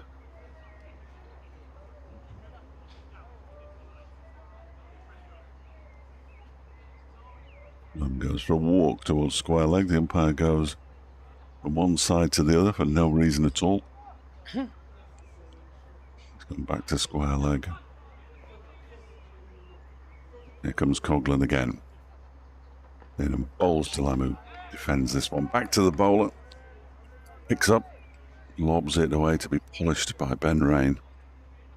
I think one of the issues tonight for Durham, they obviously would need to take 6 quick wickets, but I think the light could certainly send this into day 3. 20 overs to go, but not sure how many of those we'll see. Next delivery from Coghlan's a short one, and Lamb ducks underneath it. It is quite dark now, isn't it? Without lights, we would be away. Suddenly sort of glimmers of sunshine in the clouds behind the pavilion, which we haven't seen for a while. I was looking at the wrong number before. There are indeed 20 hours to go, and I suggested 7 o'clock. I was talking absolute nonsense. It'll be closer to 20 past 7. That's assuming that Derbyshire can last that long. Lamb waits and Coghlan bowls, and this is a short delivery that he sort of ducks, so it was going down leg side, but it went past him at the height where it would have splitted into him. It is, the sun's out now, look. When it got to 32 overs to go, which is supposedly the wicket made never covering 2 hours of cricket, it was 5 past 5. I looked at my book, so it's drifted already, hasn't it? Yeah. Brought my sleeping bag.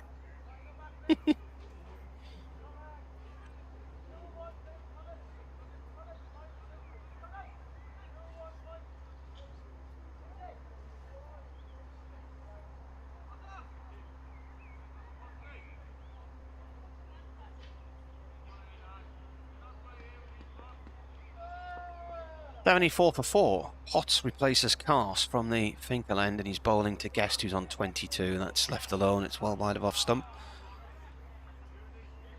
Maybe you'll watch that one go by. There is a Keep Fit class just starting in the gym. Bang on 6 o'clock.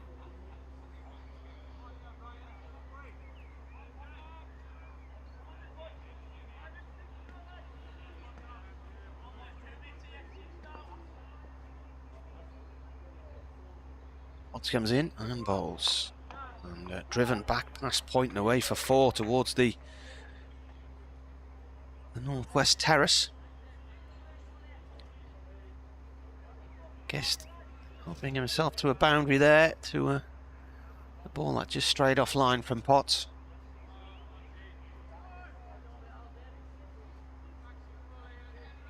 .78 for 4, the deficit now 209.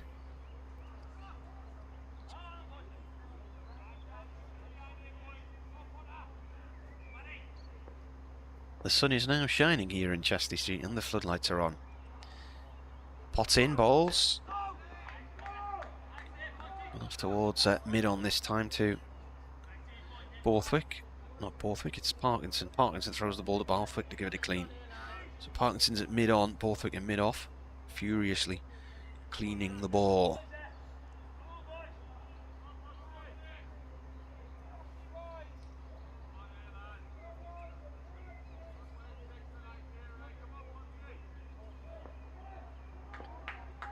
Potts turns. Guest awaits. Potts bowls. Guest drives, and it's gone out into the covers. A diving stop from Ben Rain. And he lands on a used strip, and quite a lot of dust comes up there. Short extra cover.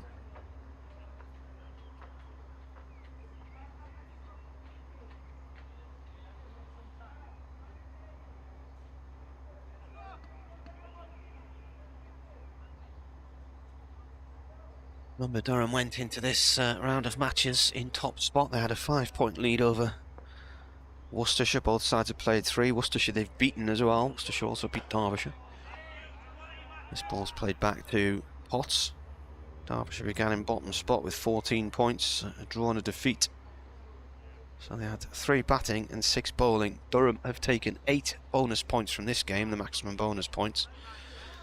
And Derbyshire took 3 with the ball, didn't get any with the bat.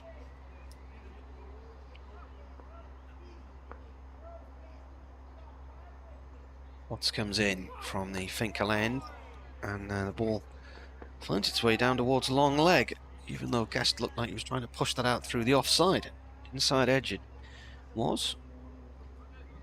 And 5 from the over, 4 and a single at the end. So 20 overs gone, 19 remaining today.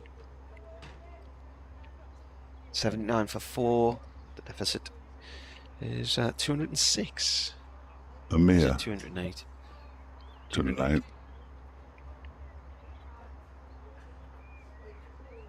Next side.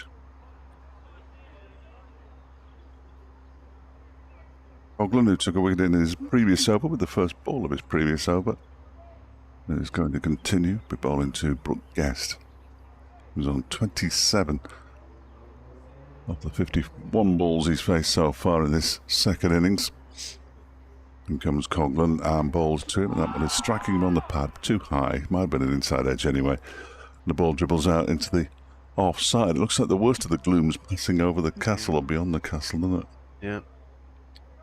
Just had a burst of late April evening sunshine, which is nice. Blossom on the trees in the park across the road there. Even in just the last 3 weeks, the visibility of the road beyond the grounds sort of disappeared as the trees have. Coghlan bowls the ball outside the off stump that Guest leaves alone. Now the exercises are back towards the right. Yeah, they started bang on 6, mate. Bang on 6. Jumping up and down for no apparent reason.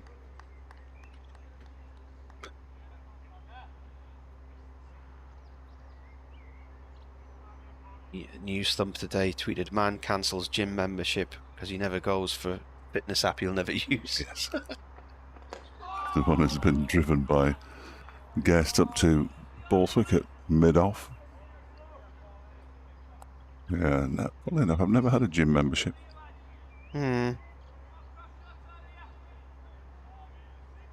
Last gym I was a member of, it was automatic doors and everything. You went into this sort of like airlock thing to get in.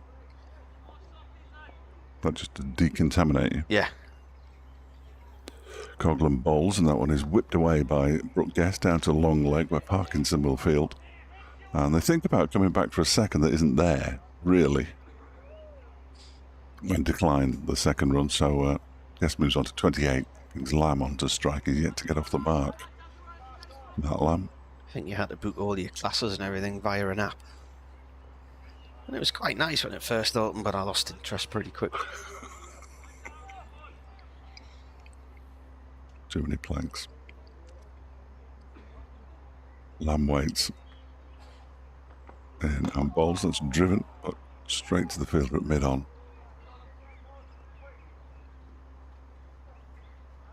Got enough behind it. Very much straight to the fielder on that occasion. 80 for 4. 165 all out. It's been a sorry old day from a Derbyshire perspective. Durham heading towards another victory in the second division. This one's turned into the leg side by Lamb, slightly involuntarily. And he picks up a single and pinches the strike. He's off the mark. Guest has 28. Derbyshire 81 for 4. Trailing by 206.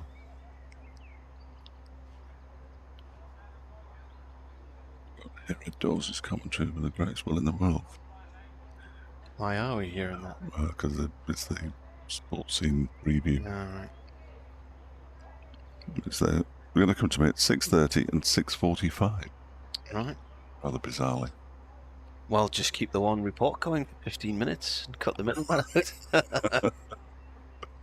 Yeah, they'd love that. Enough stick-off Derby fans last week without upsetting them again this week.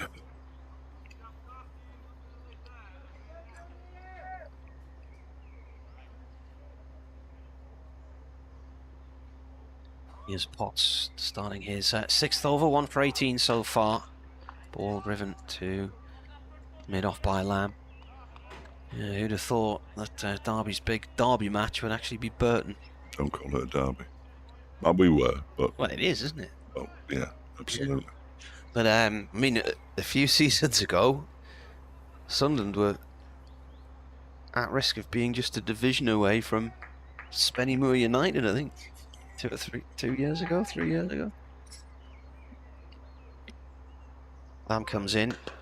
This has gone off towards mid-off. Potts comes in, Lamb plays it. Had they still been in Division 3 this year, then Gateshead are only just over a division away, aren't they? Yeah. They'll be hoping to get parity with Nottingham Forest again next season. That's their big rivalry. Potts balls, shortish ball pulled out towards deep mid wicket. There's a man out there in Graham Clark, 1 run for Lamb. Yeah, when did Burton come into the league then? Ooh, a while ago. About 15 years ago? Something like that. When they got promoted to the Championship, they'd only been in League 1 for 1 season. Yeah. So they've only had 4 seasons in League 1. They had quite a good record at the stadium, I think, didn't they? Yeah. They beat Sunderland the day Sunderland went down to the 3rd division, which was 5 years ago this weekend. It's a bouncer. Oof, and Guest almost sort of fell into that one there. He stumbled around in the crease. Yeah, so 5 years ago this weekend was the match that never happened. Durham away at Northampton on a ball bowled 4 days. So on the Friday night, I got in the car in Northampton with my mate Gary Porter, who's a football agent now, former Watford captain from Sunderland, and we went and watched Sunderland at Fulham on the Friday night in the pouring rain. No play on the Saturday, and then on the Sunday I decided to drive home. As Potts bowls, this is pulled off to deep square leg. Sunderland had been relegated on the Saturday after losing at home to Burton, and then Chris Coleman got sacked on the Sunday, I think it was. 23 for 4 here. So those 3 bonus points that Derbyshire have got won't be enough to lift them off the foot of the table. Their game in hand on the 2 teams immediately above them, Gloucestershire and Yorkshire, who aren't playing. Yeah, they'll now have 17 points. Yeah, terrific. Not bad from 3 matches. Potts for the short one, and an attempted pull from Lamb through the leg side. He's missed it. It's gone through to the keeper. End of the over. So 17 overs to go, which is a fraction over an hour. So 7:15. Get the spinners on, claw it back in a little bit.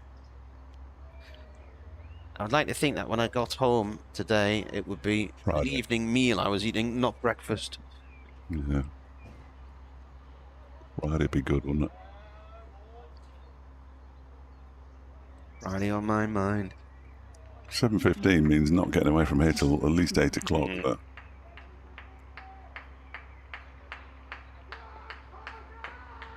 here's Paul Coghlan, 5th over for him in on bowls to Brookcast, who pushes it up to mid-on, and there's no run. 1 for 12. Paul Coghlan's figures. 1 for 20. Matty Potts. The championship matches, it's supposed to finish at the close of play at 6 o'clock, and all the other games are still going on. Here comes Coghlan again. Balls to Guest, who guides this one down to backward point, and then Alex Lees and Ollie Robinson trying to keep themselves amused by throwing the ball to each other several times in an amusing fashion. I think by the close at Bristol, they won't even have played a full day. Well, they won't, will they? 76 overs. Remarkable. In comes Coghlan again, and that one is defended by Potts. No, not Potts. What am I talking about? Brookcast. Back to the bowler. Morgan, 268 behind Leicestershire. 3 down in their first innings at Grace Road. They're into the 3rd innings at Lords, and Kent are 9 for 2, still trailing by 34 as this one is pushed by Brookcast up to a wide mid-on. There's also a shy at the stumps. That's Ben Ryan, isn't it? Yeah. And he actually hits the stumps, but fortunately Matt Lamb has got back. The only other game that's going on is in Birmingham. Sorry, 174 for 5, leading by 24 runs. They're still in the first innings of the match there.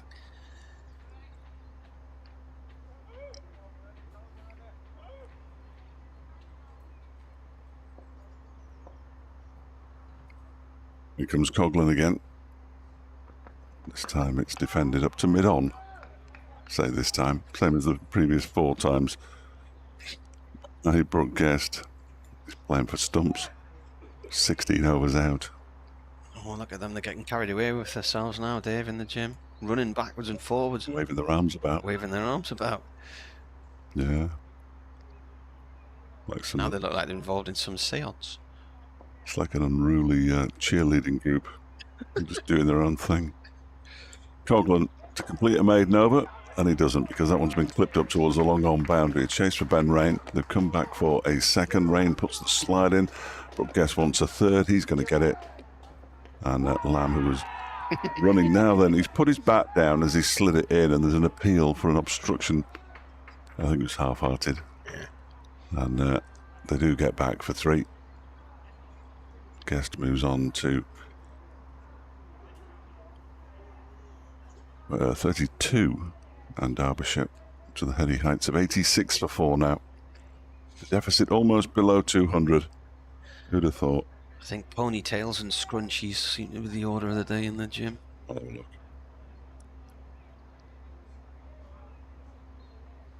Women like. Hey. Dave's wondering, with this late finish, if supper will be provided for us. A bit of pork pie and pickle, some celery, a few cheeses and some twiglets. Nice. Celery, you wouldn't go near celery. I don't mind celery. Yeah. Yeah. Hold this one from Potts out towards deep mid-wicket. Rain is there, 1 run for Guest. This partnership moves on to 17 for the Fifth wicket. 87 for 4. Yeah, Twiglets for breakfast, do you? No, I'm not a big fan of Twiglets. It's Marmite, isn't it? Yeah, it's a strange one, isn't it? Made in Burton, of course. It used to be. I don't know if it still is. Apologies if it isn't. Product of the brewing industry. Yeah, along with the curry plant that's there. You've got the brewery and you've got the tyre factory. It's quite a potent mix, isn't it? Yeah. Pots in with a short one, bangs it in, and it goes through to the keeper.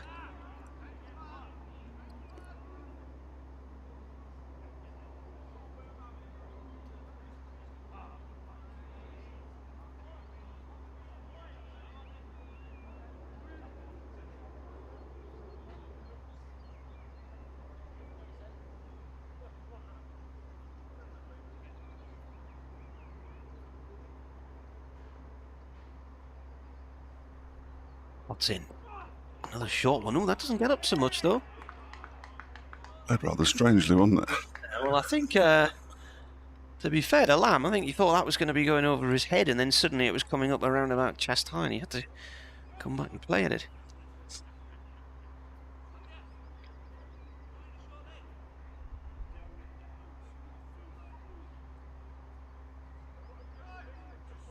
.5 overs left.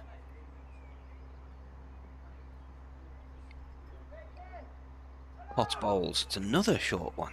It's going to the keeper as well. 2 balls left of this over. One run from it so far. Mickey Arthur's just come hurtling down the steps of the pavilion. Deficit's 200. Yeah, get it below 200, then you can start thinking about victory. And then declare.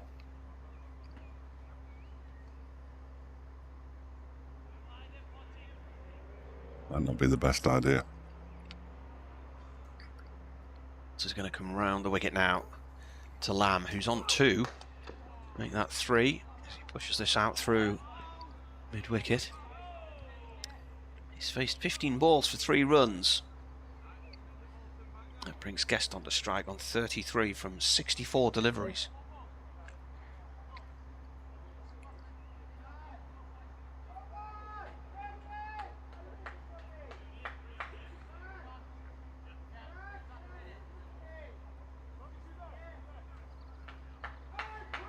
Martin Billingham says, if matches can start at 10:30 in September, is there any reason why they can't start earlier than 11 in April?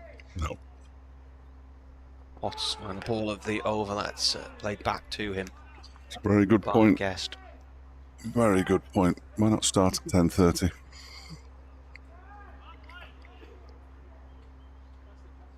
It's relatively rare that people stay for a full day's cricket anyway, isn't it? So there are some hardy souls out there who'll be perishingly cold, I would have thought, by now. Yeah. Got really cold here yesterday. So we'll start at 10:30. Then we could finish at 7. Ahead of 1:15, as we almost certainly will this evening.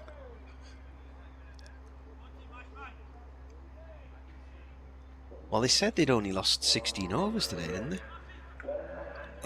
Starting at 10:15. 84 that we've had today. Yeah. It's only 12, isn't it? 12, right. And then they're going to claim 8 on tomorrow. Another long day tomorrow if it was to go to the evening.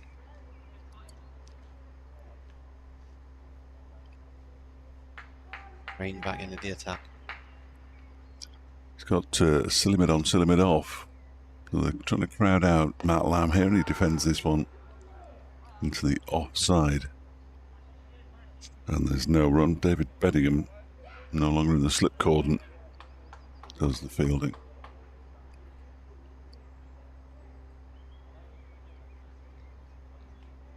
Ajmal Shazad, Ian Bell and Mickey Arthur. Walking around the boundary, they can do nothing about this now, as rain is in again, and that one's pushed once again to Beddingham by Matt Lamb. We'll get to hear Mickey Arthur's thoughts. I hope he doesn't have time to think of something as and when we speak to him, either later this evening or sometime tomorrow.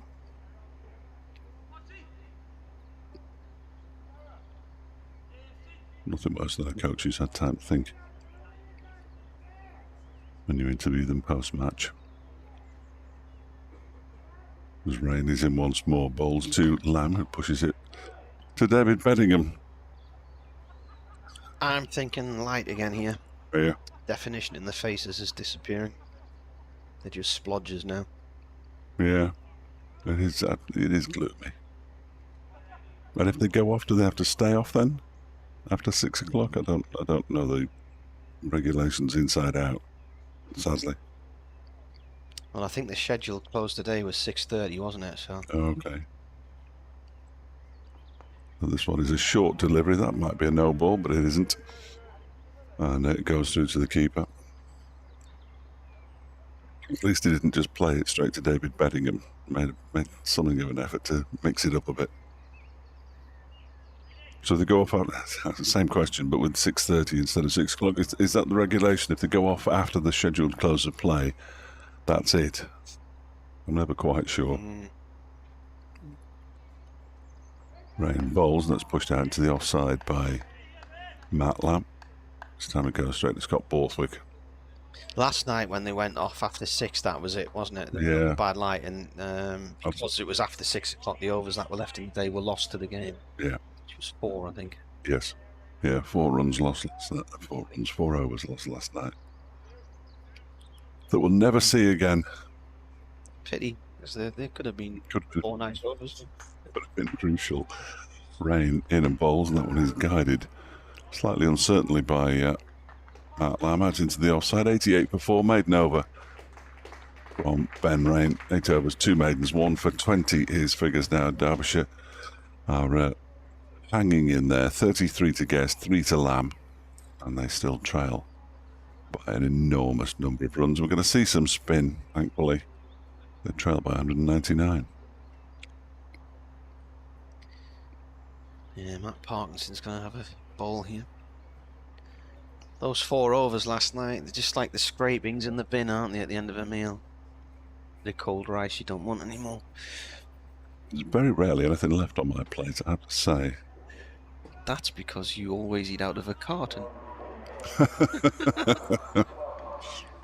Occasionally. Matt Parkinson bowled, what did he bowl earlier on? 3.3 overs, took 1 wicket for 18. And that was the stumping of Connors for 29, which ended the Derbyshire innings. Oh, bad news. Chris has been back on Leeds. Traffic means I'm still on the bus. Another 20 minutes of play would be nice. Well, you'd be all right. Well, if the light holds, you'll get 20 minutes. Parkinson, right arm over then. Bowling leg spin here too. Yes, that's played to Cars, who's back on the field. That's mid-off. Didn't notice how long he was off for, actually. Went off for a little bit of treatment earlier, didn't he? Yeah, I didn't see him come back on.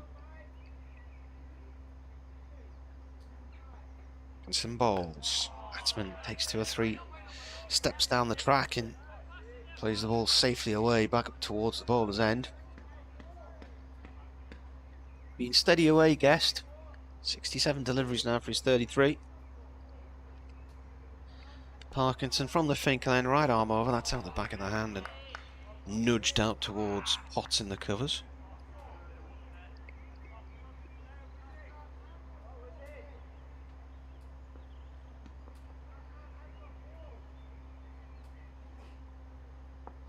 It's in balls. Played up to Cars at mid-off, no run. Grey skies all around us now. Horrible.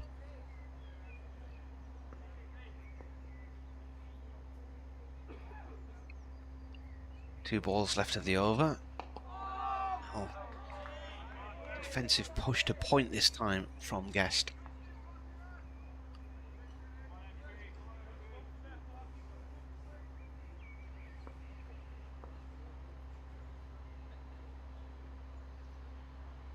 This ball looks to sweep and does sweep.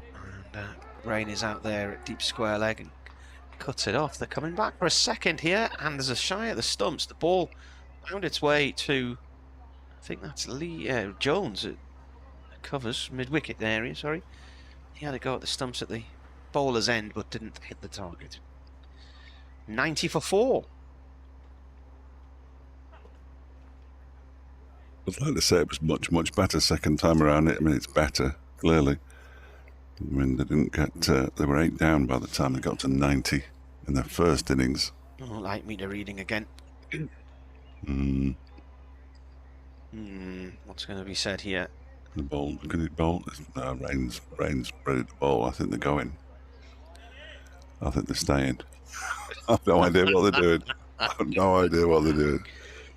He's just taking another light meter reading. Put the bails back on. Yeah, so. And we play on. Bet there's relief on the number 7 bus into Leeds from York.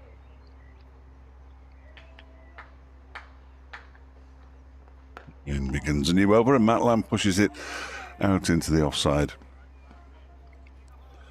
But it's picked up by Bryden Cass. He's fielding at point. Lee's at gully. Just the one slip now. Michael Jones.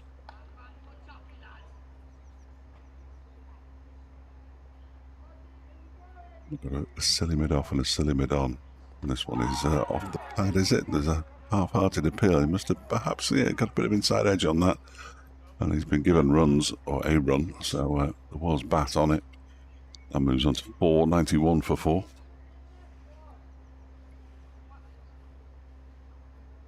They were taken off then.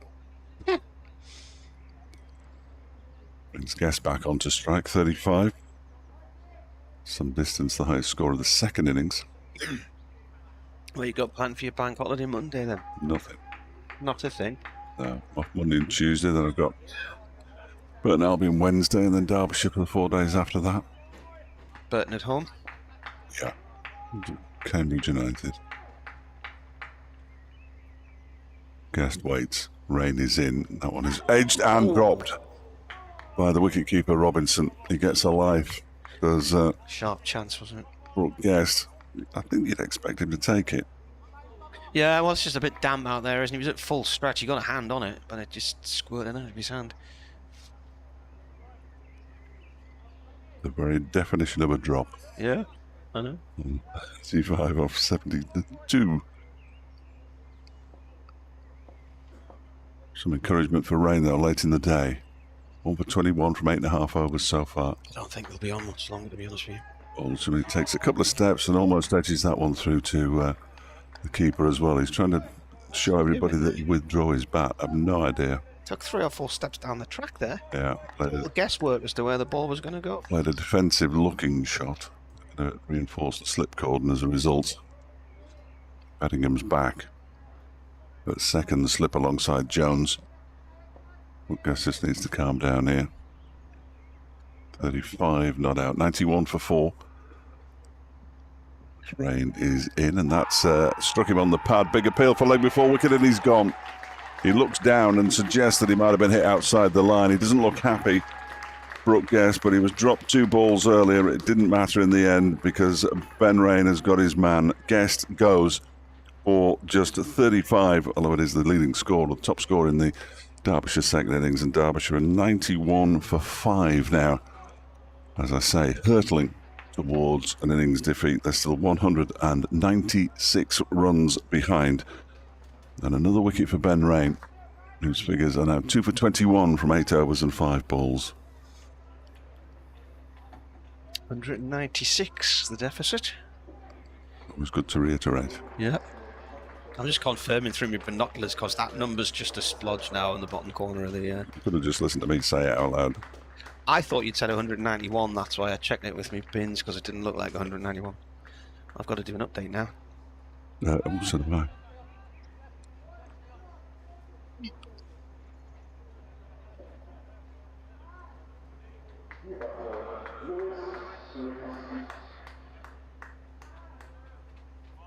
Well, you say it draws towards its conclusion. There's still supposedly 12 overs left today because they didn't actually start till 12:15, and that was after a lot of heavy overnight rain and quite a bit of rain this morning. As things stand, the floodlights are on. The umpires have taken 2 or 3 light readings in recent overs, but Derbyshire are still batting, and they are now 91 for 5 following on. Brooke Guest has just gone for 35. He was dropped on 35 by the keeper, a one-handed diving attempt to his right-hand side. He was at full stretch, but 2 balls later, he then fell LBW to Ben Rain. So he departed, and they were still 196 runs behind at that point. It's been quite reminiscent of Durham demolishing Northants here a few years ago, where I think Rob Newton got 2 ducks in the same afternoon. The same things happened to Billy Godalming today. Durham declaring this morning on 452 for 9, which included a first century for Bryden Cars.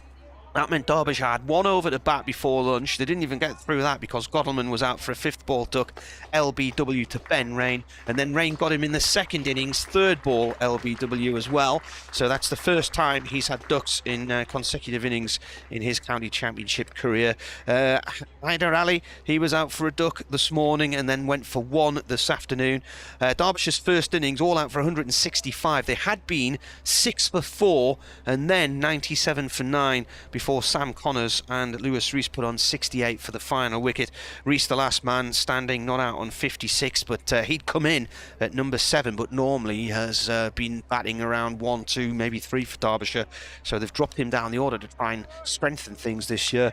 And so no surprise that he got runs, and Connors got 29, but nobody else really doing anything with the bat for them. Rain took 3, Potts took 3, and then straight away Derbyshire in trouble again. There were 287 when they came out to start their 2nd innings. Godalming going for a duck, Ali for 1, Madsen went for 23, Duploy the captain's gone for 14, and then Guest just gone for 35.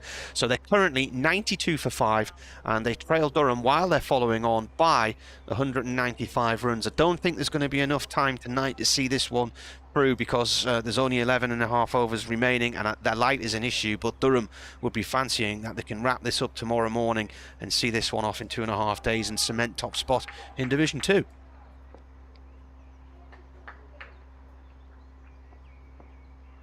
Parkinson bowling here, and this is a leave by Lewis Rees, the new man in, because Parkinson's bowling around the wicket. He can just let that one go and hit the pad.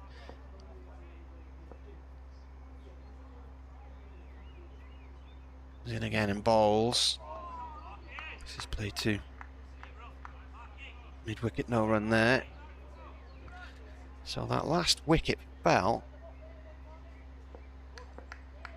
Just looking for the scorecard, actually, seeing what over and what ball it was.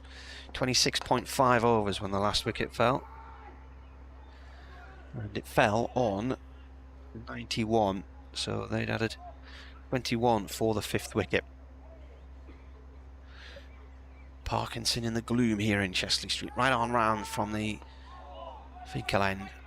That has Rees going back into his crease. It stays fairly low on him, and he plays it away outside edge of the bat down towards Gully.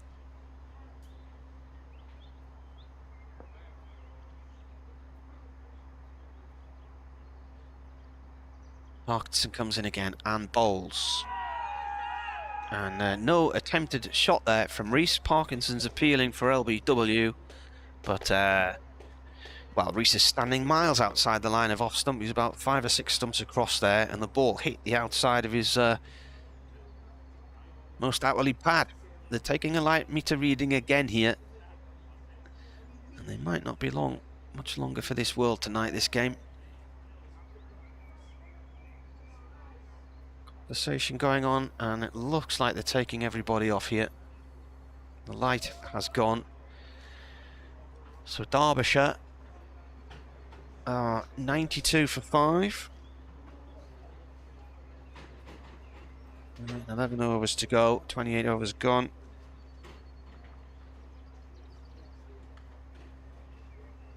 Bad light at 6:35.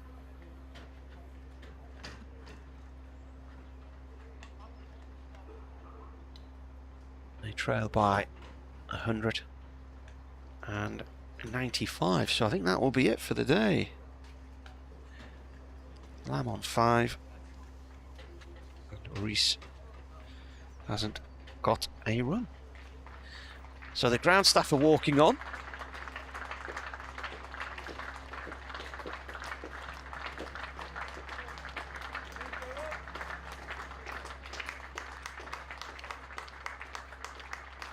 Was it 6:35 and the schedule finished at 6:30? I think that will be it for the day.